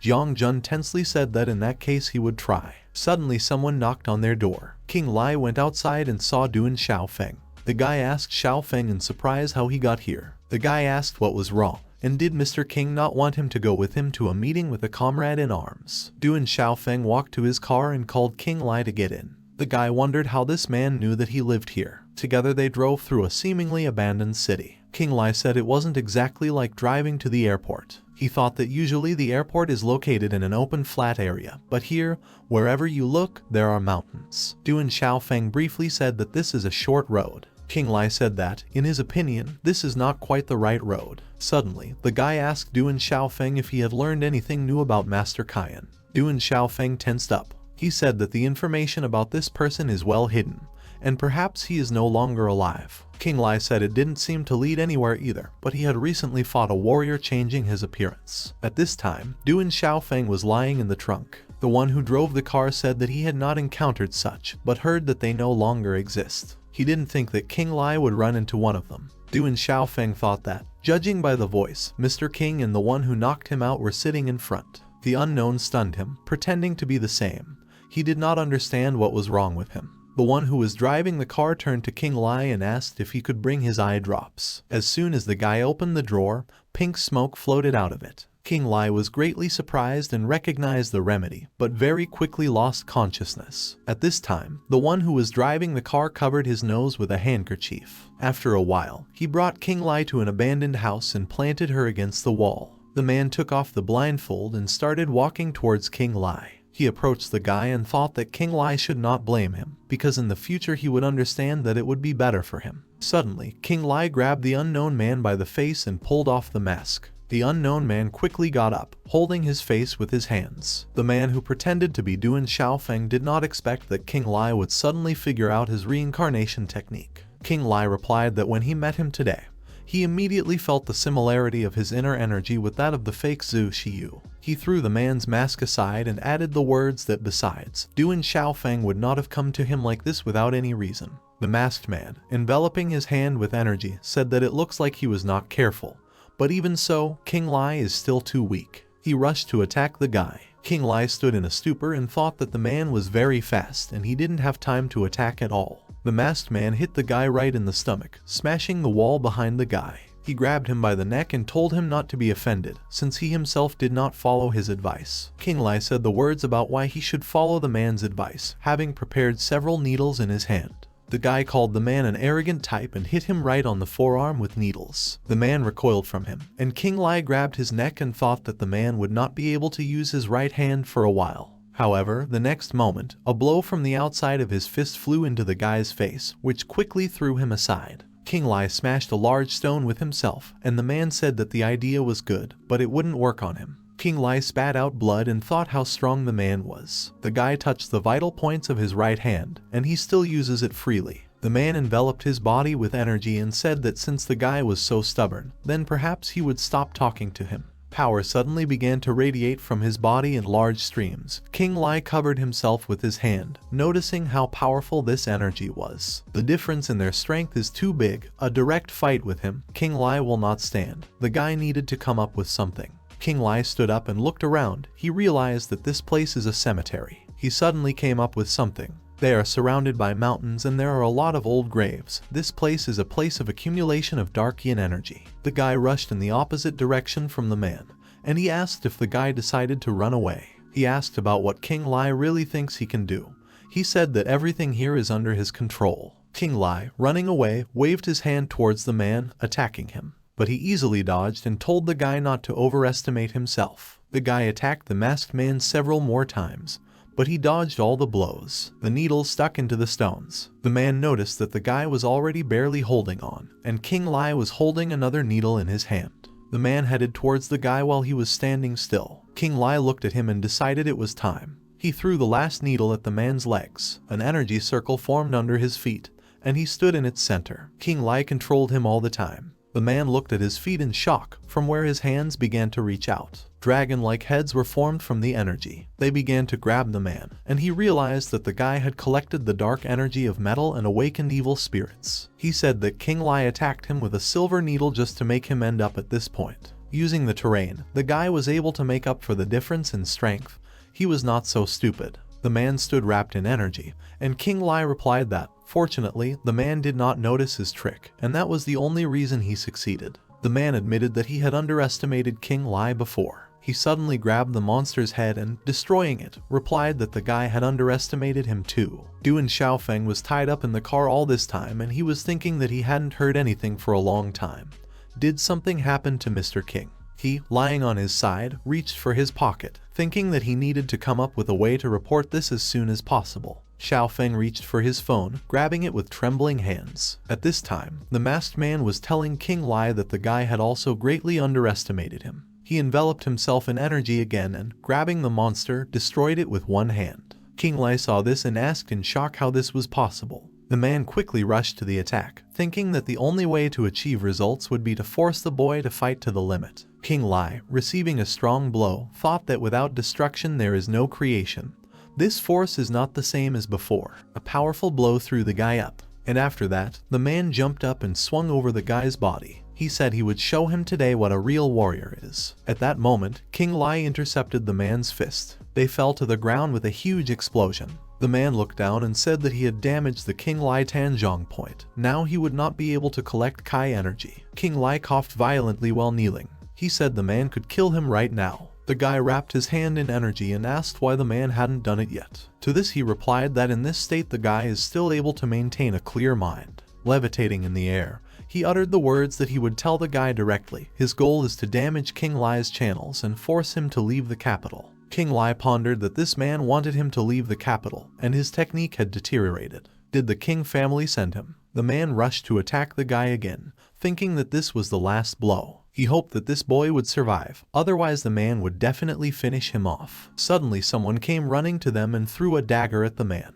He noticed it and quickly repelled it. A masked girl was standing in front of Qing Li. She said that they needed to leave quickly, but then a man intervened. He said that the girl had ruined his good deed, so he also wants to leave. She suddenly noticed that the man was next to Qing Li, so she quickly covered the guy with herself. The man hit her in the back, and she and Qing Li flew back. The girl fell right on the guy, and her mask flew off her face. Her eyes were closed, and Qing Li was asking if she was okay. He suddenly realized that it was Liang Qing. The man said that no one would interfere with them now. Qing Li confirmed his words and began to rise slowly. He enveloped his body with energy and uttered words about how lucky it was, because he also wanted to test his strength. The man was shocked. He thought how he could exude such a powerful energy with a severely damaged Tanjong point. The guy is really a nugget. Qing Li charged, just like the man. They attacked each other, and the man said that Qing Li really forced him to change his mind. Only time was up. He hit the guy's neck with the edge of his palm,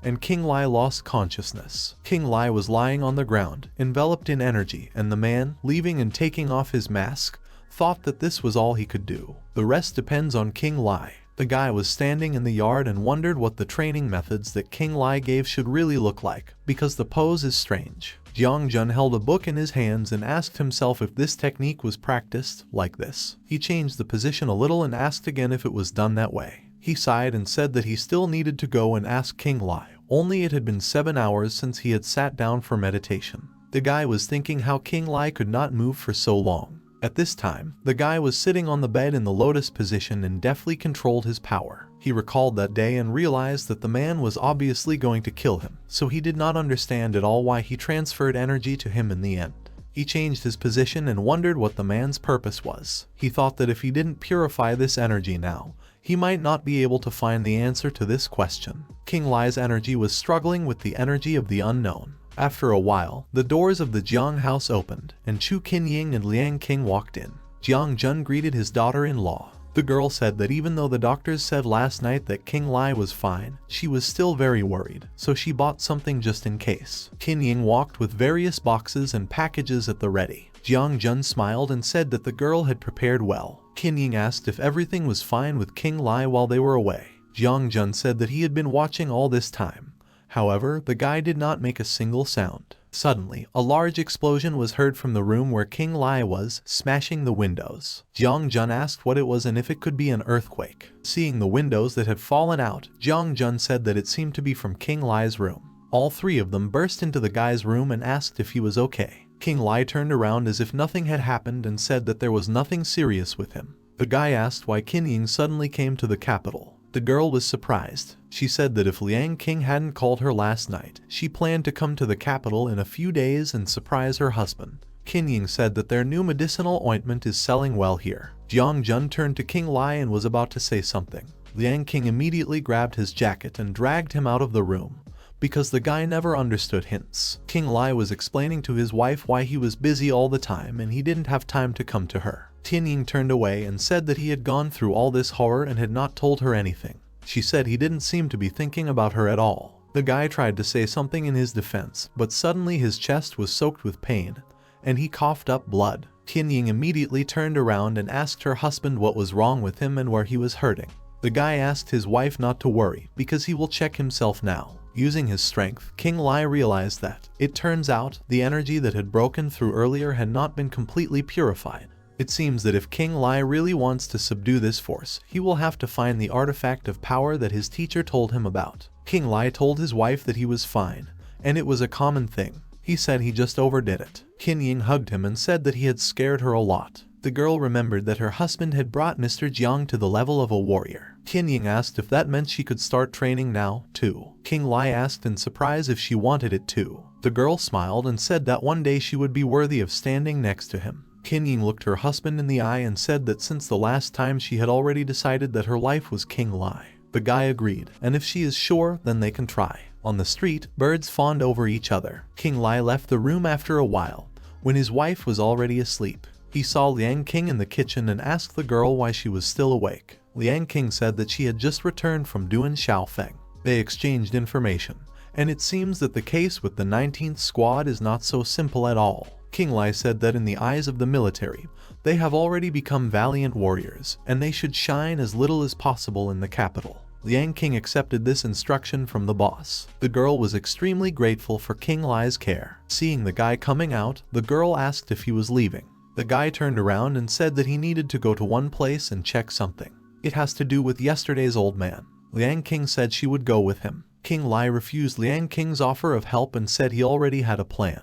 He was going to find out and check if they had anything to do with him. Several people were standing in front of a large house. Someone said that the entrance to the hiding place is forbidden for everyone except the head of the Qing family, so they need to keep an eye out. Inside the Qing family's hiding place, there was a guy standing among the large bookshelves. Qing Li read the notes. There is no warrior in the Qing family with a level higher than the 5th. The guy flipped through the book and thought that it looked like that old man really wasn't related to the Qing family. At the very end of the book, he suddenly saw a note. Qing Li opened it and thought that it meant that all this had been prepared in advance by Master Qing. Master Qing wrote in a note that when the guy's technique reaches the limit, he will answer all his questions. Because of this, Qing Li wondered if there really were warriors with a level above the 9th. Suddenly, Qing Li heard a noise outside the door. Someone greeted the head. King Musi and his father entered the hiding place. Qing Li hid behind a shelf, and the guy turned to his father. He asked if Counselor Wang had discussed the participants of the military competition with him this year, to which the man replied in the negative. The man suddenly stopped. King Musi asked his father what had happened.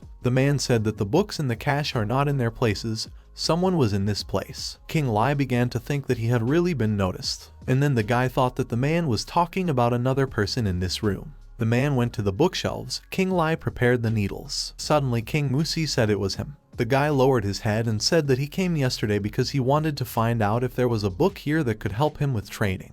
The man told his son to try to look into this place less in the future, because there are many things in it that he should not touch now. The guy replied that he understood. The man took a large package and told the guy to take it and give it to Counselor Wang tomorrow morning. Just the guy himself will find out about the military competition. King Musi accepted the painting as he decided to ask him something. The man asked what was the matter, to which the guy replied that he had heard that in the past his grandfather had left some medicine that could quickly raise the level of a warrior. Qing Li heard this and thought it was a cultivation-enhancing drug. He thought they were cleansing pills. The man confirmed his son's words. King Musi asked his father that if this remedy is so strong, then wouldn't it be better to give it to a guy to try? The man replied that this medicine was ready, and there were strong side effects from it. The guy wondered if the man really thinks that the guy doesn't know that the man is hiding him. They left the hiding place. Qing Li asked someone in the room that this person also seemed to be looking for something, to which the person replied in the affirmative. The girl said the words that she did not expect Commander King to be able to detect her because she hid so well. Qing Li suddenly smelled King Musi. He apologized to the girl and rushed in her direction. He grabbed her by the hand and told her to be silent, otherwise they would both get caught. While they were hiding, the guy came up to the shelf. Qing Li wondered what King Musi was secretly trying to do.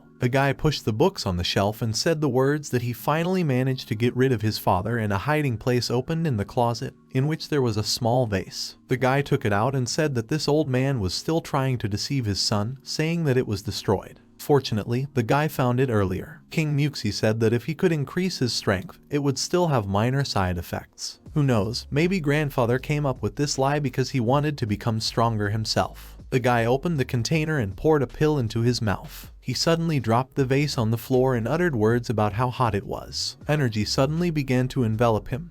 The guy's nails became much longer, as well as the hair on his head. He sank to the floor, and his clothes began to tear. Qing Li watched him and wondered what kind of potion it was. He suggested that there are other genes trying to manifest in King Musi. Suddenly, the phone rang in the girl's pocket. Qing Li pursed his lips and frowned at the girl. King Musi turned around at them and uttered the words that who would have thought that he would be able to experience the effect of this drug so soon. A guy with huge claws rushed towards the guys, asking if he could help them answer the call. Qing Li ran down the street, holding the girl's hand, and shouted for her to follow him. He was thinking that it was not the time to reveal himself yet. King Musi was running after them. The girl was thinking that the old man asked her to leave a note in the King family pedigrees so that Qing Li could find her. She did not think that this would happen. They ran down the street while King Musi shouted after them to stop, because they could not escape. Qing Li saw the alley, so he quickly turned into it, telling the girl to follow him. They ran on, but suddenly the girl tripped over a stone and fell. Qing Li turned around and thought that it looked like they couldn't avoid it today. The girl was thinking about what Shaw's father had said if they could get this guy.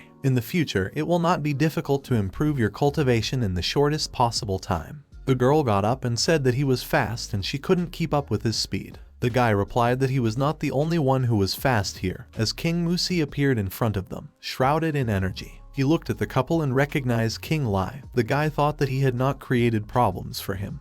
and King Li himself decided to bring himself on a platter. The girl thought that the guy had caught up with them so quickly. Had he just eaten the same strength-enhancing pill that her father had talked about? Musi was wondering why the girl was with King Li. Was she really sent by Counselor Wang? The whole capital is in the hands of a man. Now is not the time to offend Staff Officer Wang. King Musi suddenly began to look around and talk about how strange it was, just that someone was here, where he disappeared to. The girl gestured to King Li that the guy didn't seem to see them. King Li thought that this was probably one of the side effects that the head of the King family was talking about. The girl looked at Musi, and then came up to him while the guy was wondering where they had gone, and hit him in the face. The guy in anger asked who dared to hit him, and the girl thought that it looked like he was not pretending. Musi looked in the opposite direction from the guys and shouted that he ran there. He ran further down the street, shouting for the man to come back and fight. King Li turned to the girl and said that as far as he remembered, she was one of Officer Wang's confidants. The girl said that it was better for Commander King not to know. The guy replied that since the girl says so, he will not insist, to which she replied that she likes King Li because the guy is smart. I look at each other. Suddenly her phone rang again.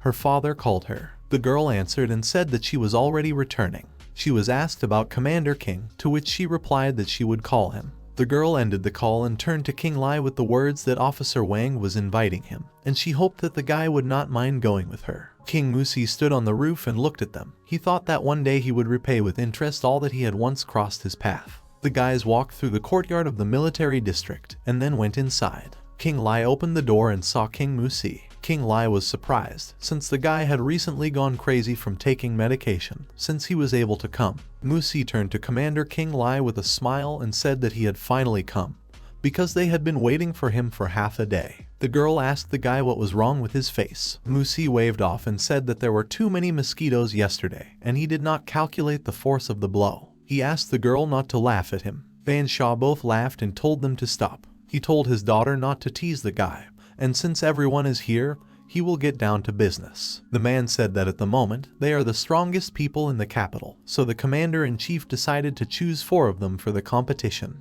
King Li asked again about the competition. Wang Sha confirmed his words and said that these competitions are the largest in recent years and have the highest standards. The man was sure that Commander King's strength as a team captain would definitely bring victory in these competitions. King Li, Zhu Qian, King Musi and Zhu Xuanyi were in the room. Wang Shu said that then they decided on the representatives at the competitions from the capital. The man said that at the last competitions they had enough participation for training, but this year he hopes that they will win. They asked him if this time there was a special prize for the first place. Van Shaw said that this year's award is a priceless panacea for everything in the world, the Fire Lotus. King Li thought that wasn't it an artifact that could help King Li with his power. King Li was asked if something was wrong, to which he replied that everything was fine. Wang Shu also said that he had completely forgotten that Commander King was also a doctor, so such interest is not surprising. Zhu Xuanyi turned to Captain King, and the guy asked what she wanted to say. The girl said that now she is the weakest in the team, she has only the 3rd level.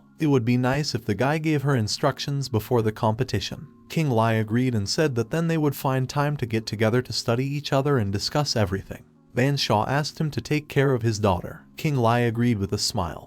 And at that moment Zhu Xuan blushed and straightened her hair. She thought that King Li would be hers sooner or later. There was a girl standing in front of King Li's house, asking if Commander King was at home. Zhu Xuan knocked on the door while standing in a short dress. Liang King, who was in the house, heard a knock and turned around. She stood up and put the dagger she was wiping on the table. The girl opened the doors. Zhu Xuan waved and greeted the commander when the door opened, but froze when she didn't see the guy. Zhu Xuan went into the house and asked about the fact that Commander King Li did not live in this place. Liang King, because of the girl's words, thought that it looked like her boss had also become a military man. She was standing at the entrance, and the guest turned to her and thought who this girl was, because her face seemed familiar to her. Xuanyi asked Liang King about Commander King Li, if this is where he lives. Suddenly the girls heard a voice from the 2nd floor. Someone told King Li to take it easy. Strange sounds were coming from the room. Zhu Xuanyi was immediately glad that the captain was in this house. She thought that it was not for nothing that she liked him. He was good at everything. Qin Ying was lying on the bed, and Kin Li was holding her legs and helping her stretch out, asking if the girl was tolerable, to which she replied that she would endure. Suddenly, something clicked in the girl's body. Suddenly there was a scream all over the place, and the girls from below heard everything. Liang King blushed, and Qin Li said that the commander was cool. King Li left his wife to take a bath with the words that she would have a good rest, and the water would ease fatigue. The guy will go down for now. King Li, coming down the stairs, was wiping his hair when Qin Li ran up to him, calling out to him and saying that the captain was finally free. The guy looked questioningly at Qin Li and asked the girl what question she had come for, and then suddenly he screamed that it wasn't what the girl thought. Suddenly King Li called out to Qin Yin, who said that the guy forgot to take his papers. She began to go down to the guys, who immediately turned to her. Qin Yin stood next to the guest, who looked at the girl. She didn't think that King Li liked girls like that. The guy's wife handed him the documents with one hand and pinched King Li's back with the other, asking who this girl was. King Li scratched his head, saying that he had completely forgotten. He put his hands on Qin Ying's shoulders and told Qin Li that this was his wife, Chu Qin Yin. And there was Liang King. They studied together, and now she works in his medical practice. King Li introduced Ju to Qin Li, saying that she, like the guy, was one of those chosen to represent the capital at the military competition. She asked King Li why he was hiding such a beautiful wife. Qin Yin replied that the guy is a modest person. He does not like to openly express his love. King Li said that before, Qin Yin was busy with the company's affairs in order to later join the guy in the capital, so she hasn't seen anyone yet. The girls looked at each other with displeasure. They turned away in different directions, and King Li awkwardly said that he had determined the training plans from their personal situations, so they needed to familiarize themselves with them first. Everyone went out of the house into the yard, where there was sports equipment. King Li informed the girls that there was still half a month left before participating in the military competition. He explained that for Qin Li, the main thing in classes is to quickly reach the 4th level of a warrior, and Qin Yin and Liang King can follow his training and test their physical abilities. Besides, Qin Yin doesn't have a base, she needs to practice the basics more. The girl looked at the training plan and asked if such physical activity was real. Qin Li exclaimed that it was impossible to climb 2 levels in half a month. King Li replied that it was only necessary to strictly follow his plan. The rest was not a question. So during the training period he would not make indulgences to anyone. An hour later, the girls were actively training. Qin Li told her to get up and squat slowly because Danshan strength is important for the whole body. Qin Yin said it hurt a lot and she couldn't take it anymore. Qin Li dropped the barbell and turned to the captain with the words that she still could not feel the flow of inner strength that he was talking about. King Li came up to her and said that it couldn't be, maybe something was wrong. She asked if the captain was not a doctor, and maybe then he would examine her. She took the girl by the hand and said that she would look at it now. Suddenly King Li called out to Qin Yin. She, breathing heavily, approached the guy and said that she had worked out a little according to his method, and her body was throbbing terribly with pain. She asked him to help her. He was thinking that the exercises he had prepared for Qin Yin were the most basic. There could be no such thing. King Li looked at her, wrapped his hand in energy and touched her head. King Li opened his eyes and saw that he was standing on the water in a dark space. He created a flow of energy in his hand and thought that there didn't seem to be any signs of a painful condition in Qin Ying's body. Suddenly, he saw another stream of energy that was heading towards him. He wondered where this green energy came from. He noticed that it interacted in the same way as his inner Kai. He walked a little towards energy and wondered what it was. Qin Yin was standing in front of him, and behind her was the silhouette of a woman. King Li asked why it was inside Qin Yin. King Li approached the girl with a stream of energy in his hand. He stretched out his free hand to the green energy. He was wondering why it seemed so familiar to him. Suddenly he began to be sucked into the green stream. King Li grabbed the sinking hand with the other and enveloped himself in energy. He abruptly opened his eyes and thought that he had been carried away. Just a little more and his consciousness would have been absorbed. Qin Yin asked what was wrong with her body. He wrapped his hand in strength and thought that the girl must be unwell because of that thing. But he doesn't know what it is. The guy waved his head negatively and replied that it was nothing serious, just worth a little rest. It seemed like it had been inside Qin Yin for a long time. King Li thought that his current strength would not be enough to fight back against that thing inside Qin Yin. For this he needed to strengthen his cultivation. Jun told King Li to listen to him. He asked why he didn't feel the result from the training book that the guy gave him. King Li looked at the guy. He thought that maybe because he was training all the time, he didn't feel his body change a little. King Li pointed his finger to the side and told Jiang Jun to try to run a circle, to which the guy perplexedly asked about King Li's words. King Li confirmed his words that the guy needs to run 1 lap. Jiang Jun prepared to run, thinking about what King Li had in mind. He took off quickly, and behind him there was only a trail of dust, which surprised Qin Yin very much. The girl turned to the guy with the words that she would then go on, when suddenly Jiang Jun rushed past her, braking sharply. He turned to King Li and said with a smile that the guy was just a god. He came over and said that the effect of his pills was really strong. Jun was just about to say that he needed more when King Li interrupted him. He said that cleansing pills transform the body, there will be no effect from a large amount. Qin Yin asked her husband what pills they were talking about. Jiang Jun pointed at King Li and said that these were pills made by the guy himself. He said that it was a magic medicine that could make Jun a warrior. The girls came up to them, and Chu Qin Yin asked if the captain really had such a high-class medicine, and then asked if she could have a thing. Jiang Jun replied that he didn't have much left. He held out his hand with the pills and told them to take one at a time. The guy turned to King Li and asked if the girls would sleep naked because of the feeling of heat after the pill, as he did then. King Li replied that women are stronger in this regard. It is unlikely that the same thing will happen to them as with Jiang Jun.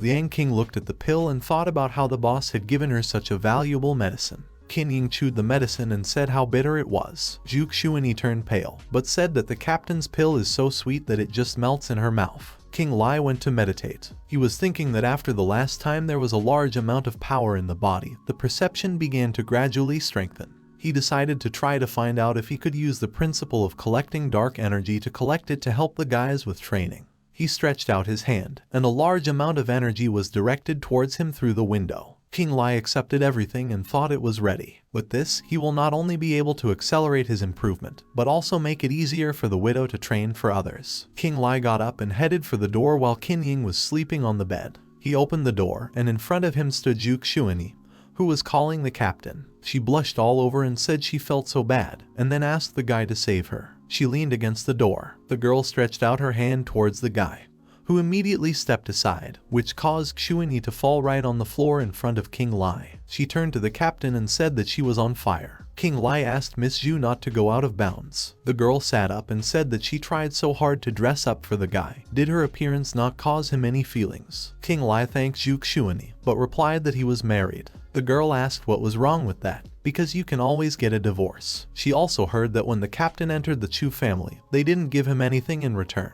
The guy replied that he and Qin Yin are married, and he loves her very much, just Chu Qin Yin and does not know some things. King Li tried to close the door, telling the girl to go back to her room, and the girl shouted, "Let Qin Yin be a wife and she be a mistress." However, the guy slammed the door right in her face. King Li looked at the sleeping Qin Yin and thought that he would never betray her. His wife was lying at that moment, turned away from the guy, with her eyes open. The girl leaned against the door and thought that she couldn't give up on them with King Li, and she told the captain that she was sincere, to which the guy replied that she should leave, and he hoped that there would be no next time. A month later, warriors stood in front of the plane. Qin Yin told King Li to take care of himself in Tianhai. Xuanyi told her sister not to worry, because she would definitely take care of the captain instead of her. Qin Yin thought that the girl was doing this on purpose for her evil. She replied that then she would be the first to thank the girl on behalf of her husband. The sun shone brightly on the blue sky, and the warriors boarded the plane. Jiang Jun waved to King Li and told the others that it was time for them to return.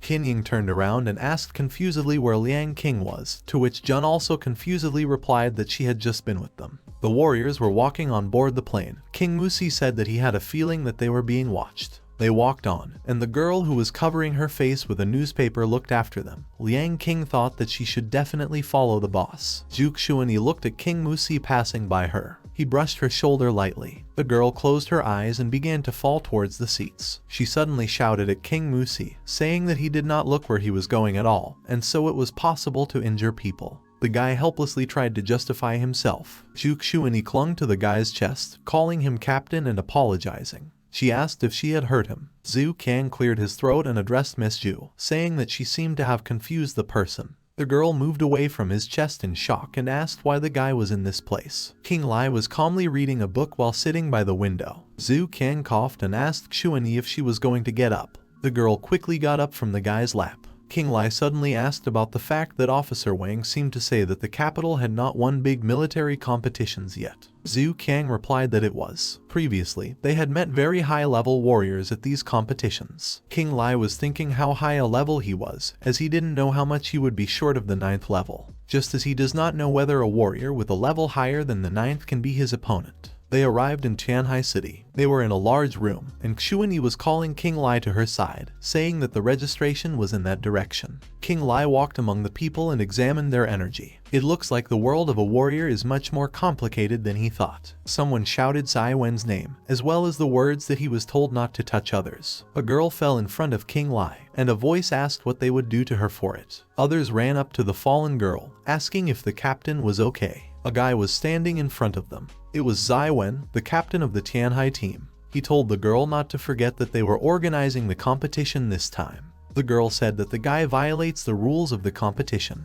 Zai Wen chuckled and uttered the words that it can be said that he is the law in this place. The guys next to the grins supported the captain. They said whether their team from the hinterland will participate in the competition is decided by just one word of the brother. The girl swung her foot in the guy's face, screaming for him to shut his mouth. Zai Wen caught her gong and told her not to hurry, as they would have enough time to get to know each other better at night. The girl did not agree, swinging her fist at the guy's face. Zai Wen said with a grin that judging by her skills, she was falling short. He quickly dodged her punch and then kicked her in the back. The guys who were looking at what was happening were discussing the fact that even a dragon could not defeat a snake on its territory. Zai Wen punched the girl in the face, knocking her back, but she managed to land on her feet. Qing Li looked at this and thought that it looked like after that old man handed over his art to him, he could also predict the opponent's moves. He shouted for the girl to block with her left hand and hit with her right. She replied that you shouldn't advise if you don't know anything about it. The girl suddenly made a block with her left. She thought that her body suddenly began to follow his instructions. Qing Li told the girl to hit the Feng Kai point. She swung her foot and hit Zai Wen. The captain of Tianhai, startled, flew to the side, falling to the floor. He was shocked how such a thing was even possible. Qing Li and his warriors went on, as they were called out and asked to stop. The girl who was fighting now caught up with the guy and asked him not to leave. She thanked Qing Li for what had just happened. Then she asked if they had come to watch the competition, to which Qing Li replied that they, like her, had come to participate. The girl asked if there were 3 of them, to which Zhu Qiang replied that there were 4 of them. Qing Li at that moment asked where King Musi was. The guy was standing in an alley at that time. He was given what he asked for and told that there was only one time, so do not use it thoughtlessly, only as a last resort. He agreed with these words. Looking at the jar, he thought that even if it was poison, it was enough that it would advance his cultivation. The fire lotus was almost in his hands. Wang Shui looked at the departing guy and thought that he shouldn't disappoint the commander-in-chief. Zhu Xuanyi smirked and said that they had only been on the plane for a few hours, and she didn't think that King Musi had such weak kidneys. She looked at Qing Li and said that this guy was no match for their captain. The girl from Tianhai asked in surprise, "Is this guy really a captain?" Qing Li extended his hand to her and introduced himself. He was saying something, but the girl didn't hear him at all. She was surprised that not all guys are as unpleasant. The girl's friend called out to her and brought her back to consciousness while Qing Li stood awkwardly, holding his hand in front of him. The girl shook his hand and said she was pleased to meet him. She was Tang, the team captain from Yanhai. Qing Li said that this is his first competition. Zai Wen rubbed his shoulder in displeasure and asked where this guy came from. He asked why he had never seen this man before. Wang Shui approached Qing Li and said that he had already searched them completely. The man handed Qing Li a card and said that it would help them here with a comfortable stay. Zhu Xuanyi smiled and told her father that he shouldn't worry. Zai Wen thought that this guy was extremely lucky since Wang Shui had noticed him. He smiled and realized who it was, after which he said that he almost missed him. One of the guys asked Zai Wen if he really knew this Qing Li. A little later, Qing Li was resting in the room. He wondered who was the first in the last competitions, if this guy took 3rd place. At this time, a contented Zhu Xuanyi was taking a bath. She thought her father had arranged it that way because he seemed to have already guessed what was on the girl's mind. Suddenly someone rang the bell on the street. Zai Wen was standing outside with a rose in his mouth and straightening his hair. He had already decided that with his charming charisma, she would definitely be his. He looked at himself through the phone screen and tried to rehearse a conversation with Xuanyi. Suddenly, Qing Li opened the door and, seeing the guy, said that he did not seem to have come to him. Zai Wen froze. He didn't know where Qing Li was from. The guy loudly asked who asked him to open the door, and he came to Zhu Xuanyi. Qing Li gasped and closed the door right in front of Zai Wen's face. The guy swore loudly. Suddenly a voice was heard in the house. Zhu Xuanyi asked the captain if anyone had come. Zai Wen opened the door and handed the girl a rose, saying that it was him. Standing in one towel, I said hello. The guy got down on one knee and said he didn't even think she still remembered him. He said he came to apologize to her. Chu Qin Yin asked what it meant and took the rose. Zai Wen said that this is exactly the case. He said he wanted to apologize to her for neglecting her today. The girl carefully held the towel. The guy said that there are still outsiders in this place. He got closer to the girl and invited her to stand next to him so that he could cover her. He looked at her and said that he didn't even expect her to change so much this year. Chu Qin Yin said that she also did not expect that after so much time, the guy would still be as arrogant. She kicked him between his legs and threw the rose away. The girl grinned and asked how he dared to disturb her with his presence. Chu Qin Yin turned around admiringly and said, if only Zai Wen could become the same person as her captain. Zai Wen said that Qing Li was just a country boy, after which he asked if it was possible to compare him, Zai Wen, with this man. Chu Qin Yin said it wasn't up to him to decide. She repeated her words about Zai Wen not being worthy of the attention of their 5th level warrior captain. Zai Wen mentally thanked the girl for telling him what level Qing Li was at. He got up slowly and awkwardly to get out. Some time later, in the ring, the host greeted the respected warriors in Tianhai. He said that the captain of the host squad of Tianhai City, Zai Wen, as well as members of his team, were the first to enter the arena. Following them is a team from Jinchi led by Captain Kaio Shen. Next comes the only female captain at these competitions, Tang and her team. And the team from Shangjing completes with Captain Zhu Jiang.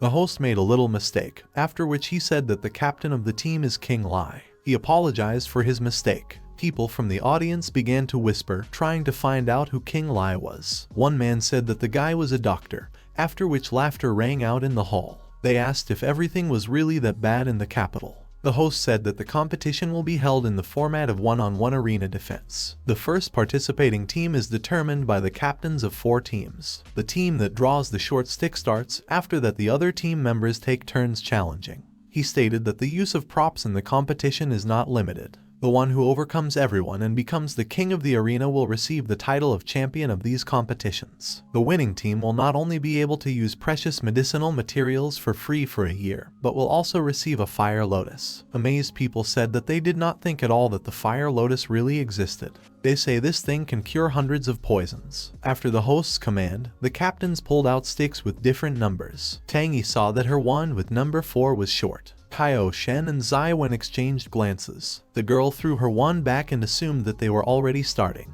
The girl jumped into the arena and said that she would be the first representative from the Yanhai team. Zai Wen said that Captain Tang is really brave. He jumped into the arena and said that yesterday the girl was prompted by several techniques. The guy wrapped himself in energy and said that they would see who would help her today. Zai Wen told Tang that she shouldn't hope, and she wouldn't be as lucky as yesterday. The girl knew that even though Zai Wen was not easy to defeat, she could not lose. The guy got on all fours and, grinning, told the girl that they would see how she would get out of the situation now. People in the audience were talking about how Tang had angered Zai Wen yesterday, and he would probably get his revenge today. They felt sorry for such a beautiful girl. Zai Wen quickly rushed from his place to attack. Tang only managed to jump away because the guy was too fast. While she was in flight, she didn't have enough time to dodge Zai Wen's second attack, which came right after the last one. After a quick kick from the guy, Tang rose into the air. Without giving her a chance, Zai Wen climbed up and hit her. Zhu Kang said he didn't expect Zai Wen to change so much in just a year. Judging by the slightly distinguishable silhouette of the scorpion, it has already reached the stage of energy transformation. Qing Li asked if not all warriors could transform energy. Zhu Kang said that this is not the case at all, and only warriors with the 6th level and above can master it. Zhu Kang was afraid that it would be hard to win because of this team of theirs. Qing Li agreed and said they should try their best. At this time, Zai Wen hit Tang again, and she was lying on the floor. The guy told the girl to admit defeat because she already has no chance of winning. The girl was breathing heavily. Because of the words about accepting defeat, Tang recalled her childhood, in which she received nothing. Tang's father always scolded her and said that she was a useless girl, and everything in this house belonged to her older brother. One day her brother took her bear, and she asked her father why she should give it away, because she won the toy herself. Even when Tang left the house, she was ordered not to return there. They laughed at her because she wanted to become a warrior. Tang surrounded herself with energy again and asked why on earth she should admit defeat. She jumped into the air and began to deal Zai Wen a series of attacks. With the help of the attack from the 8 cardinal directions, the girl was able to hit him in the neck. The guy flew to the floor of the ring and broke the tile. Zhu Kang got up from his seat in amazement and asked if she had killed him. The onlookers were equally amazed. They didn't understand how Tang, a warrior of the 6th level, used this technique, because it is a skill that can only be performed at the 7th level. King Li also didn't expect Zai Wen to be able to win like that. Tang emerged from the dust cloud, barely able to stand on her feet. She fell to her knees and said that she still managed to win. She was thinking how hard she had used this technique, and she needed time to recover. Suddenly, a silhouette rose out of the dust. The guy said that Tanny was overjoyed too soon. The whole Zai Wen came out and, grinning, said that with the girl's level, it was like tickling. He once again enveloped himself with energy in the form of a scorpion. The guy took off and was going to attack the girl from a height. Tangy thought that it was over for her, because her body had stopped moving. The girls from her team ran to her, wanting to help. With his energy, King Li could see that Zai Wen's leg was broken. Noticing Tangy's command, the guy sighed loudly. He turned around and quickly put each of them on the ground. He asked if they were really tired of living, since they dared to attack him from behind. Zai Wen looked at one of the girls and thought that this was nothing like that. Suddenly, blood flowed from his nose. King Li thought that even though they only had a difference of 1 or 2 levels with Zhu Jiang, there was still a difference in the strength of heaven and earth. He thought that it was not surprising that Zhu Jiang was so worried. Suddenly King Li called out to Chu Qin Yin. The girl asked the captain if he could send her next. King Li asked if Chu Qin Yin really wanted to represent Shangjing in the first match. The girl answered positively. He was afraid that Chu Qin Yin's strength was small compared to Zai Wen. If only she could strike at the wounded leg, then perhaps she would have a chance of winning. Chu Qin Yin asked if King Li agreed with her suggestion. The guy agreed, after which he asked her to be careful and told her the plan of action. Zai Wen clapped his fists and asked if no one else would dare to stand up. At this time, Chu Qin Yin said with burning eyes that she did not think that the captain had thought everything through like that. Chu Qin Yin entered the arena and announced that she would challenge Brother Zai for the 2nd time. The girl smiled and asked Zai Wen to be more lenient with her. The guy asked how his brother could refuse if Qin Yin asked for it. He said that he would be the only one to blame if he slightly spoiled her face. The girl grinned and said that it was not yet clear who and to whom would spoil it. She asked if he had already forgotten about yesterday's pain. The guy gasped angrily. He rushed to the attack and said that since she decided to play, then her brother would play with her once. Zhu Kang hoped that Chu Qin Yin would be able to hold out for a while and lose beautifully. The girl carefully dodged Zai Wen's every attack. After another blow from him, she smiled and was about to hit him between the legs. Suddenly he grabbed her leg with his thighs and said that he would not fall for this a 2nd time. The girl tried to pull her leg out, but it seemed to be stuck. Zai Wen gathered his hands to attack and apologized to her, because there was no point in resisting anymore. The girl screamed loudly that she would admit defeat. Zai Wen asked if it was really so early, and he hadn't played enough yet. Chu Qin Yin smiled and said if her brother lets her go, then they will play as he wants. The guy laughed and said that the girl had said it herself. Zai Wen released the girl's leg. He thought that maybe he was afraid of offending Officer Wang, but she offered it of her own free will, and therefore he was not to blame. Suddenly, Zai Wen felt a lot of pain. Chu Qin Yin still hit him on the leg. The guy screamed loudly in pain. He started jumping around the arena, trying to numb the pain while Chu Qin Yin laughed at him. The observers in misunderstanding thought what had happened. Suddenly Zai Wen asked what Qin Yin thought about his acting. The girl asked in surprise how this was possible, because his right leg was damaged. Zai Wen asked if it was unexpected for her. He said he had already completed work on the leg bones. He declared that he was about to become a level 7 warrior. It's easy enough to withstand Chu Qin Yin's attack. The guy easily threw her off the arena and said that he only played along with her. The host announced that Zai Wen from the Tianhai team had successfully defended the arena. He asked who would dare to challenge next. King Li put down his drink glass and said that he would go this time. Suddenly Zhu Kang asked the captain to let him first. The guy put King Li back down and said that he wanted to achieve a breakthrough in cultivation by fighting in a real battle. King Li agreed, but again asked his companion to be careful. Zhu Xuan and Zhu Kang exchanged glances as the girl returned to the team. Zhu Xuan said that at these competitions, the Zhu family will get back together with the Zai family. King Li asked in surprise what it meant again. The girl said that it seemed the captain didn't know, but in the past competitions, when Zhu Kang was the captain, he was defeated by Zai Wen's hand. Although the Zhu family and the Zai family are military, their relationship is not at all good. When Zhu Kang entered the arena, Zai Wen loudly exclaimed that the guy was a loser, but not broken.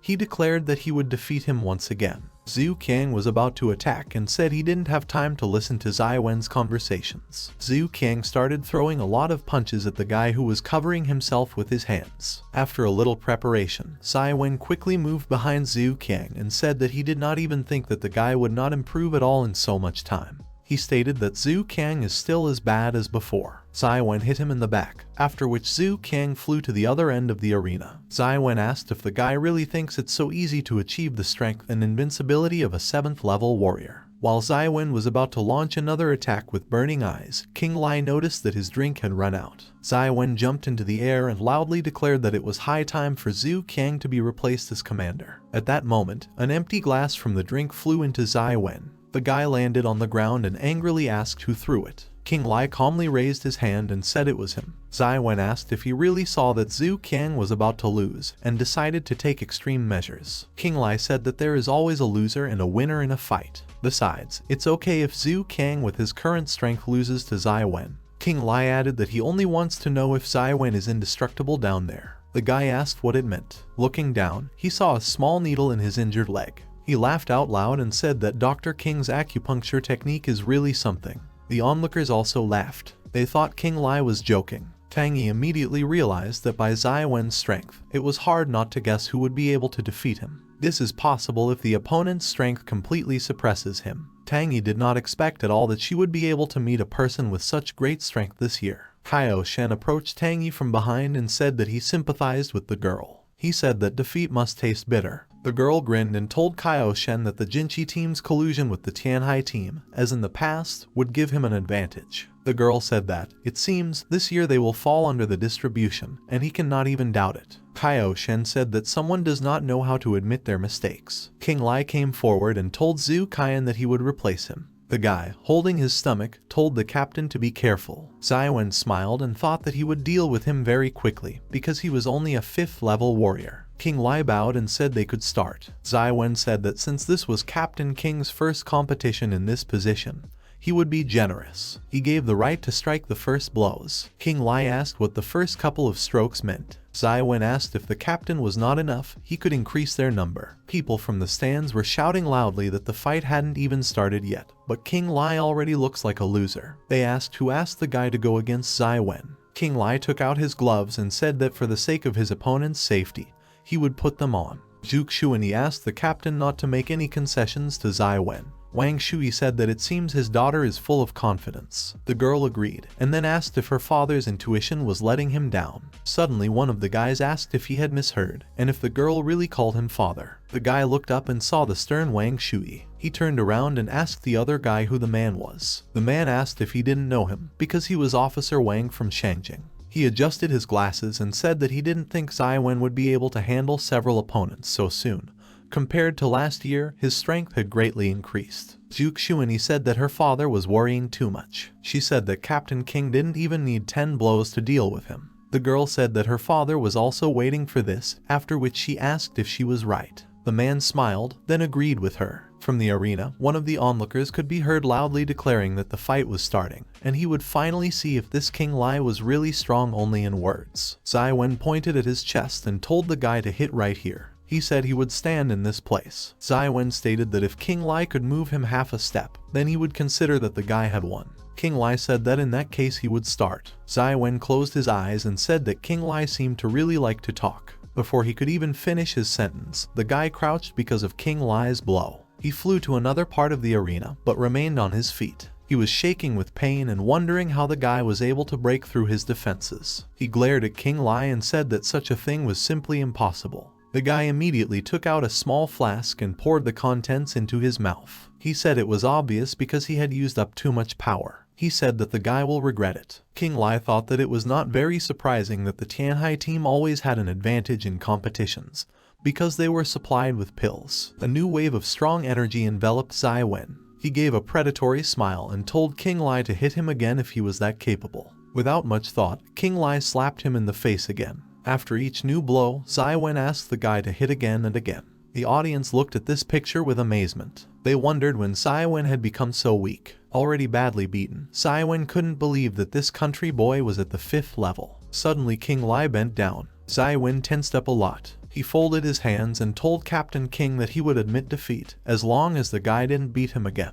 King Li stood up and said that he just wanted to look at this pill. Zai Wen said amiably that he had a lot of this stuff and he could give as much as he wanted. Suddenly Zai Wen grinned and said that it would depend on whether King Li could take them alive. In just an instant, the guy was in an unknown space. He could not understand what kind of place it was because there is a very large concentration of energy here. He heard someone calling him. When he turned around, he saw a bright light in front of him. In front of little King Li were his parents. The guy's mother asked why he was stuck there and then told him to go to the table. He looked at his hands in surprise and tried to figure out what had happened to him. He tried to reach out to his parents when suddenly everything was flooded with blood. The guy was standing alone in the Scarlet Room. In a second, the place changed and he found himself outside during rainy weather. Someone's voice said what kind of people the King family had contacted after all. There were a lot of people gathered right in front of him, all of them standing at the tombstones. People whispered that there was a witness that day, and their whole apartment was covered in blood. They talked about how sorry they were for the child. King Li pushed his way through the crowd, wanting to see something. As soon as he approached the slabs, the guy was speechless. On one of the tombstones there were images of his dear parents, as well as an inscription that the king's spouses rest here. Qin Yin began to approach King Li from behind. The guy turned around in surprise and asked the girl what she was doing here. The tearful girl apologized to him for being late. She said that even if his parents had left this world, he should not despair. The girl put her arms around his head. She smiled and said that very soon he would join them. In an instant, a dagger was in her hand. Qin Yin tried to pierce his neck, but King Li quickly got out and hit her. The girl disappeared into smoke in an instant. King Li said that even the enemy's disguise could not hide the stench coming from him. The smoke that was Qin Yin began to take the form of something else. King Li stared at what was happening in disbelief. The dagger fell, and the evil energy began to accumulate at one point in the sky. King Li realized that it seemed the only way to get out of this place was to absorb this evil energy. The guy picked up the dagger and thought that now he had no guide, and he could only try to use this dagger. After King Li's quick manipulations, a large amount of evil energy accumulated next to him. The guy picked up the dagger, then plunged it into the ground using the 7 kills battle formation. In an instant, the evil energy began to burn away from the light. While Kaio Shen was reciting the spell, the smoke began to dissipate. King Li regained consciousness and saw a lot of people around him who were holding the guy in space. They didn't realize yet that King Li had regained consciousness, so Kaio Shen was openly called upon to lose. With one light movement, King Li hit the guy in the jaw. After that, Kaio Shen fell unconscious right in the arena. King Li thought that although this guy's strength is inferior to Zai Wen, but his ability to control evil energy is enough to elevate him above ordinary warriors. King Li was worried that if he didn't have the old man's energy left in him, he might succumb to Kaio Shen's forces. The host announced that the victory was for King Li. He asked if there was anyone else who wanted to challenge. The onlookers were genuinely amazed that even Kaio Shen had lost, and it was a complete failure. The host said that if there are no more willing to continue, then he announces the champion of these military competitions. Suddenly someone from the audience asked the presenter to wait. King Muxi smiled and said that he had not entered the arena yet. The host was surprised to tell King Muxi that they had already won, and there was no need for him to enter the arena again.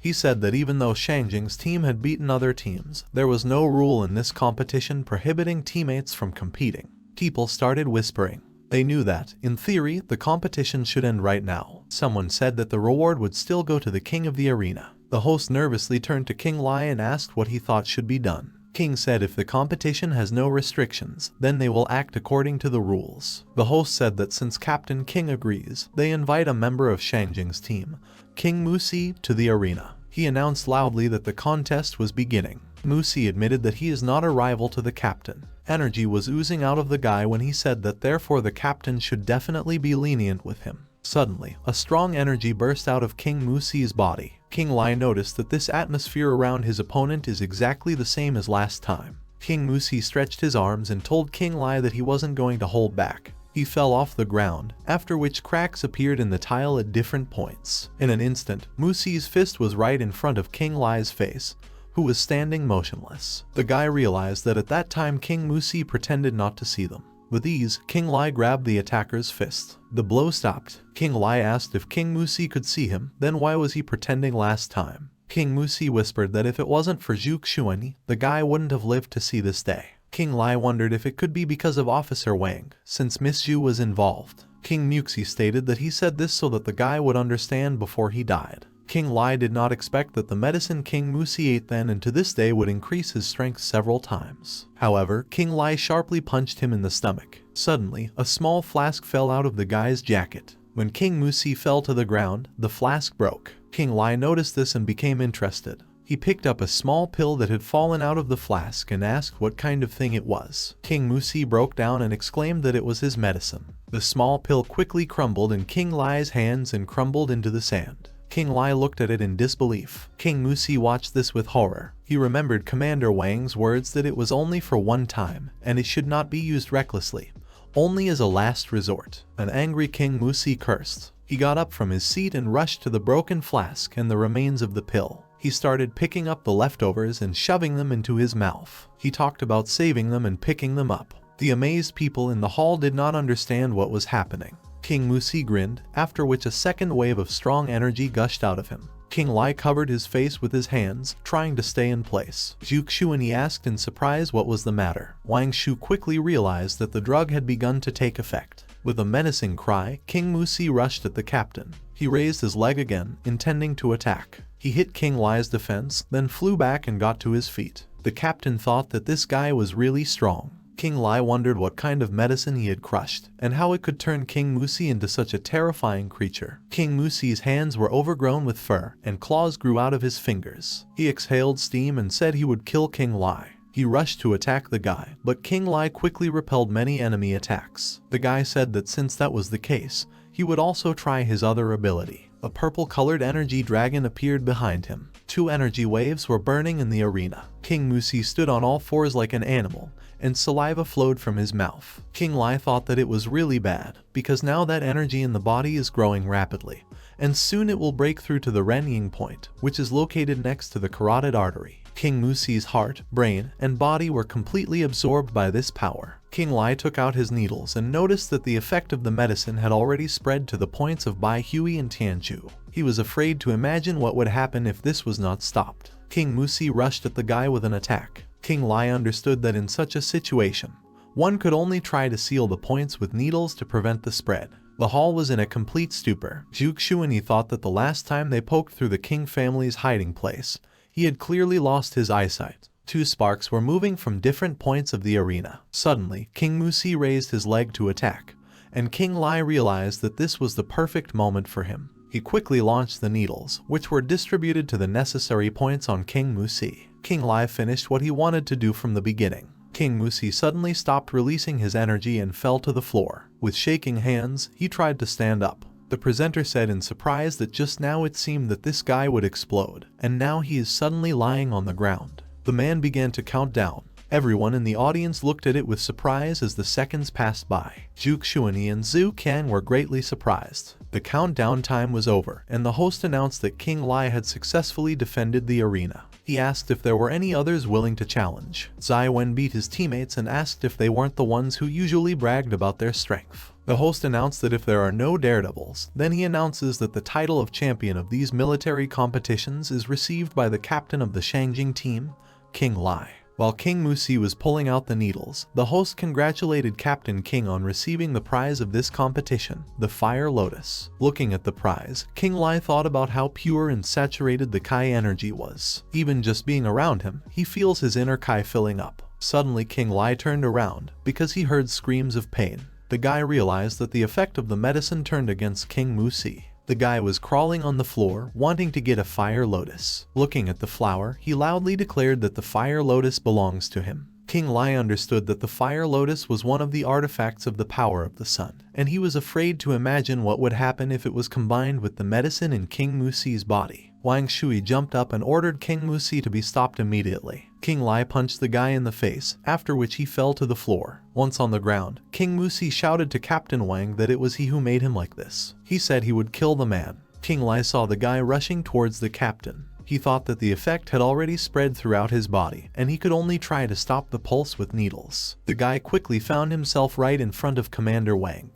King Li quickly launched needles into King Muxi. The needles pierced King Musi's body when he was almost at Wang Shui's face. Suddenly the guy froze. King Musi collapsed to the ground right in front of the commander. Zhu Xuanyi carefully checked his pulse, after which she noticed with horror that he was dead. King Li wondered how the guy could enter a state of suspended animation so quickly. He went down to the guy and thought that the needles seemed to have worked. Wang Shu also told King Li not to worry, because this happens in the arena. He said he would inform the head of the King family. They will bury King Musi with the greatest honors. He ordered the guards to take care of King Musi's body first. While the soldiers left on their mission, Wang Shui smiled at King Li and congratulated him on his victory. King Li thought that until he fully dealt with the situation, he could not allow Wang Shui's death, much less King Musi's death. After the battle, King Li walked down the street while someone was watching him. As if nothing had happened, the guy told Liang King to get out. The girl immediately left the alley and apologized to the boss. She said that she was only afraid that he would be in danger, and therefore quietly arrived with him in Tianhai.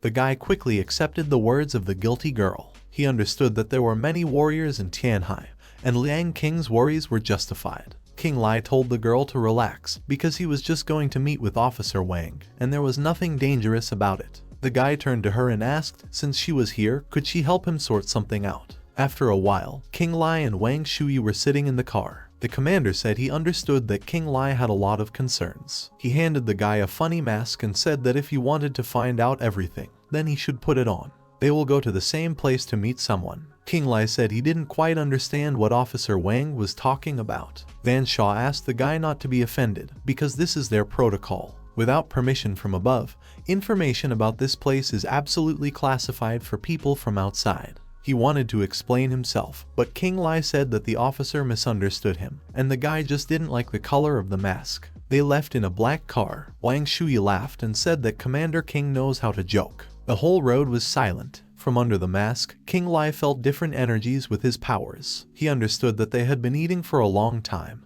and he did not know how things were with Liang King. King Li thought that Liang King had been working as his receptionist for quite some time after all. With her strength, following his instructions, she should have no problem saving King Musi. At this time, Liang King was standing in the room over King Musi's body. Employees were lying unconscious next to her. Holding King Musi's head with her hand, the girl pulled out the needle. In the blink of an eye, energy started oozing out of the guy. The guy quickly regained consciousness. He sat up and asked what kind of place it was. Liang King told him that if it wasn't for her boss, the guy would have already died. King Muxi, perplexed, asked the girl who her boss was. Liang King calmly called King Li's name, which greatly surprised Musi. At this time, Wang Shui was asking Commander King if the guy had any questions. He said he might have them, but he wouldn't ask. He was sure that when they arrived, Wang Shui would tell him everything himself. A lot of different men took these pills, burning with energy. King Li thought that it seemed that the pills they were taking had a limit of increasing strength, otherwise they wouldn't be able to be on the same level as Zai Wen.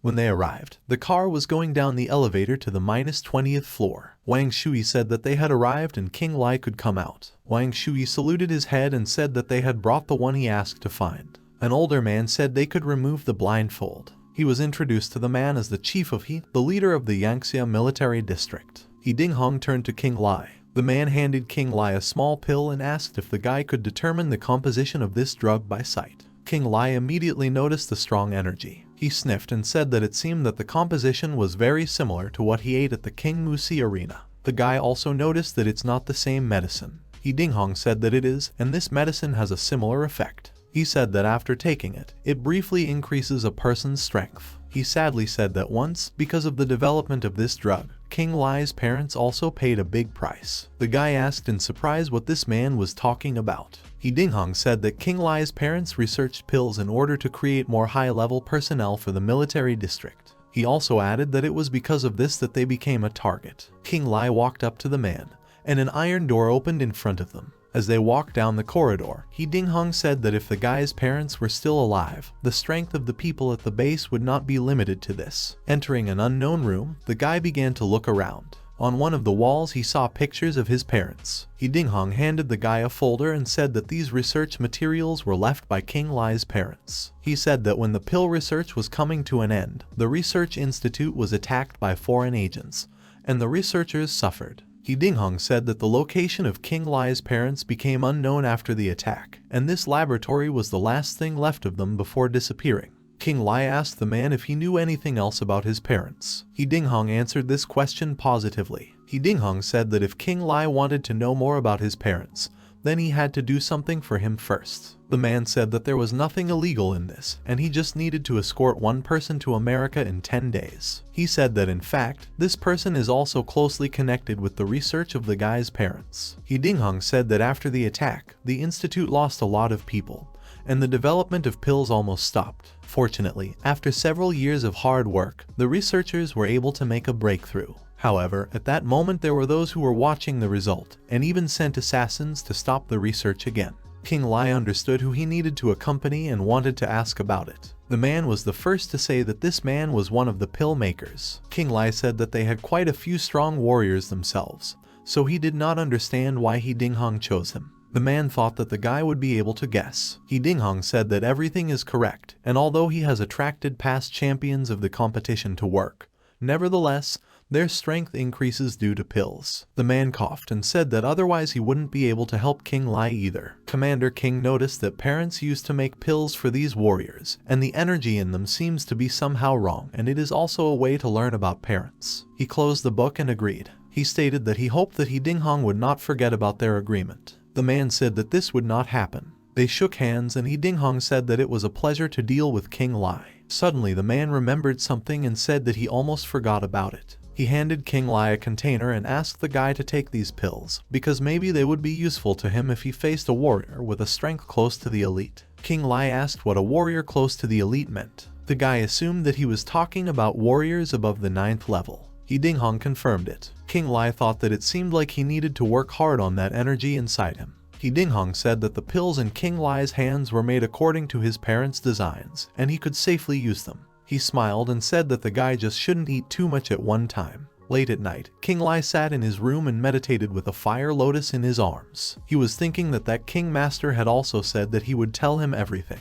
King Li assumed that the man was also familiar with Commander-in-Chief He. He also thought that his appearance next to him had been arranged in advance by his boss. Moreover, obtaining a military rank, participation in military competitions, and a prize in the form of a fire lotus. All these events seemed too consistent. King Li actively absorbed the energy of the fire lotus, mixing it with the one that old man King gave him. He understood that if he wanted to learn about the events of the past, he needed to finish his cultivation as soon as possible. King Li spent the whole night meditating, so morning came quickly. He didn't think that time would fly by so quickly, and yet, it seems that he has completely purified the energy. Suddenly his phone rang. When the guy tried to pick up and answer the call, he was very surprised. The guy was floating in the air. King Li began to turn around, wanting to understand what was going on. Noticing something strange, the guy immediately fell back on the bed. Chu Qin Yin, whose room was very close by, pressed her ear to the wall and listened to what was going on at King Li's. The girl tensed up a little and did not understand if Captain King had any special training methods. The guy quickly answered Qin Ying's call and asked what was the matter. The girl loudly told her husband to come back soon.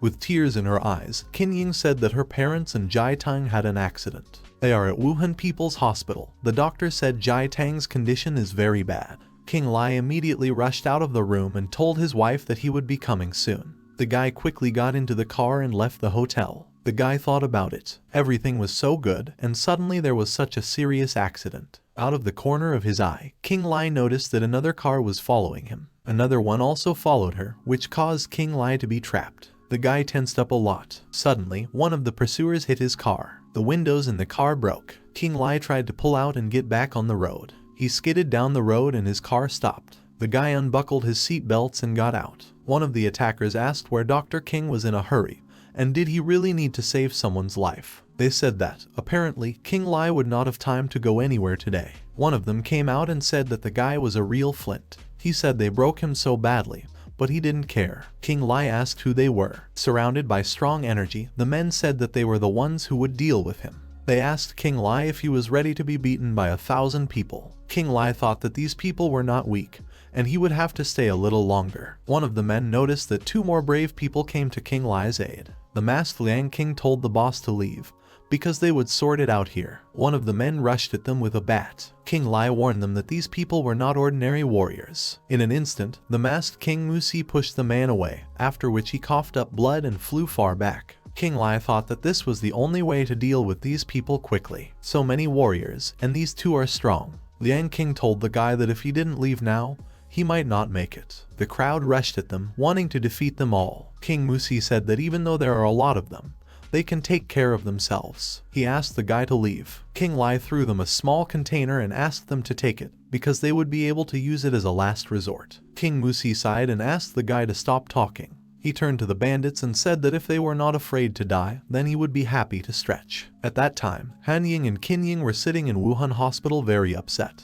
The doctor apologized to them because he had done everything in his power. King Li rushed into the hospital and asked Qin Ying how the situation was. The tearful girl looked at him. She tried to explain what happened to Jai Tang, however, she stuttered a lot, so it took her time. Dr. Xia apologized to King Li and said that he arrived immediately at Jiang's request, but the patient's injuries were too severe. King Li thanked the guy. King Li looked at the door to the operating room and wondered why there was such a strong dark energy accumulated here. The guy stretched his arms and said that he would come in and take a look, and the doctor should watch the door so that no one enters. Suddenly someone ordered the guy to stop. Hanning said that even foreign doctors of medical sciences could not help. The woman said that Jai Tang had already suffered enough, and she would not allow her to be tortured. Qin Ying took her mother's hand and asked her to let King Li help. Dr. Xia also said that there are no other options. He also asked the woman to let King Li take a look first. Qin Ying said that Jai Tang was her younger sister, no matter how,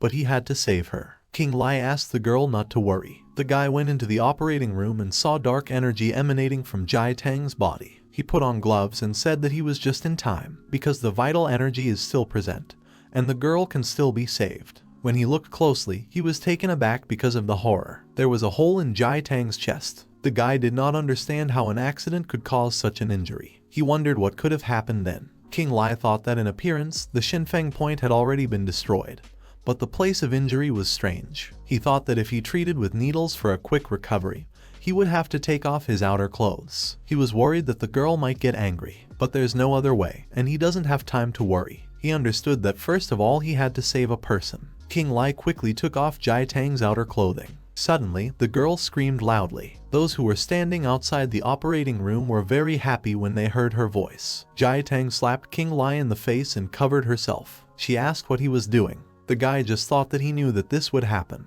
Holding the needle in his hands, King Li said that he was only saving her life. He asked if she wasn't the one who got hurt in the accident. The girl asked in perplexity what it meant. She looked under the covers. Then she asked King Li to turn away. The guy said he had turned away a long time ago. He said that in case Jai Tang is already fine, then she can get dressed. Suddenly, King Li's phone rang. He answered the call while Jai Tang thought that this call is so ancient, and he doesn't even think about changing it. Jai Tang thought what an old man King Li was. She thought that this King Li had gotten off lightly yet. Liang King said she found out everything, and it was Kaio Sheng's doing. She said that according to these men, Kaio Sheng is now in Wuhan and is going to return to Tianhai. King Li quickly accepted this information. At this time, Kaio Shen was driving around the city in a black car. One of the guy's people said that he had once heard that King Li's wife's younger sister had been in an accident and was now on the verge of death. Kaio Shen said that this time he only taught King Li a little lesson, and he would show him what awaits those who cross his path. Suddenly, there was a knock on the roof of their car. Someone asked if it was true.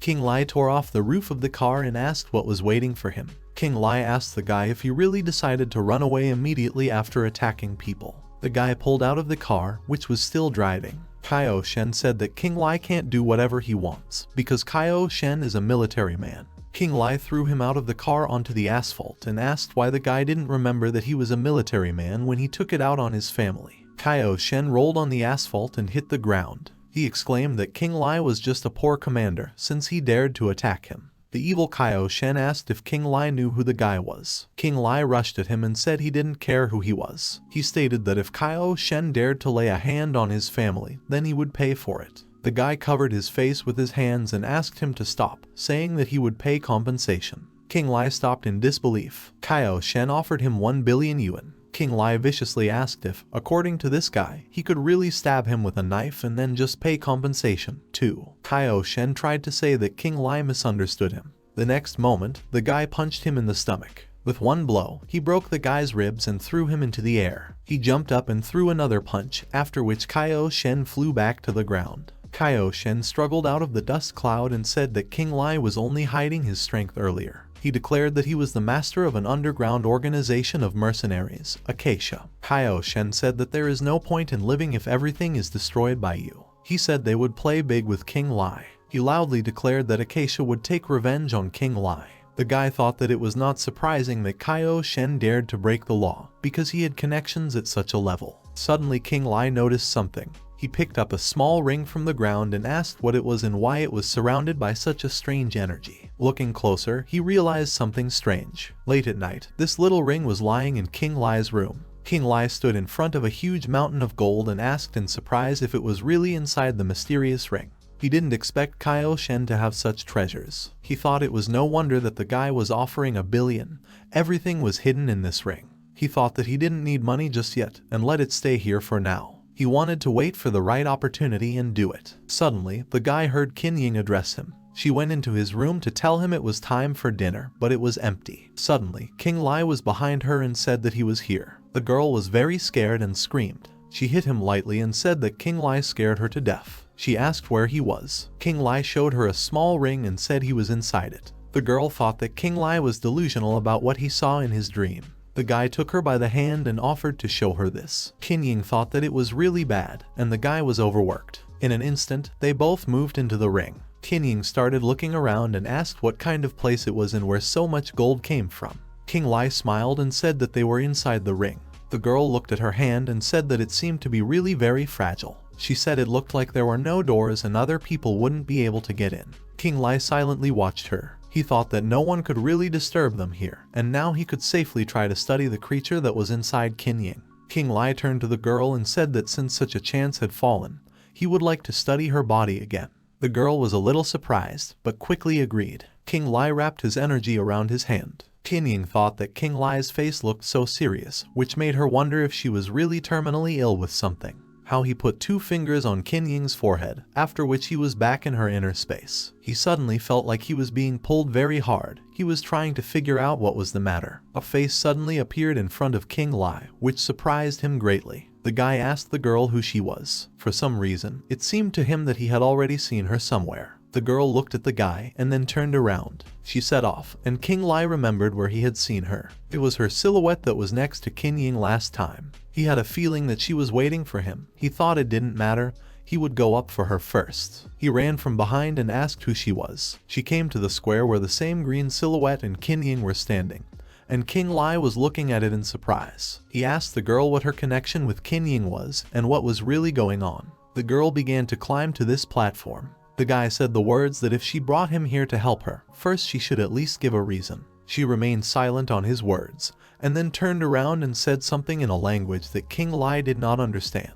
He awkwardly asked what she had said. The girl thought that she did not expect the power of the seal to increase so much. It blocks her interaction with the outside world. She was thinking what she should do now, but suddenly an idea struck her. She waved her hand towards the silhouette and pointed at herself. King Li thought that she wanted him to guess from her gestures. King Li realized that the girl couldn't talk because of the round thing and the seal on it. 10 minutes of silent descriptions passed. King Li asked the girl what it means that she and Qin Yin are bound by the bonds of the spirit, and if the seal is not removed, then in a few years she will disappear, and Qin Yin will die. The girl nodded. The guy asked the girl about how he could destroy this seal. She suddenly grabbed his arm. The huge seal appeared behind the girl. The guy thought about how powerful this evil force is. She let him go, and a book appeared between them. King Li took it. There was a gold and black inscription on the book, which read, "Learn this skill, lift the ban. Secrets of the heavenly rank." Qin Yin asked King Li what was going on, to which the guy replied that, to tell the truth, everything is quite complicated and confusing here. After a while, Qin Yin said that she did not think that such an unusual thing would suddenly appear in her body. King Li took her hands and told her not to worry,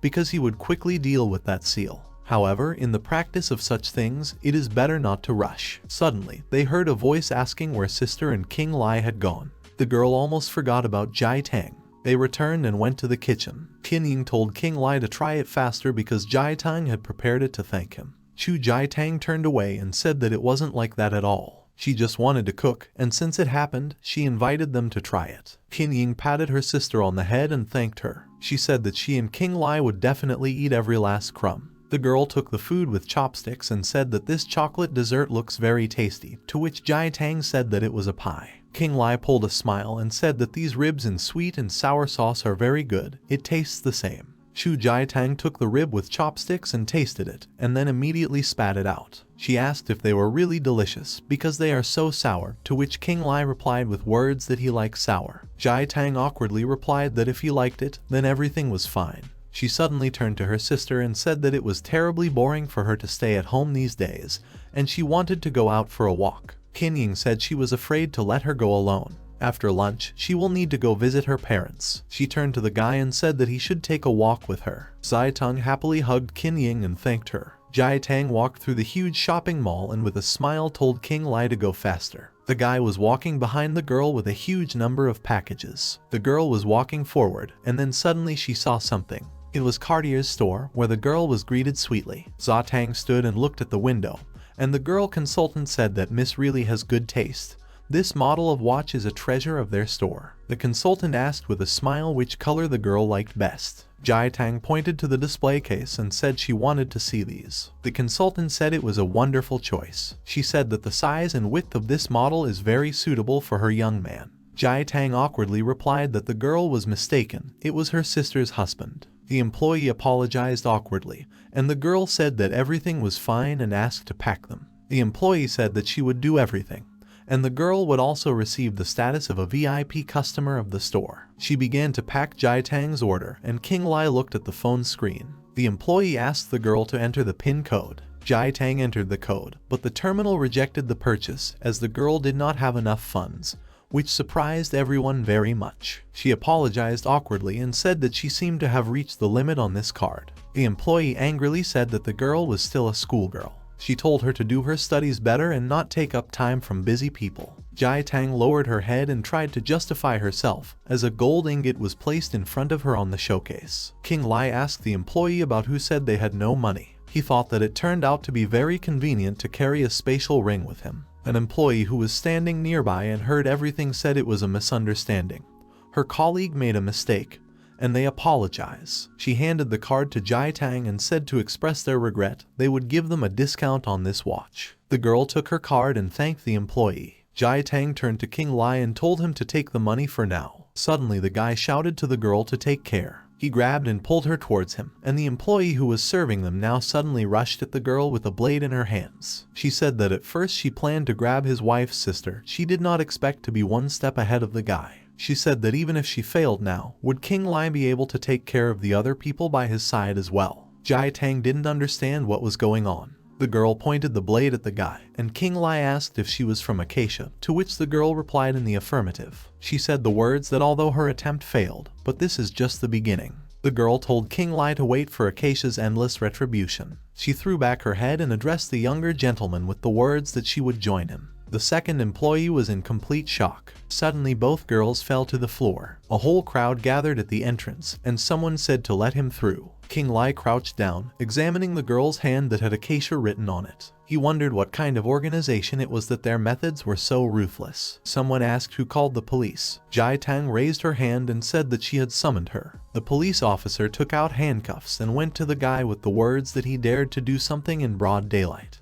He suddenly saw the girl's hand, on which there was an inscription, and shouted that it was an Acacia killer. The man told King Li that he was very lucky. The officer said that if the guy is okay, then he asks him to go with them to fill out the protocol. Evening came. They left the police station. Jai Tang looked at King Li walking in front and thought about how she could start a conversation with him. She didn't know if the guy would agree if she did that. They suddenly started talking at the same time about having something to say. Together they uttered the words that let the other speak first. Jai Tang had just started talking when King Li asked if the girl was feeling unwell. She tried again to confess. She thought about whether he was not her son-in-law, why her words stuck in her throat, and she could not say anything. She clutched the handles of the bag in her hands and thought it was annoying. She began to remember the past. She had definitely been disgusted with him before. However, he is her son-in-law and she cannot. King Li called out to the girl and asked what she was talking about. She was speaking indistinctly,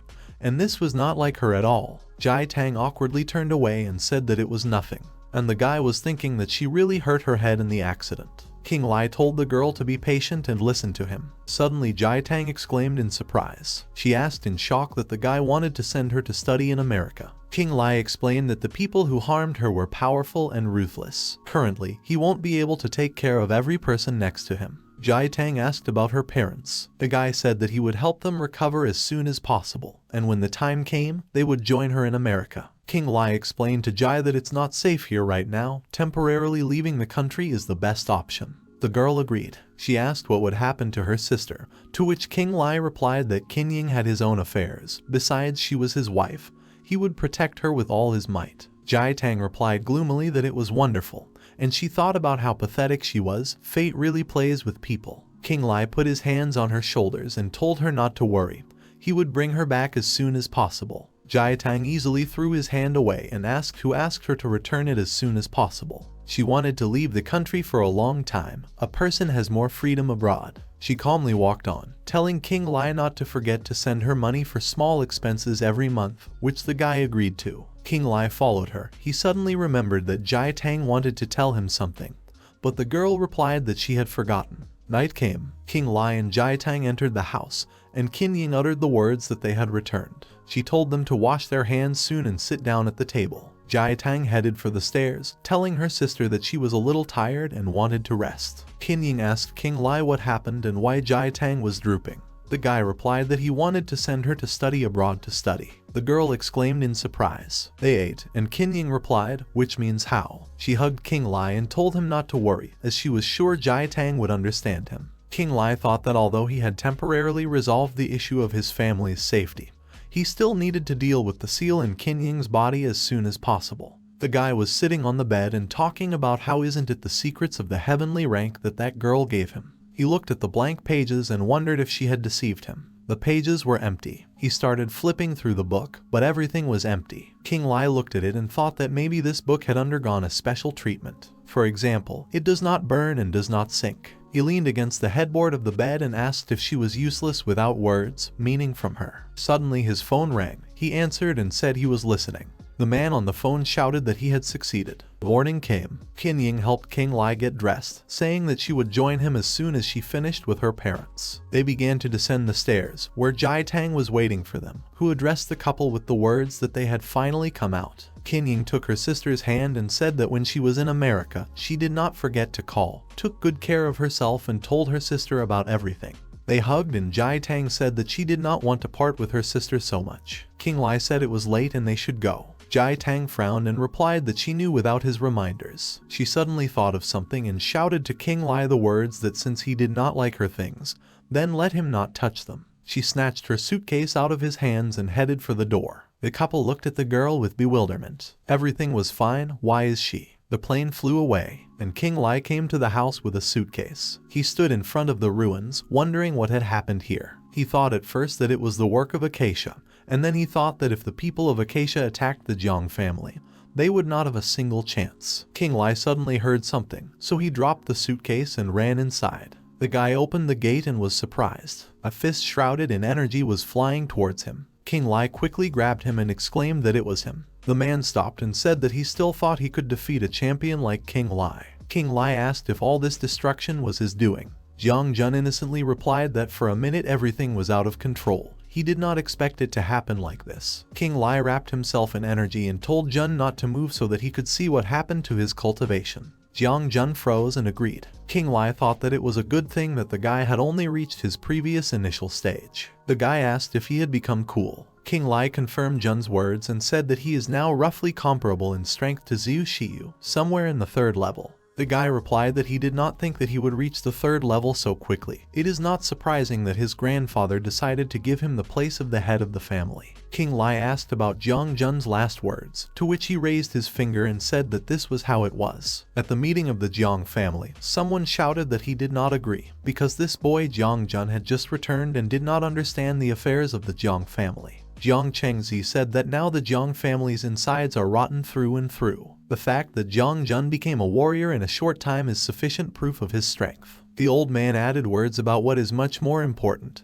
He has the patronage of King Li, and in the capital now, everyone wants to poach him. Jiang Chengzi stood up and said that this matter was settled. The dissenting people could leave the Jiang family. Jiang Li-ming happily said that the day had finally come. Jiang Jun, pouring tea, said that this was how it was, so he owed the place of the head of the family to King Li for the most part. He brought the cup to the guy and told him to take this tea as a sign of his respect for King Li. King Li stretched out his hands and replied that Jun was the first to become his friend in Wuhan and helped him in many ways. Jun said he would always remember his kindness. They sat down, and Jiang Jun said that he had heard about King Li's dealings with Acacia. He asked what the guy was going to do, to which he replied that Liang King had already helped him clarify the information. King Li said that after he was done with one case, he would find the Acacia people himself. At the military training ground, Wang Shui told Commander King Li that it was the pill maker, Dr. Yu. He said that it was necessary to deliver the creator of the pills to another center. A half-bald man looked at them and said that he looked very similar. He had the feeling that he had returned to more than 20 years ago. Wang Shui explained that Dr. Yu had met King Li's parents once. The guy turned to the doctor to ask a question about his parents, to which the man quickly ran away. He said that it was already late, he would go prepare his things, and they could leave immediately. Wang Shui pointed the way with his hand and said that they would go to meet the members of his squad.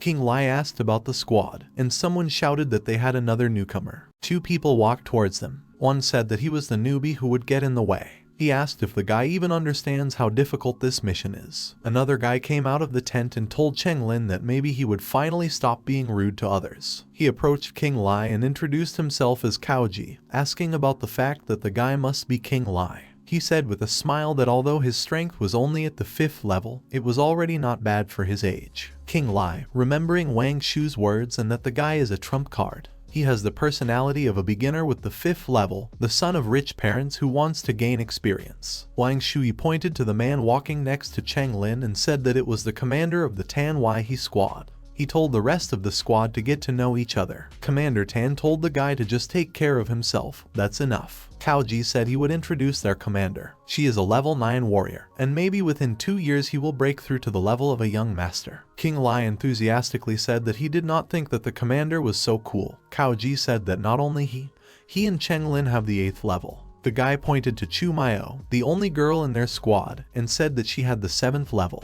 King Li noticed that she also had the surname Chu. Chu Maio stood up and said that the barracks were full of warriors with the 5th level. The guy would have got here if it wasn't for that person. Dr. Yu came out and said they could leave. The whole squad flew by plane. The doctor was doing something and talking in incomprehensible formulas. Cheng Lin said that Officer Wang is not here right now, so he will clarify something for the guy right now. He said that this mission requires full dedication, and his level compared to other members of the squad is simply ridiculous. For them, the guy is just a burden. The girl told him to obey. In case of danger along the way, their priority is the doctor. King Li's safety is not their responsibility. The guy replied that he understood. Chu Maio wondered if her words had really reached him. Weren't rich people all arrogant and self-willed? Kaoji told the guy not to pay attention. It's all because of their mission. They speak directly, but without malicious intent. King Li replied that the mission was important, so there was no need to worry about him. Tan Waihe told them to stop and not interfere with the doctor's work.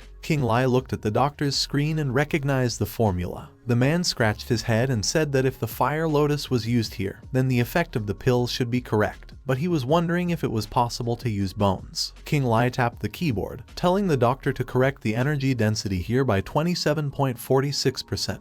At the same moment, the simulation was created. The doctor grabbed the guy by the hand, asking how he knew the energy density, and even so accurately. King Li knew because it was in his parents' diary, but an ordinary person would not be able to figure out their peculiar writing style. Dr. Yu said that since the guy knows about the energy density, maybe he knows how to use it for rapid cultivation. The doctor knew he was the son of those two, so he might know something. King Li said it was his guess, and the commander said he was just lucky. King Li thought that the doctor must know something about his parents and would need to ask him. Tan Waihe said that it is easy to deceive the enemy if he is inattentive. The stewardess began to offer drinks, and the man told them to be careful, there are a lot of people on the plane. According to their estimates, the doctor's departure is already known. The employee asked if they wanted something from drinks, to which the man refused. King Li suddenly noticed something. He exclaimed that the doctor had miscalculated, distracting everyone. The girl at that moment shot at the man from the sleeve. Everyone immediately turned to look at her, and the commander shouted that it was bad.